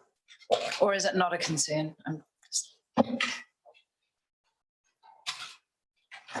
We haven't consulted on this particular issue with SPCA, I'm sorry, so I can't really provide feedback on that. So through you, Madam Chair, we do know at the moment that the current policy is not being adhered to. So Mr. Edwards has outlined that. He said that, people are getting more dogs and we find out about them, etc. this policy, the policy changes went out more broadly. I don't know whether they were directly notified at the SPCA, but certainly they have gone out. And I'm not sure how many submissions on this particular point. Was it 5 and 8, 5 for and 8 against? Yeah, right. So that's the quantum of the comments we've got back. Okay, Councillor Laurie, have you got another question or are you going to debate? I'd like to debate. Okay. Is that all right? Yep. Okay, so I'm speaking against the recommendation. I love dogs. I have a gorgeous aging Staffordshire Bull Terrier sleeping at my feet right now. And I think dogs bring people a great deal of happiness and companionship, and I think that's really important. And I understand the thinking behind the recommendation and the desire of staff to make things more efficient. But I think that getting rid of this policy sends the wrong message. I think that it's nuts that in Nelson, we don't have a limit on the number of cats that people can have at their homes. I think actually not having a limit on the number of dogs, also not a great idea. I would much prefer that we stick with the existing policy and we put a bit of energy into actually communicating to people that we do have a limit on the number of dogs people can have without applying for more dogs, and that there are reasons why we have that policy. I think the idea that the policy has failed, which is kind of what we're assuming with this move, it makes some sense. But I also think if people actually understood that we had the policy in the first place, we might see some different behaviour. So for that reason, I'm against deleting this policy. Okay. Councillor Noonan? Thank you, Madam Chair, and through you. 4 things that come to mind with this. First of all, there were more submitters who were in favour of retaining what we have, as opposed to those who wanted a change. The second thing is that it may look like we are changing a bylaw to fit a problem. It's a little bit like increasing the speed limit because people speed. Just because people have more dogs, it doesn't mean it's the right thing. The right thing is that we need to actually go and visit those people and say, you've got too many dogs, you need to apply so that you can have those dogs. It just seems strange to be changing a policy just because somebody's not obeying what our guideline is. The fourth thing is, whatever it is. The third thing is, you ever tried passing people walking dogs in the street when they've got 2? Imagine if they've got 3 or 4. We'll all be stepping onto the road because it's just not practical looking after that many dogs and walking them and doing all the things that you need to do. Dogs they're a great pet, but they're a bit like the family member. You can't just leave them at home. They want to come out with you. So, you're going to be walking dogs, you're going to be walking 4 or 5 or whatever. It could get quite out of hand. And how hard is it to remove a dog once they're in that situation? That's the one that really worries me. They might have 3 dogs and you've got to say, well, which one's going to go? Well, good luck with that. So I'm in favour of retaining the system that we have right now. Councillor Courtney, then Councillor O'Neill-Stevens, and then Councillor Brand. Actually, Councillor Brand had wanted to speak. Are you happy in that order? Yeah, that's okay. Madam Chair, I'm going to vote against this recommendation here to delete the number of dogs that can go onto a property.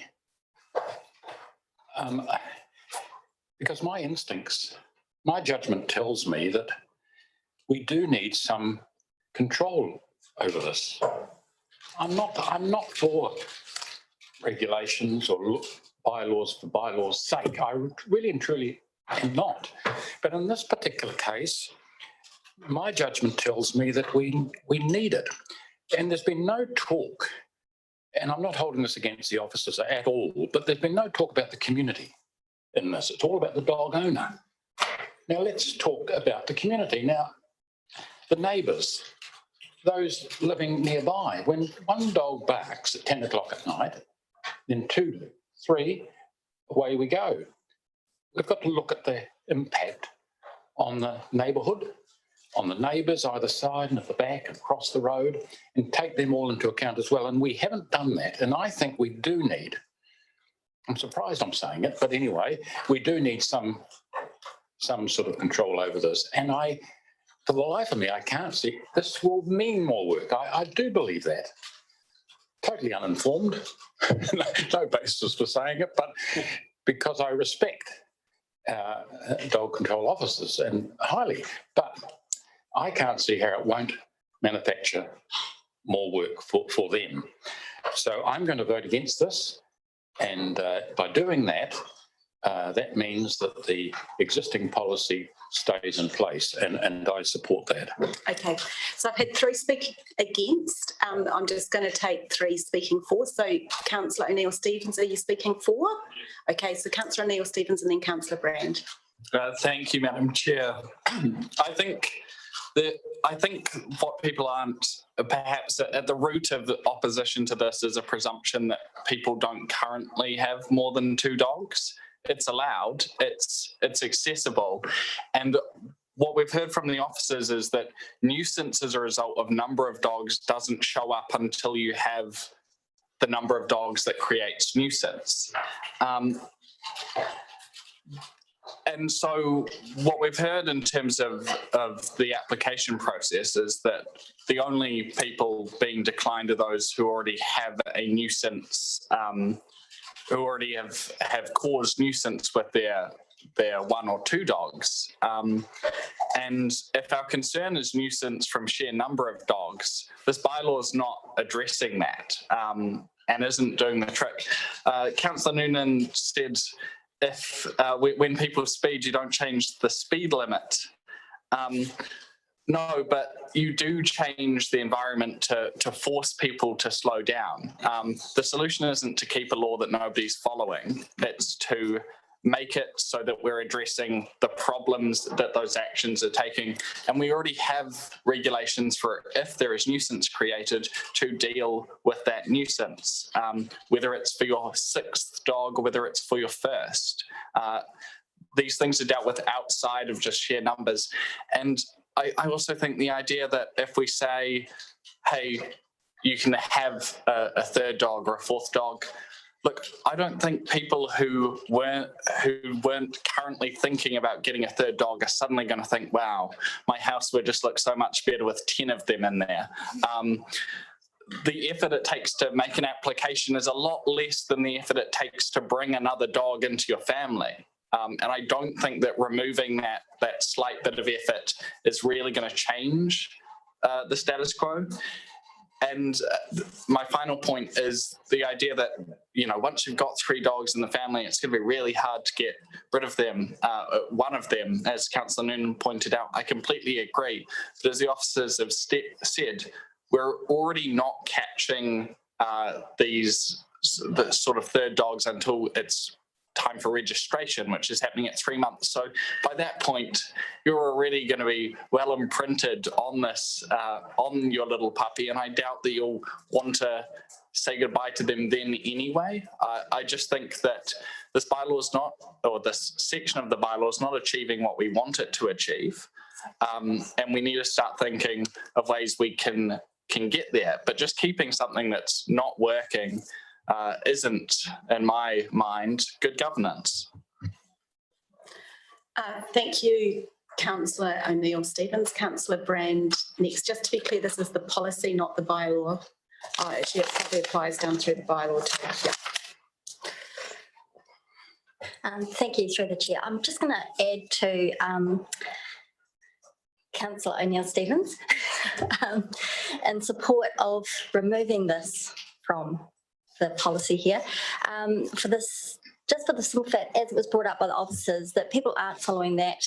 We're only having it brought to our attention when they actually come in to register the dogs. And I'm just conscious that we may then create an added volatile situation by getting into a discussion with the owner. Oh, when you didn't apply for 3 dogs, now you're registering 3 dogs. How long have you had the 3 dogs? And it just creates a confrontation that really doesn't need to be there.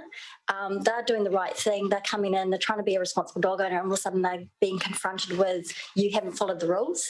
And the fact that we have a policy where it stipulates in there the regulation of nuisance dogs and they will follow up on the complaints, I feel like we are basically having an irrelevant piece of information in the policy that is already covered. So I stick to that point.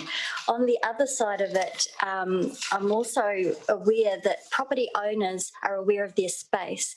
Renters are aware of their tenancy agreements and what they're allowed on their properties, and their landlords enforce that. And I appreciate the surroundings, and they appreciate what that means, which includes their neighbours and the space available for where they walk, and what that actually means. So I do believe that responsible dog owners do take all of those things into account and make the necessary adjustments based on what is going to provide the animal with a good life as well, because they too don't want to be in a situation where they're overcrowded, because it doesn't enhance their lifestyle either and can create other problems. I'm just going to carry on with that. Some people end up unintentionally with 3 dogs and had never planned to have 3 dogs or more.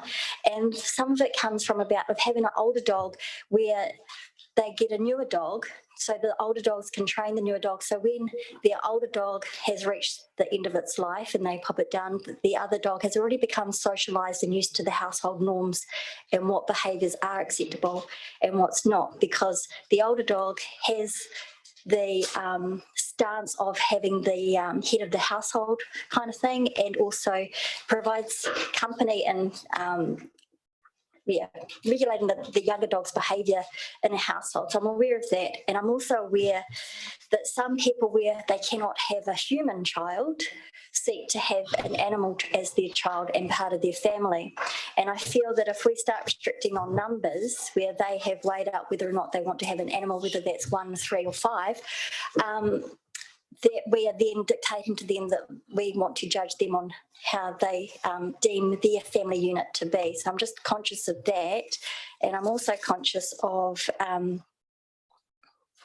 people that breed, and I did clarify this with the staff before we went to lunch. So sometimes people in Italy have temporary more than 2 dogs in their house, and that comes from either breeding, where the dog may have 12 puppies, and all of a sudden for 16 weeks, you actually have 17 or 18 dogs on the property for 18 weeks, or other situations where a family member or a close friend has gone away and they've agreed to take on their other person's pet, and they're well socialised with their animals as well. So for a temporary period of time, they could also end up with more than 2 dogs on their property. So I just want all that factored in and feel that this is fine to be deleted, because the other part covers that. Thank you. Thank you, Councillor Brand. Do I have anyone else who wants to speak for Dennis Payne? Thank you, Madam Chair. I speak for this policy because I feel that we've given the opportunity when we reviewed the policy to actually tidy up those things that possibly need tidying up, and as Councillor Laurie said, in the efficiency's sake. For me, it's more about the relationship between legislation and bylaws and the Control Act. From what I've heard Matt say and the staff say, it's my understanding that by removing this policy, it doesn't take away from the council's ability to actually regulate the number of dogs or deal to nuisance dogs or any of those other things. So it's about, I think, streamlining, providing clarity within the legislation, and making it clear what the relationships are between the bylaw and the legislation. So that's why I support it. Okay, thank you. Right of reply, Councillor McGurk, did you want to speak? Because did you move it? Oh, Rohan moved it. Oh, so Rohan's already, sorry, for some reason I thought Councillor McGurk, you've had your right of reply, I hope. Okay, so we've had 3 speak against, 3 speak for. I'm going to... Can we have a division, please? Yes. Yeah. Can I ask, Being called for. can I ask a question? No, Councillor Laurie. Sorry.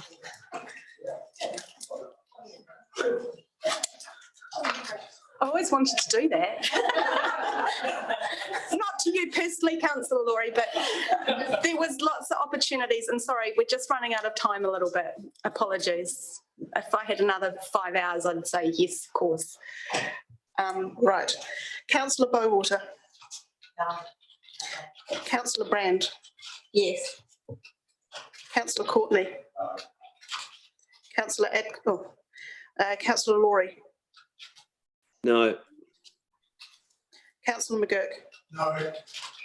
Councillor Noonan. No. Councillor O'Neill Stevens. Yes. Gladys Payne. Yes. Councillor Rainey. No. Councillor Sanson. Yes. Yes. Councillor Skinner. No. And Councillor Fulton. Aye, yes. 1, 2, 3, 4, 5, 6, 7. So the recommendation is lost, 7 votes to 5. So that means that the status quo remains and the dog number of 2 prevails. So Brent, your job remains the same. Thank you. Yes, so now we're going to go back to, we need to go back to the Parramatta Flats. I think we'll do the Parramatta Flats first, and then we'll do the signage at the end. So we're going to go back to what was 10 and 11, but now I think it's 11 and 12. And I'll just ask staff to bring that up onto the screen. It's just to clarify the wording is clearly indicating what areas remain prohibited versus what areas are now becoming dogs on leash. Is that correct? That's correct. It'd be really helpful, if it's not impossible, to keep the PowerPoint slide back up.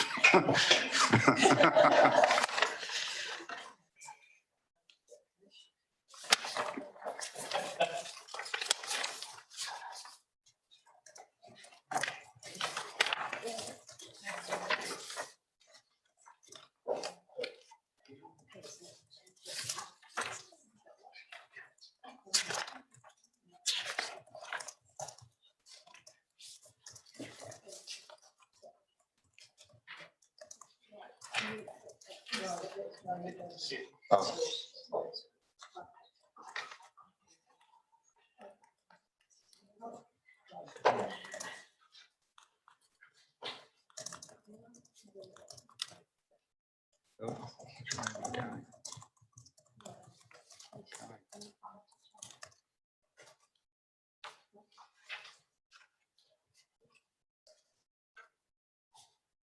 It's not working. Could you stop doing that, please? Could you? Oh, sure, sorry.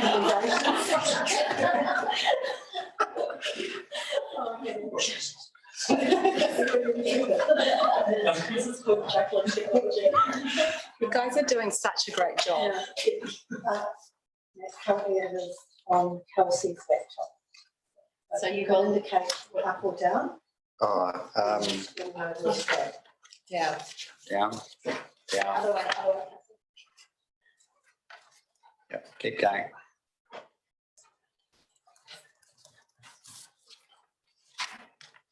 Got it again.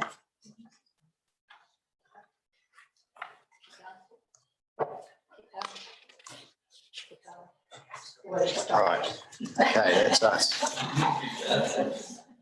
So just to clarify, what we're recommending is that the margins around the Parramatta Reserve will be prohibited. The planted area in here will be prohibited. And this area along here will be dogs on lead, which is the same as the rest of the estuary. This area from here along the margin will be dogs on lead, because otherwise you can't get down to the dogs on lead area. So having said that, you'll see in the recommendation that there's an exception to the Parramatta Flats area because you can't, it's a walkway along the Waka River at this point, which people use to get down from Parramatta Flats to the Waka River. So if that's prohibited, then they can't take their dog through there. So we're recommending that that little portion be made dogs on lead to align with the rest of the Delaware estuary. Okay, so there's a walkway there and there'll be signage saying dogs on lead just through that area. Great, thank you for clarifying that. Okay. Now do we need the words which reflect that? Okay, that's on this one. So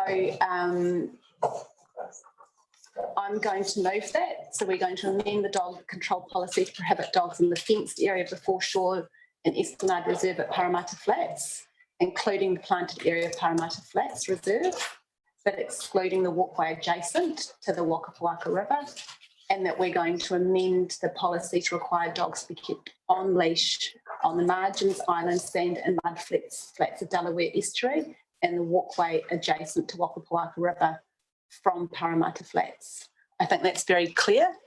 Do I have someone who's happy to second that? Councillor McGurk. Does anyone need to ask any more questions or debate? I think we've, okay, great.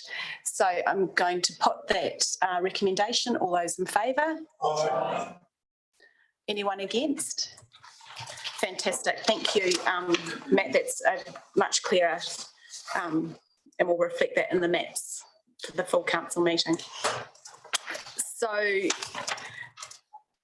we just want to do number, are we going to go back and do the signage part? We're just going to go back and do the signage part. So there should be some words around signage just to reflect the discussions we've had today. So this is that we approve improvements to the signage in the Grampians Reserve and Sir Stanley Whitehead Park to clearly demarcate the areas where grazing occurs and where dogs are required to be on leash, and to clearly demarcate the areas where grazing does not occur and where dogs can be exercised off leash, and improve signage along the railway reserve to promote considerate shared use of the paths. I think that captures our conversation really well. Does someone want to move? Councillor O'Neill-Stevens, a seconder. Councillor Sanson, any further questions or debate? I'm going to put that then. All those in favour? Aye. Anyone against? No, that's carried as well. So then we just need to finally do, this is just changing some sentences, amends the dog control policy by changing that. So this is number 14, which is probably 15 or 16 now. Here we are, number 15. Amends the dog control policy by changing the last sentence of clause 4.1 to non-compliance with this notice may result in enforcement action. And changing clause 7.6 to where the offence relates to failure to register a dog, council will issue a notice that a dog is not registered. Then if the registration fee is not paid within 7 days, the owner will receive an infringement notice. Deborah or Matt, do you need to speak to that at all? I think it's all quite straightforward. I think at the same time we can do 16 and 17 to amend the dog policy to rename Amano West Reserve as Te Manu Reserve, and to amend the policy by replacing the phrase foreshore and seabed with the term common marine and coastal areas. I'm just going to move that now. Do I have a seconder? Councillor Courtney, are there any questions? Councillor Noonan. Thank you, Madam Chair. Just wondering why you're putting them together. Because I think it's all quite procedural and it's getting quite late in the day. I don't. That's okay. It's just that if somebody has an issue, it's easier to deal with them separately if there was an issue in the future. That's all. I just wondered if you want to get some advice. Councillor Laurie has a question. I couldn't see anyone looking like they had any issues with any of those. Councillor Laurie? Sorry, I will put some them separately advice. if there's. No, just wanted some staff advice as to whether it would be better to have them separately or together is fine. I'm just thinking of further down the track. Okay, that's fine. Thanks. Councillor Laurie? Thank you. I'm just a bit confused about this reference to West Amano Reserve and East Amano Reserve, because Te Manu Reserve is on the west side of Amano Street. So I'm just wondering where East Amano Reserve is. And why have we got two there when we're only changing one name?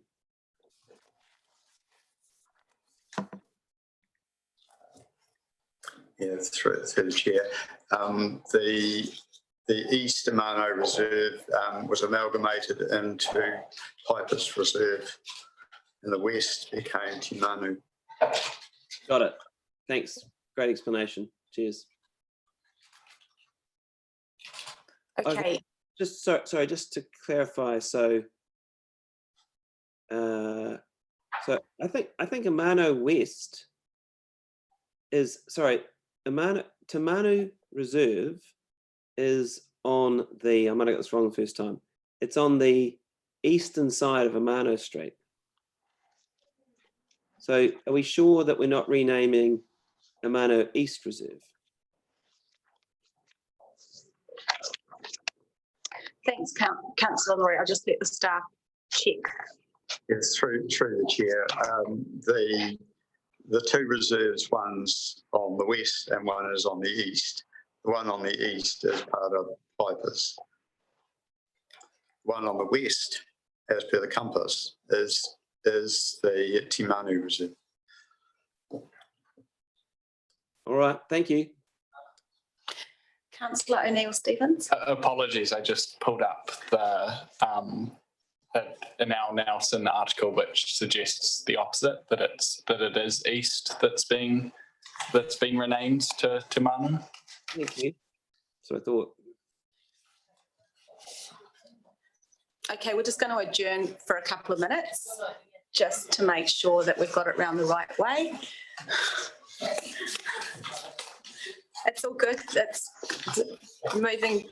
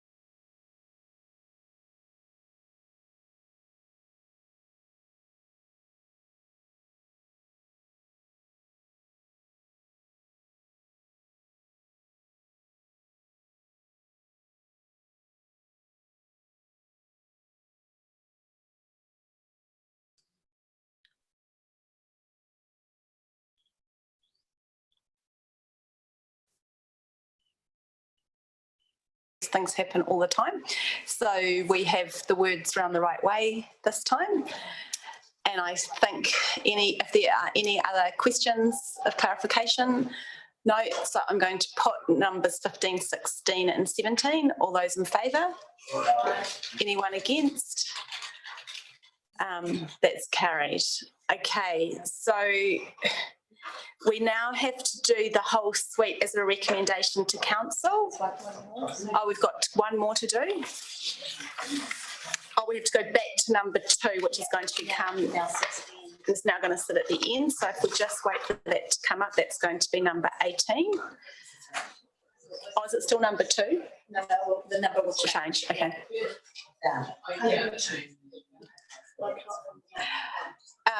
So I'm going to move that we adopt the dog control policy after having regards to the matters in section 10(4) of the Dog Control Act and subject to the key matters outlined above. Can I have someone second that? Councillor McGurk. Sorry, Councillor Bywater, could you please take that conversation outside? It's a little hard for me to concentrate. Okay. Councillor McGurk or Councillor Sanson, who?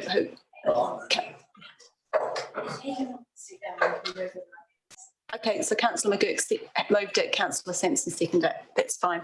All right. Anyone wishing to debate? I think that we've done lots of debate throughout the meeting, and I'm going to put it then. All those in favour? Aye. Anyone against? Councillor Skinner, I think that was an aye. You weren't voting against. That was an aye. Great, thank you. It's just a little slower. So that recommendation is carried. So now I'm just going to adjourn for a couple of minutes so that the officers, the GAs, can bring the entire suite up in the right order in terms of our recommendation to council, which includes, which is around the bylaw rather than the policy. Matt, do you want to just speak to that really briefly so new councillors understand that process? So through you, Madam Chair, basically the policy can be adopted by the committee, but the bylaw has to be adopted by council. Therefore, the bylaw, which largely mirrors the policy, is being recommended up to council. And just to check that between now and council, you'll update all the maps as per what we've approved today. So that will be really helpful for that council meeting. We'll be able to see the maps all updated. Okay, so we're just going to adjourn for 2 minutes and then come back.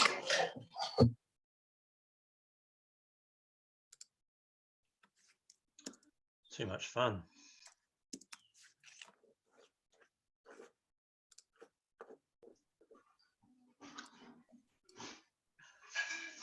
I reckon I should have got a prize.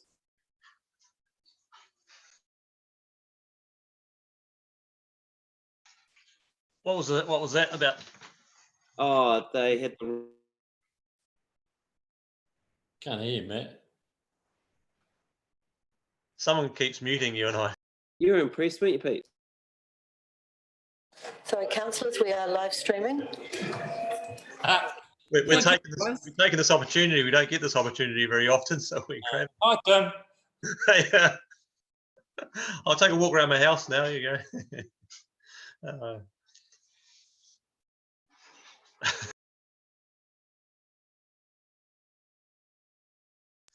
I'm fighting this mute button.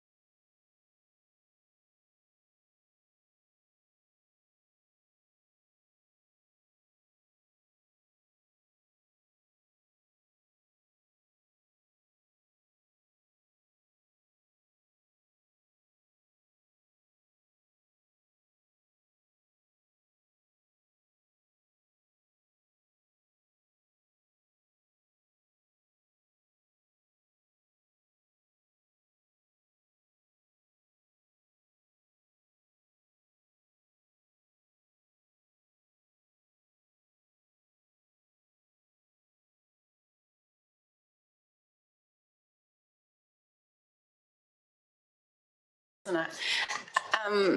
Councillor Rainey, Councillor Laurie and Councillor Skinner, we're just going, this is a recommendation to council and we're just doing it as a full sweep. We're not going back through each section. So if you want to vote against the entire, all of it because you don't agree with one part, you'll have to do that, but that's up to you. I think that if you've expressed your views through the previous part of the deliberation, you should be okay with where we've ended up.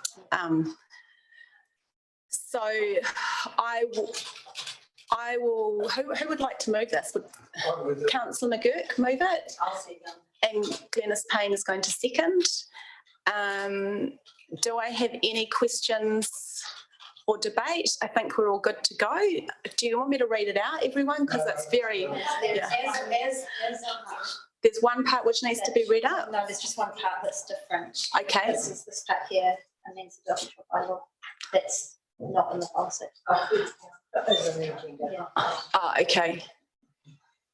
So through the chair, I can quickly talk to that if you like. There's only a minor change from the old bylaw. Where is it? Yeah. It didn't say dog owner. It used to say owner or owners or occupiers of the premises. So that's just a minor clarification. Is that right, Brent? Yeah. Yes, through the chair, that's correct. We just found it was an enforcement issue that we couldn't apply that clause to the actual owner of the dog. We can only do it to the occupant or the owner of the property. Then the dog owner is normally the person responsible for the nuisance. Okay.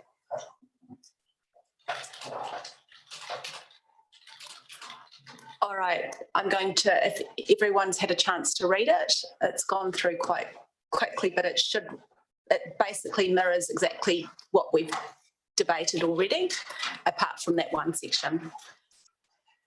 So I'm going to put the recommendation then. All those in favour? Aye. Great. Anyone against? No, that's carried unanimously. If we could have it noted in the minutes that it's unanimous, that would be great. Okay, thank you everyone. That was it was a very long and slightly complicated deliberation, but I think it was very helpful to have the maps and have that discussion at each point. And I think we've ended up with a bylaw, a policy, which should become a bylaw. What's quite exciting is apparently, because we did it once 10 years ago and then we did it once 5 years ago, now we don't have to do it again for 10 more years. So that is like, I'm quite excited. If I'm still a councillor in 10 years time, then who knows what might happen, but I don't have to see this again for at least the next 5 years. And yeah, I know quite a lot about dogs, having never been a dog owner before, thanks to being a city councillor. So thank you so much, Deborah and Matt, for your hard work. You guys have been through it 3 times as well. Like, well, Deborah definitely has. Matt, is this your second or your third as well?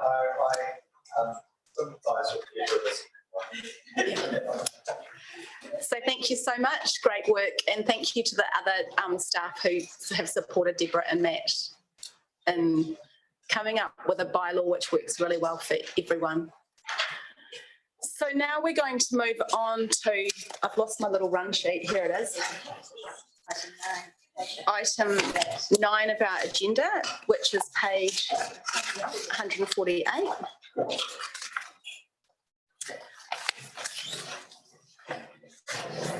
And we have Mandy Bishop, who's going to speak to this report. It's quite a complicated report too. And so through you, Madam Chair, I'm not sure I've introduced Mark before or not, but I think I should. So Mark Hunter is our new building manager, and he was previously the team leader in building, and he's also involved in this report. Welcome, Mark. Thank you. Mandy, shall I let you speak to the report first? Thank you, Madam Chair. Yes, just to recap the regulatory fees and charges where we've come from. So we had an earlier workshop that identified costs for these regulatory activities have increased, and fees and charges are proposed to increase also to help ensure the users of those services meet the reasonable costs of those services. So the fees and charges have not changed significantly for these areas in the last 2 years. And in fact, most changes in the last 5 years have been smaller CPI adjustments.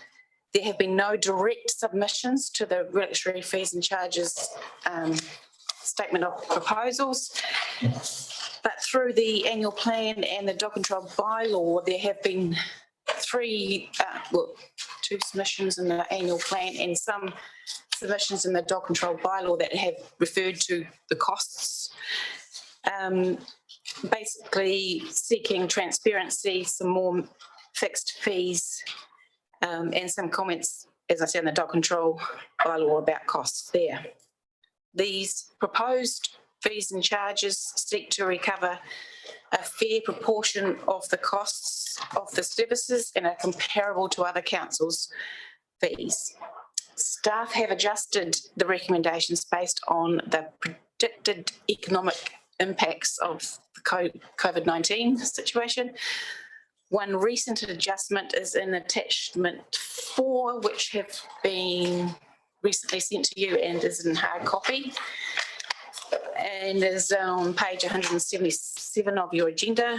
So the recent change in that one is to extend the late payment penalty timeframe for the dog registration. So basically giving people another month on top of what is required under the Act before they get penalised for paying late.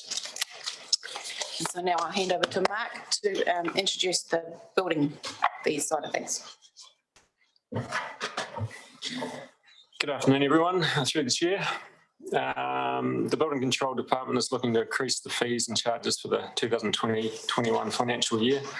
This increase is intended to address the challenges we currently face. Increased costs and time involved with our IONS assessments and internal audits. Increased costs of staff, all technical staff now required to hold a national diploma, which adds considerable cost to training new staff. The need to address resource in key areas, the increased salary cost to retain and recruit experienced staff, costs involved in operating our electronic consenting system and mobile devices for inspections, the increased costs of competency reviews. To address these matters, we have proposed recovering the costs of the electronic consenting system, which has been in the past absorbed within the hourly rates with a systems fee. We're proposing to raise our hourly rates to $160 per hour, which will align Nelson City Council with councils of similar size, as we have fallen behind in recent years. To increase the insurance levy to cover the cost of claims against our council, and to increase the quality insurance levy to reflect the actual costs incurred through the IONS audit process, increased competency and training requirements. After returning to the GoGet consenting system in February, we have achieved 100% compliance for our consents and 99% for co-compliance certificates issued. The building team are very proud of this achievement after a very challenging year. The aim of this fee increase is to keep within the revenue and finance policy of 60 to 80%, minimising the need for general rate funding, continuing to provide this high level of service to our community and develop the teams further to allow us to fully fulfil our regulatory obligations. Yes. So we're happy to answer any questions. Okay, so we had some questions come through from Councillor Edgar, and I know that the answers to those questions, I think, have been tabled, yes, separately. Just a reminder to everyone that the questions on the Harbour Master is that first part is confidential. Just be mindful of that document. I think you all have a hard copy of it.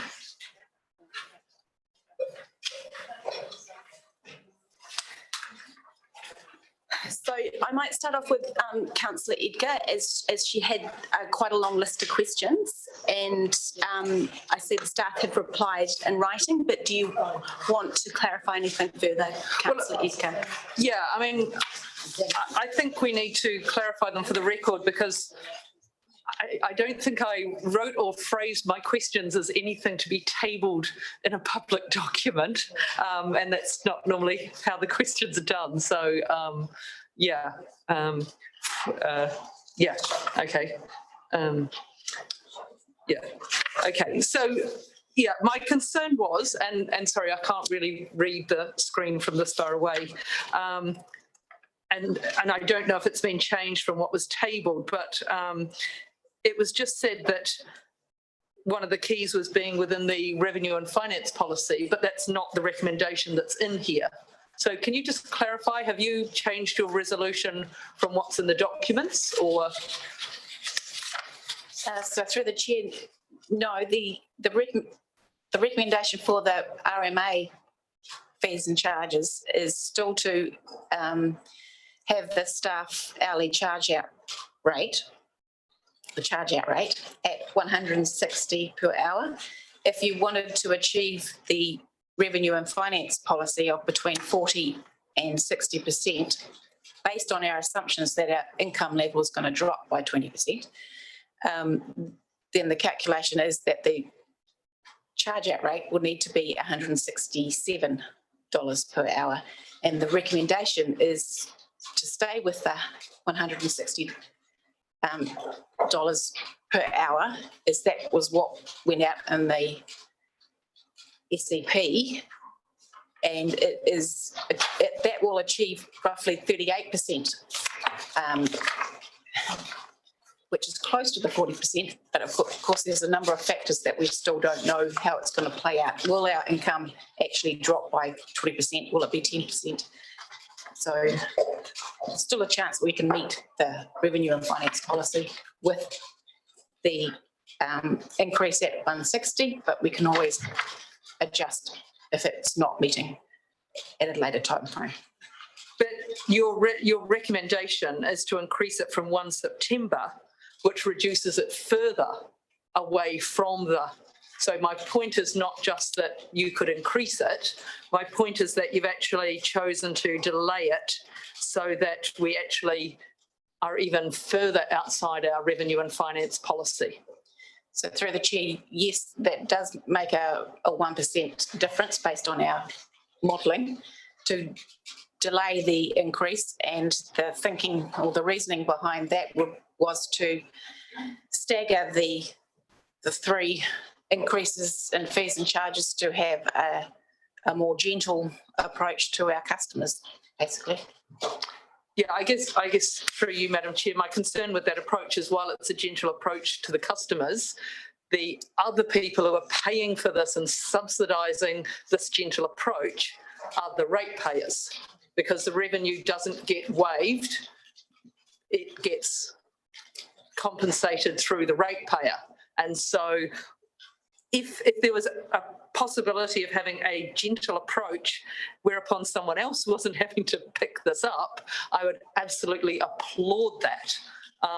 However, my concern is that we know that whilst we know that there is extreme pressure on builders and developers and everyone involved in this industry, we actually know there is extreme financial pressure on every person in every industry, whether they're a consumer of those industries or not. There is just pressure on our community. And so where we have a policy that says costs should fall where they lie, or, you know, within a range as per our revenue and finance policy, I'm just not sure why.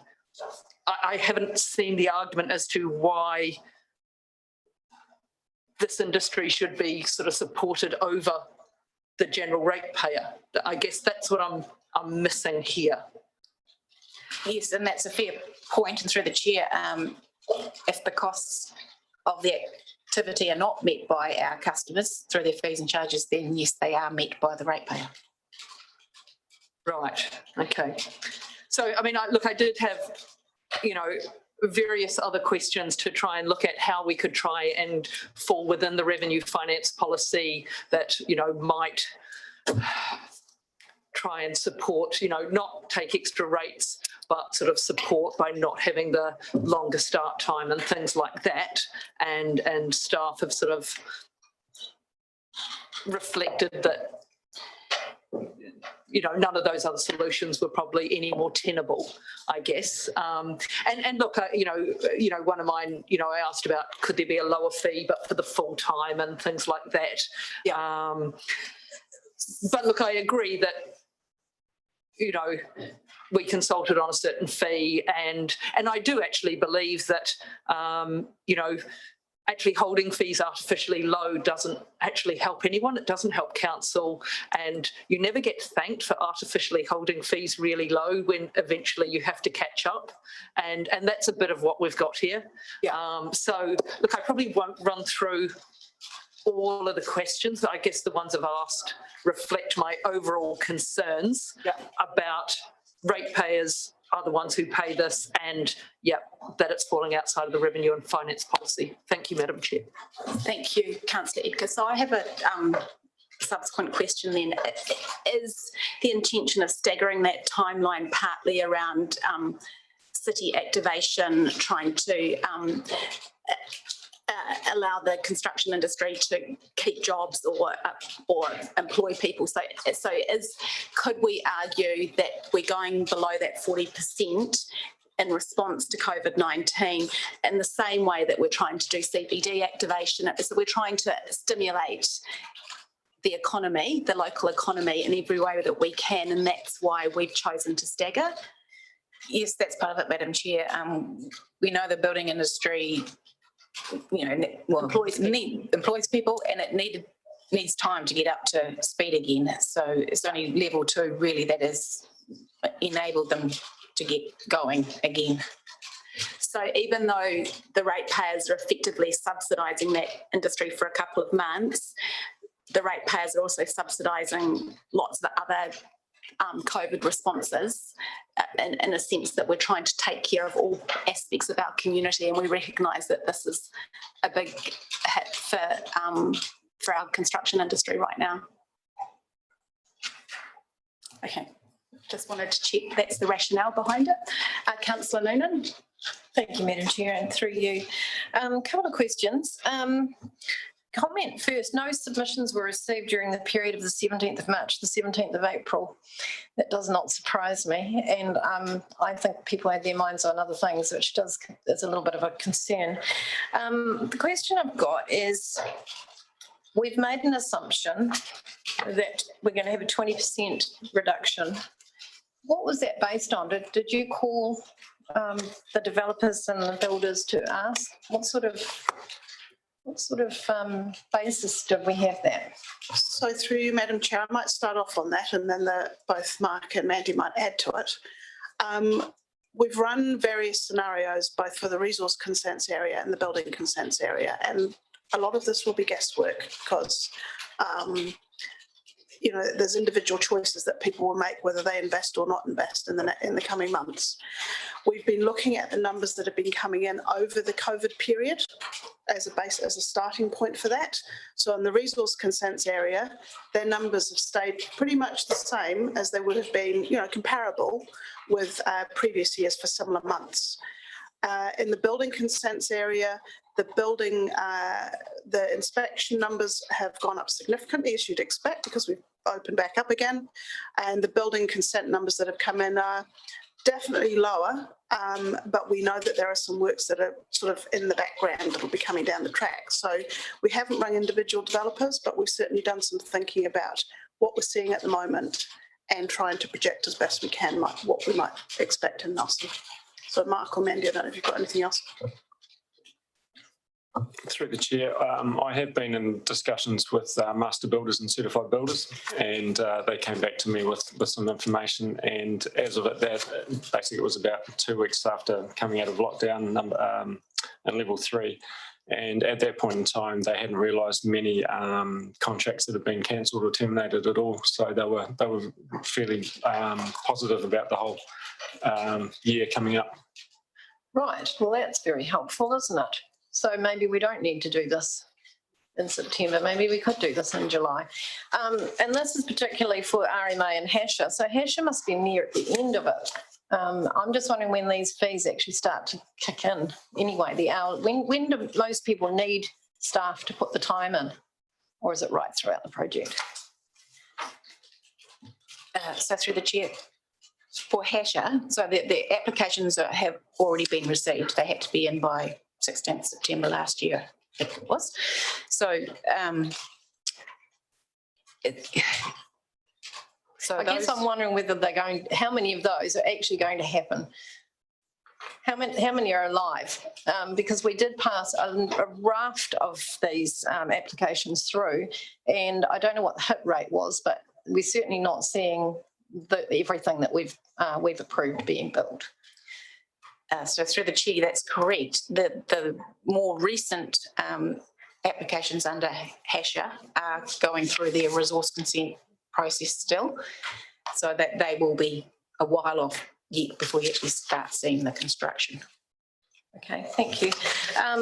Look, on the basis of the fact that our officers actually picked up the phone and talked to the building industry, and they seem to be quite confident, I'm wondering whether the feeling of the committee is that we could impose these charges from July instead of delaying them.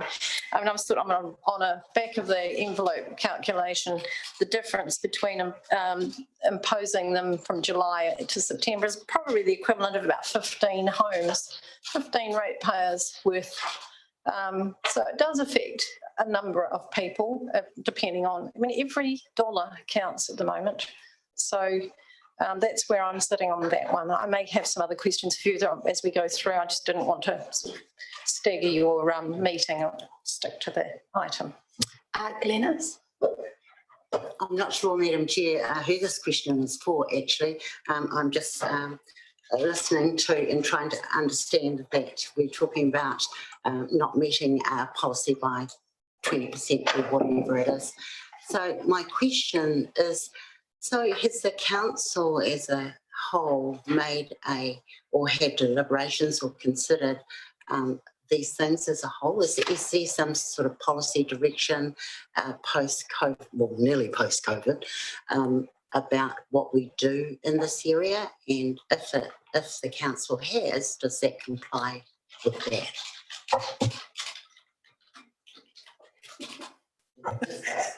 Through you, Madam Chair, the short answer is no.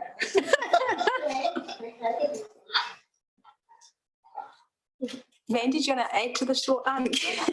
I can understand where you're coming from. I mean, the council has, through its budgeting processes, has adjusted what we are forecasting to be in our annual budgets for the next financial year and even the year after that. So we have gone through the process of thinking about and adjusting our budgets according to the change in circumstances, but there hasn't been a whole of organisation. This is how we're going to go through. Yeah.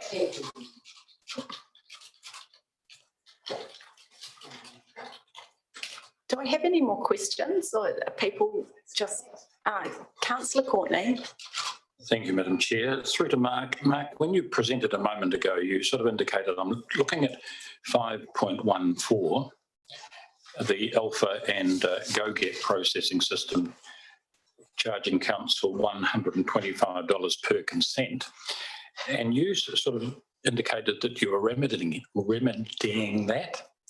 And does that require did I hear you correctly? And does that require some sort of recommendation for the on-charging of this? Is that in here somewhere, some recommendation on that? Through the chair, yes, the systems levy was proposed through the original fees and charges report. Yeah. Not shown here. So through the chair, it's not its own specific recommendation, but it is within the fees and charges schedule that's been recommended. Yeah. Okay.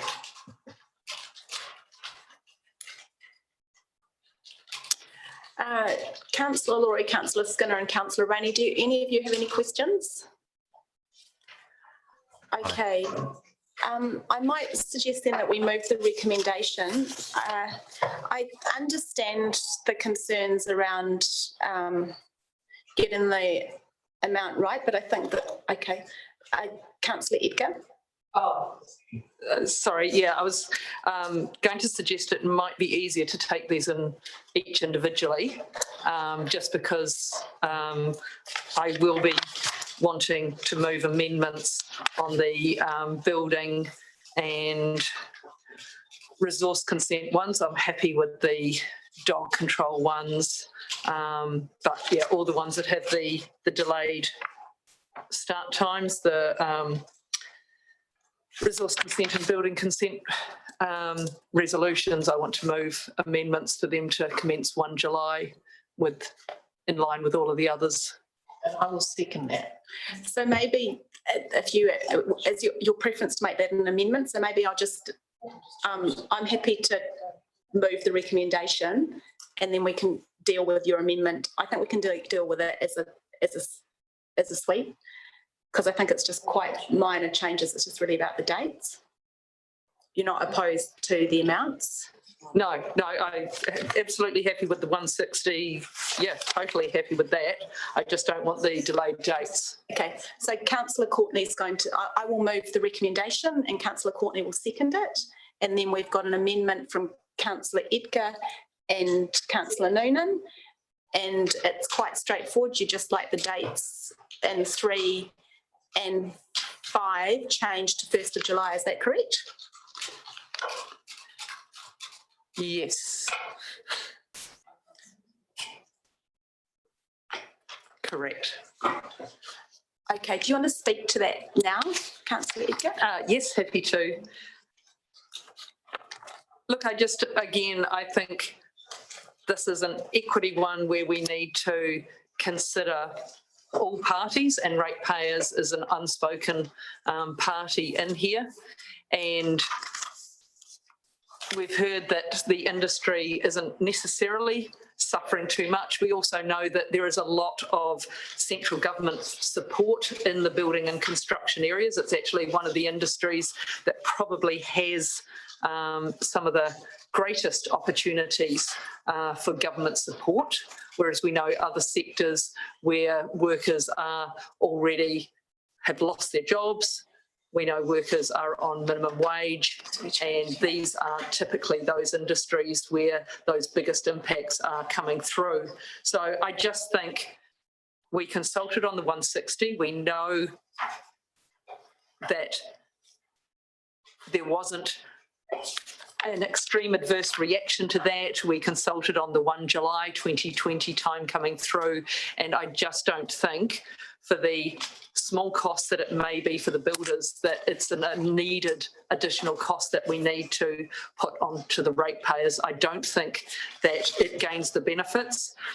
While we talk about CBD activation, I don't know of any sort of buildings that may be happening within the CBD. So I think other work we're doing in that space actually supports the CBD activation. But I think we need to, for this, think across the board for all of our ratepayers. As much as I have empathy for all industries, I can't favour one over another. Thank you. Glenys, have you want to debate or question? Debate, okay.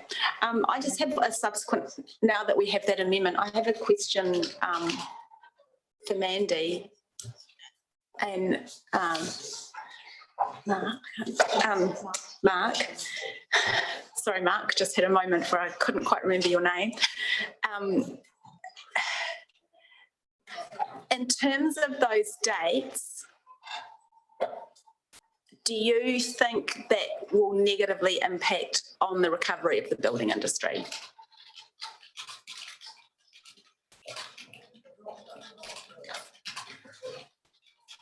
Like, will it may be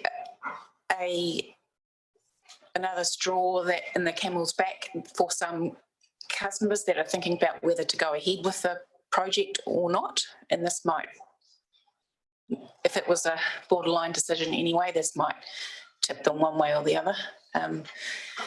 But I think the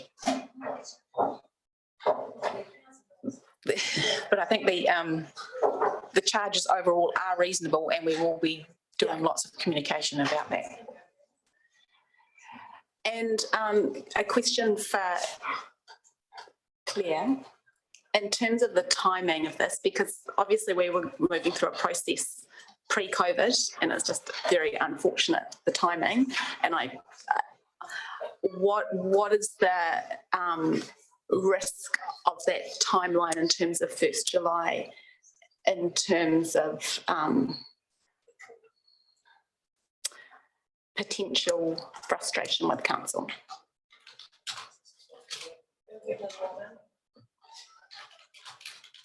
Well, we've had ratepayers demand a 0% rate rise, and we've responded to that. So what is the potential risk of taking this approach in terms of 1st of July? People are, we've only people are only just beginning to recover now.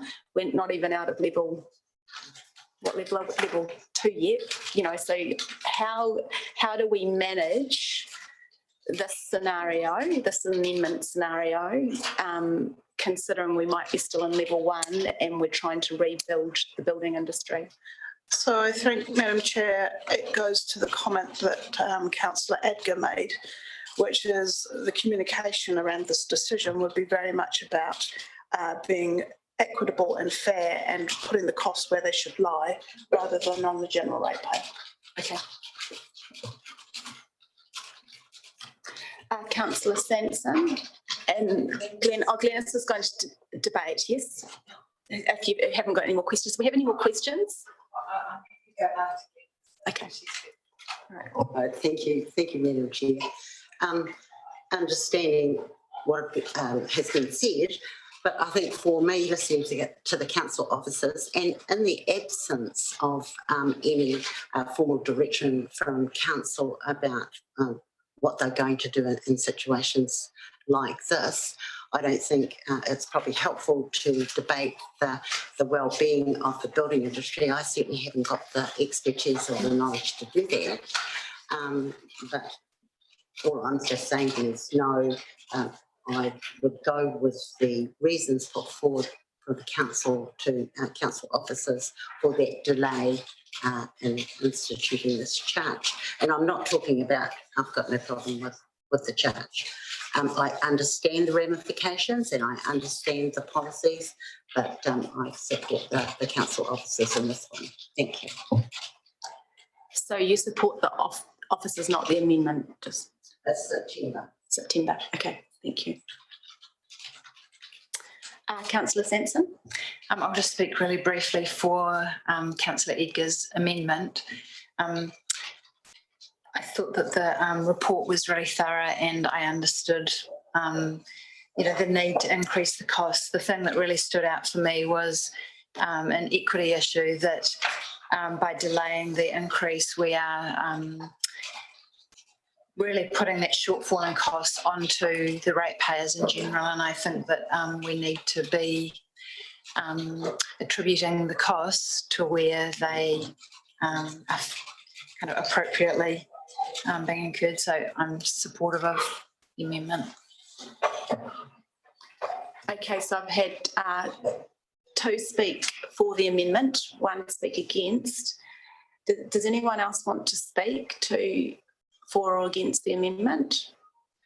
I'm just, I'm going to speak against the amendment, but I am open to changing them both to be 1st of September. I do think 1st of January is a bit of a long push out. I do think that the building industry needs some time to recover.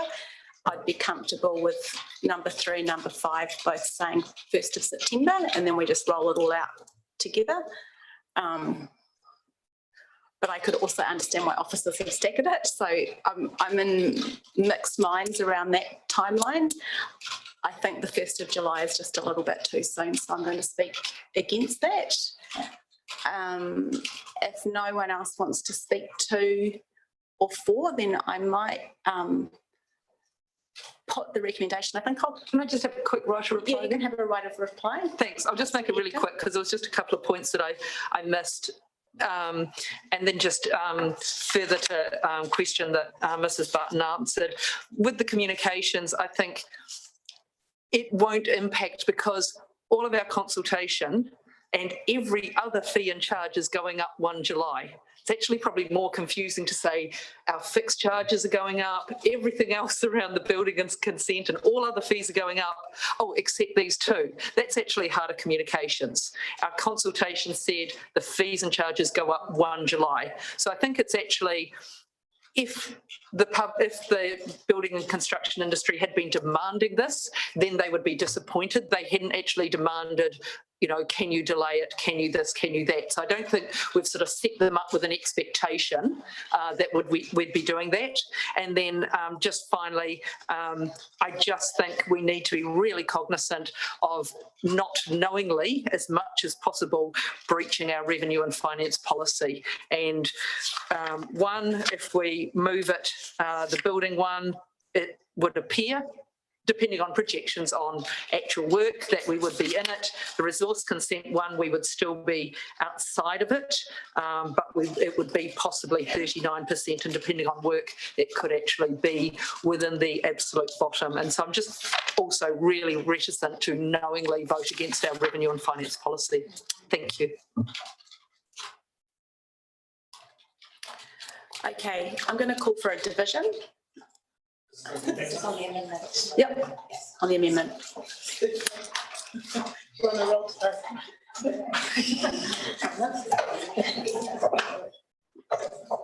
So everyone's quite clear of what we're doing. That's the amendment, yeah.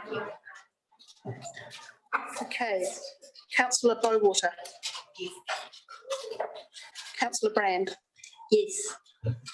Councillor Courtney. Yes. Councillor Edgar. Yes. Councillor Laurie. Yes. Councillor McGurk. Yes. Councillor Noonan. Yes. Councillor O'Neill Stevens. Yes. Glenys Payne. No. Councillor Rainey. Yes.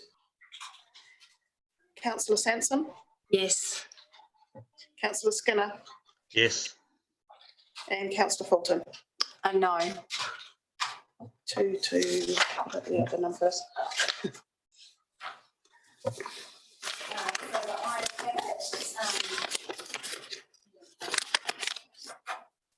The ayes have it 11 votes to 2.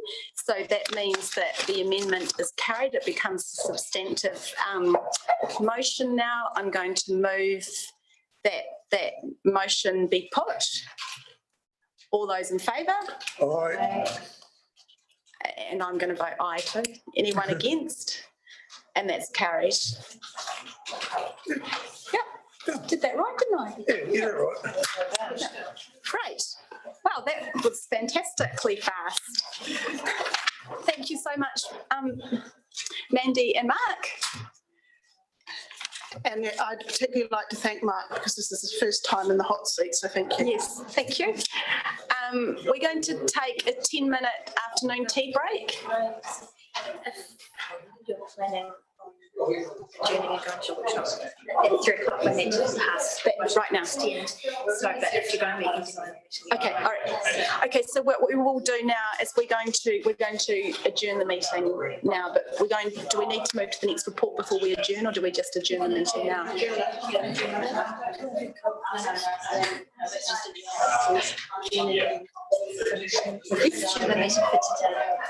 So we're going to adjourn the meeting now. We're going to have a 10-minute afternoon tea break, and then maybe at about 3:05, if you all want to come back, and we're going to have a briefing session on the city environments, urban environments bylaw, which will hopefully brief you for your decision making to the report for next Thursday. Okay. For today. Stop live streaming. So we will stop live streaming. So yes, we will reconvene the meeting on the 4th. It's an adjournment until the 4th of June. Yeah. I have to move that. Okay, great.